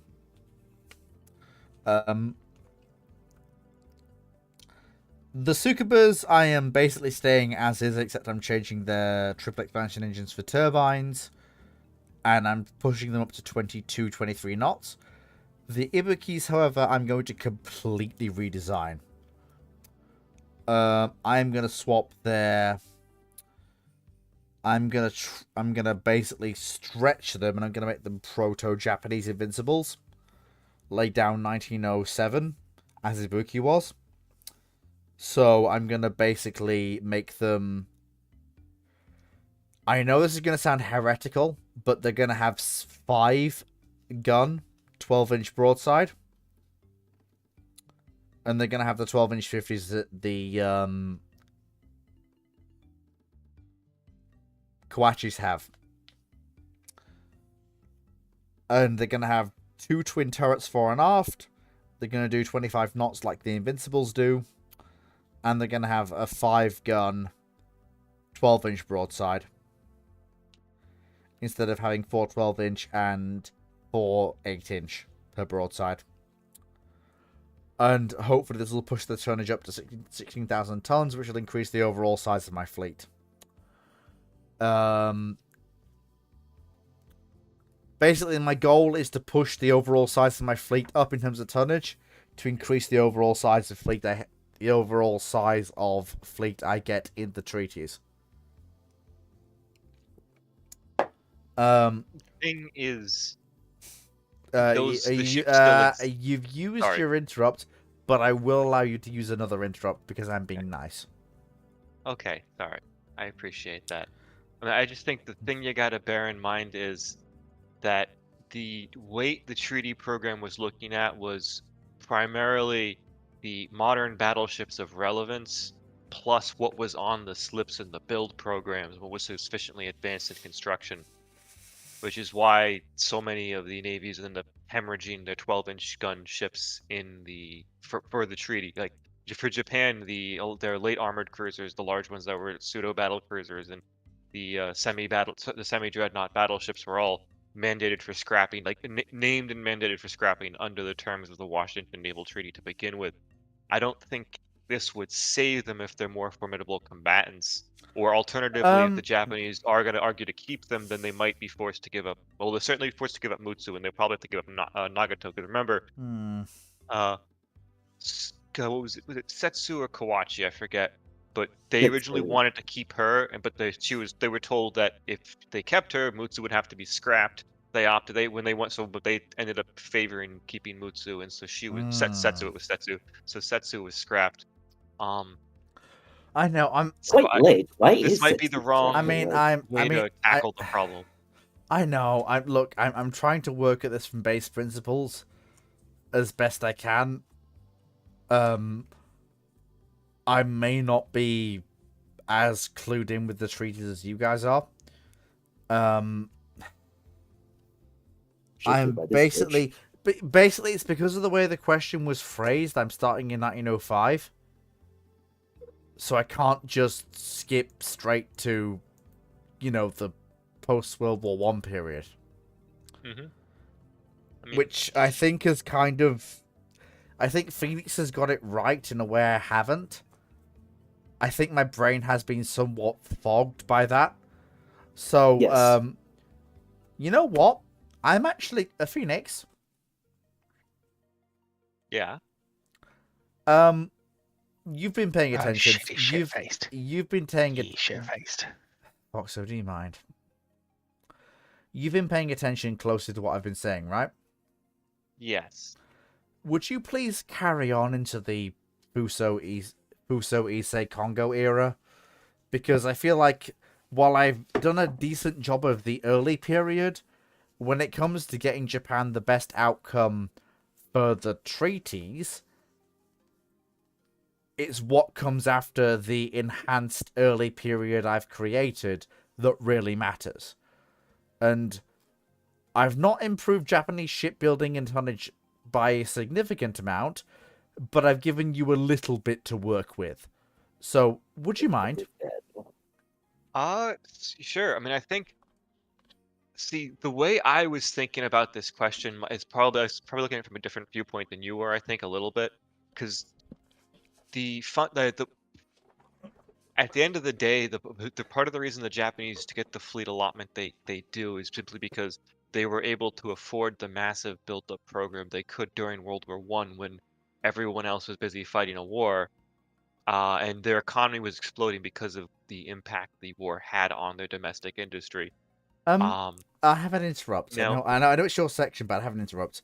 So are you Yeah. telling me I couldn't afford to buy the turbines for the 23-knot Ibukis and the basically proper battle cruiser Tsukubas with the 512-inch gun honest- broadside?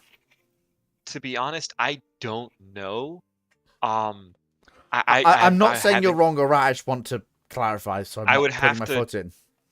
No, I'd have to go back and check some of the build up for the earlier, like the pre-88 fleet, like for the like pre-44 actually. But more the point I'm making is I don't necessarily know that a lot of this is going to be specifically like the actions you take in 1905 if they're going to be so Relevant. impactful simply because a lot of what Japan does that impacts their position at the treaty conference is what happens during World War One in terms of their fleet buildup. Yeah, that's the thing. Which is a lot later. And to be honest, I think part of the thing I can't with the way change the it. treaties work out. I can't change that. Like Fuso and Issei Oh, I'm not saying are... you to change. No. What I mean is, Let I Phoenix can't- finish. no, You I used think, your interrupt. no, I think, That- no, just- what, no. Well, What I let me mean is, finish your point right here, and then we'll yeah. continue. What I mean is, I think I know I'm agreeing with Phoenix. I cannot do better than the absolute step change in capital ship style and tonnage the Japanese made in World War One. It's just not possible. Yeah, I mean it's kind of the thing. I think is the overall arcing point is I know we often get the kind of the point of like, well, was Japan shorted by the treaties given how they were treated relative to the U.S. and the U.K. and obviously it was had a big impact within the IJN in terms of how junior officers perceived the treaty. But the reality was the Washington Naval Treaty, arguably the Japanese were the biggest winners of the entire treaty because they artificially capped the British and the Americans within a far more achievable ratio than the Japanese would have been able to achieve had everyone been free to build. Yes, 60% was lower than the 70% they wanted for capital ship ratio, but it was their chosen fallback point, which some navies did not get. Like let's recall, France had wanted the 350,000 tons of battleships, and their fallback was 280,000. They got less than 100,000. They got more. They were cut down more than France got 100,000 below their shafted. fallback. Like, Yeah, exactly. I know I don't have an interrupt, but I'm sorry, but to say this, but look, I have the French flag in my profile. France got shafted at Washington, and Italy Well, again, and Italy was literally sat there punching the air because they were now considered to be equals to France. Yeah, which well, is the Italian negotiating team was told to like, what we want is get 80% of what France gets, and they got parity. They were very happy. But to continue my point though, and then beyond that even, Japan got hang on, I pull this up really quick because I actually have these numbers somewhere. Is this the right one? This is the carrier, yeah, the carrier and capital ship ratios, they got 60%, quite good, compared to where the British and the Americans could have driven things, because effectively that means that they can only field like 50% more ships than the Japanese can, which is just considering the economic disparity, just vastly less than they could have otherwise. Japan also managed to get the whole no fortifications in the Western Pacific, which made every American and British outpost in the region far more vulnerable than they could have been. So all things considered, it worked out really well, and frankly, the Japanese would have been hard-pressed to build more than they did in the interwar period anyways. Now, as far as how you could improve lots for the Japanese within the treaty, I think within the negotiations, specific terms, I think they work out really favorably for Japan. I don't know that you could get much better terms, short of handing the Americans and the British an idiot ball. What I would say is if you have the ability to change up the building program with the benefit of hindsight, is I would actually prioritize the Amagi class battle cruisers over the Tosa class. That way, when the Washington Treaty strikes, instead of which historically the case is, you have 2 Tosas and 2 Amagis laid down in 1920 and the last 2 Amagis laid down in 1921, like late in the year, right? If I have all my Amagis laid down in 1920 and they are a little bit further along in construction, then when the treaties start striking down ships, I want to keep 2 of the Amagis, which I believe well, not that I want to keep them, but I will have more Amagi hulls around. So even though I'm keeping 2 of them versions to battle cruisers, but I will have the additional spare hull that when the Kanto earthquake strikes, I will have an additional Amagi hull to use instead of an additional Tosa hull to use, because I will have I will have 2 Amagi hulls already launched, so I can just build 2 battle cruiser based air fleet carriers as opposed to having to do the battle cruiser and the battleship and avoid the whole situation with Kaga being slightly suboptimal as a carrier platform because she's a battleship hull rather than the battle cruiser hull. Yeah, it's a pretty minor change in all things considered, but like it is a benefit. It's probably the most concrete one I can easily pull out in terms of build schedules. Otherwise, that's probably going to be it for capital ships and stuff that gets negotiated at the Washington Treaty. Otherwise, the only thing is, bear in mind, Fleet, fleet, no. fleet. This Fleet. is no. You have Ruin interrupted him multiple times. This is Let him important, finish his Phoenix. point. This is important. You have said this every time. Ruin Fleet. on. Let No. him finish his point. Phoenix, you have hindsight. I do have hindsight for this then. Yes. Or do I not? You do. I do. Okay, yes. So then I'm definitely pulling the Amaga Tosi swap as shenanigans. The other thing that I would do with the benefit of hindsight, right, is Like you Japan can was- go as far back as 1905. You can go ham. okay, because the other problem the Japanese had in the interwar period with their the treaty limits, this is mainly a post-London naval treaty thing, is they built so many light cruisers in World War I in the early 1920s that they basically came up against the treaty, like the caps on how many treaty cruisers, light cruisers and heavy cruiser types they could build by the time you get to the London Treaty. They were pretty much tapped out of their light cruiser tonnage. Now, and they could only retire so many ships because the rule was that you couldn't retire the cruisers and replace them unless they were over 20 years old. So with that in mind, I might even think about potentially not investing so much in the battleships post Russo-Japanese War in that period where there's maybe bulking up the light cruiser force more, focusing on the capital ships in the late 1910s and 20s, as Japan historically did, and then when it comes to the interwar period, I now have more tonnage to play with because I can scrap more of these older light cruisers or protected cruisers and have more tonnage freed up for building more modern 6-inch or 155 millimeter light cruisers after the London Naval Treaty, because I will not have my light cruiser tonnage so massively maxed out, as was the case historically. Isn't more the case of actually the light cruiser build was actually in the 20s? Like stuff like the Nagaras, the what's it called? Boa. No, not those. Well, yes, those, but not quite the ones I'm referring to. I'm referring to The 10 years Sendai. Kumas. Well, those were and- the yeah. Obas were counted against the heavy cruiser tonnage, anyways. Yeah, but, because as I recall, yeah, I guess Tenryus are 1917. But when you start getting to stuff like Kumas, they've still being built in the 20s. Nagaras are actually starting construction in 1920. So that's not. It's more of a later thing than necessarily as early as you might have said. oh no, I know. I mean, I would say what the idea being is that I want to avoid that buildup then. So I might invest less in per se big armored. Like I might even say invest less in big armored cruisers around the period that Japan did, right when because what the Tsukubas are Tsukubas, sorry, Tsukubas, yeah, those are laid down around 1905. At which point you can kind of get into the I can build a light cruiser period, like the Chikuma class are like 1909, 1910 they're laid down. So like, Mhm. I might stick with the benefit of hindsight, end up gearing more of my light cruiser program at the expense of armored cruisers to be pre-World War I, as opposed to the big build-up post-World War I. Simply because those are things I can scrap earlier and replace in the interwar period when I'm trying to build my maximum advantage possible over the U.S. Navy while they are still limited by the treaties. And then again, because you are Japan, you are also just cheating hand over fist on the treaties as it is, which is again another benefit treaties had for Japan. Like they could just freely cheat.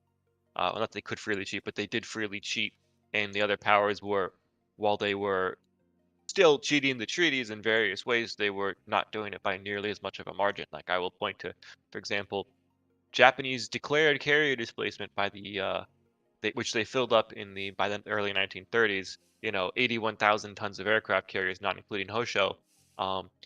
That was actually 103,800 tons of carriers. They exceeded the treaty limits by 128%. Again, not including Hosho, because they could write her off as an experimental carrier. But just because they lied through their teeth as the displacement of all their carriers, like, oh yeah, Akagi, 26,900 tons, not 30,000 tons that she actually was. Ryuho, 7,100 tons. She was actually 10,600 tons. Soryu and Hiryu were both described as 10,050 ton carriers, as opposed to the 15,900 tons of Soryu and the Going to say 17,300 tons of that's an Hiryu. impressive lie they managed to get off between. Yeah, I know, right? 51,000. It's fucking absurd. Well, even sorry, 15,000 even is absurd as opposed to 51,000. But you get my point, right? Yeah. Yeah, of course. Look, I don't want to be that That's where I guy. finish. That's where I finish. Yeah. So I feel like between myself and Phoenix, unless Adam will open up the floor, I'm opening the floor at this point. Does anyone else What's he have any? saying? I would Does- say floor. right. Does As anyone else have anything they want to add to this question? This question, no, but in general, I do have a channel admin moderation, two channel admin moderation things that need to be addressed now. Fleet, why did you start StreamerBot? I didn't. StreamerBot just activated like a few minutes ago. It Yeah, shouldn't like have 5 done- minutes ago. It shouldn't have done. Well, it did. Dun. You started a program and then you entered startup into the chat. On, I did not. whatchamacallit.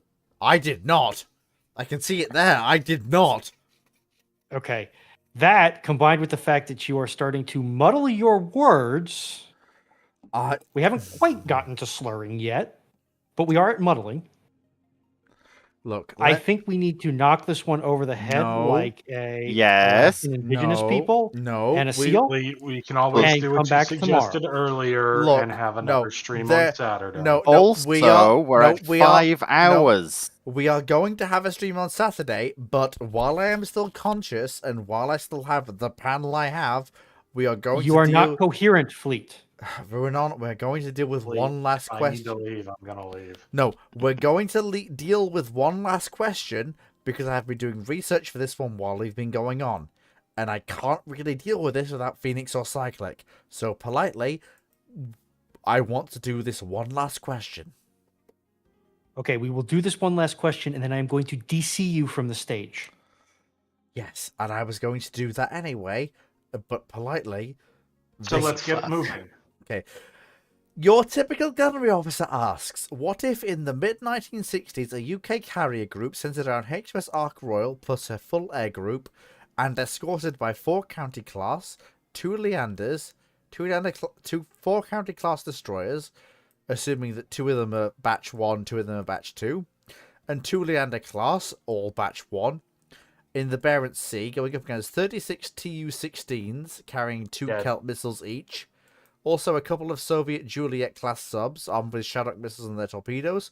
Also, a Soviet cruiser force led by 2 Sverdlovs, escorted by 4 cannons and 2 Keshin-class destroyers.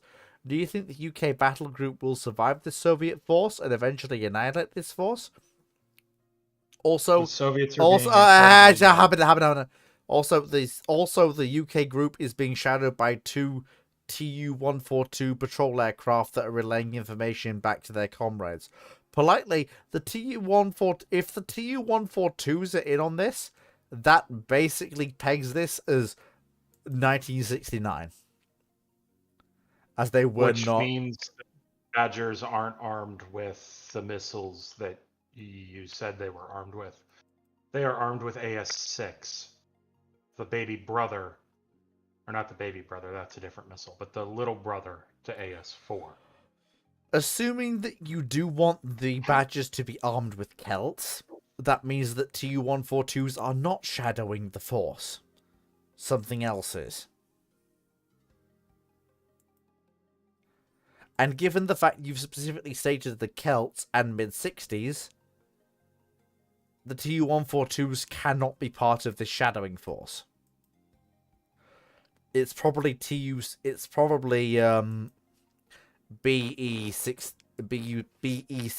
that are shadowing them. The Russian flying boats. Not necessarily. There's plenty of other aircraft that could be, including Tu-16s themselves. They have more than enough of a sensor suite. But assuming that There's also the Tu-95RT. yeah, but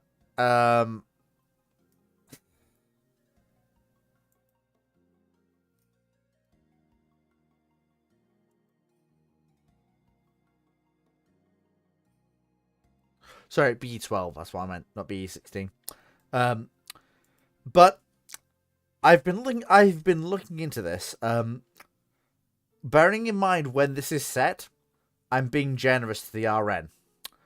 I'm gonna say that 2 of the counties are the Batch 2s, aka this is post 1966, and they have but pre 1967, and 2 of those counties have Exocets in place of their super firing 4.5.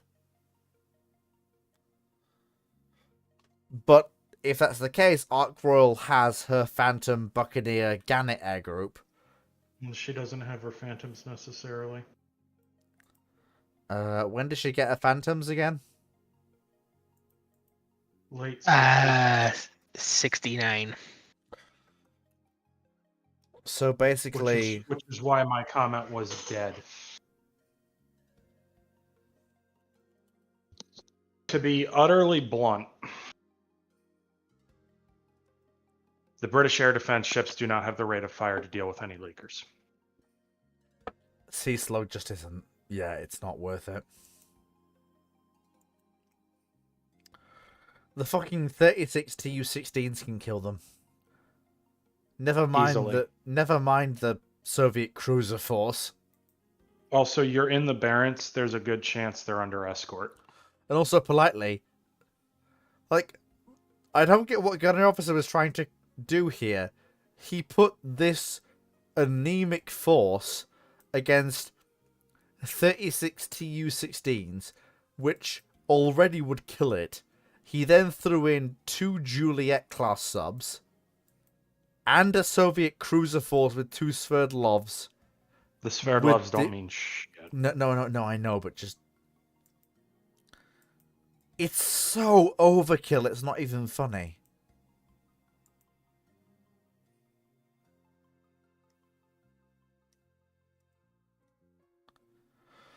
But, yeah, there you are. That doesn't end well for them.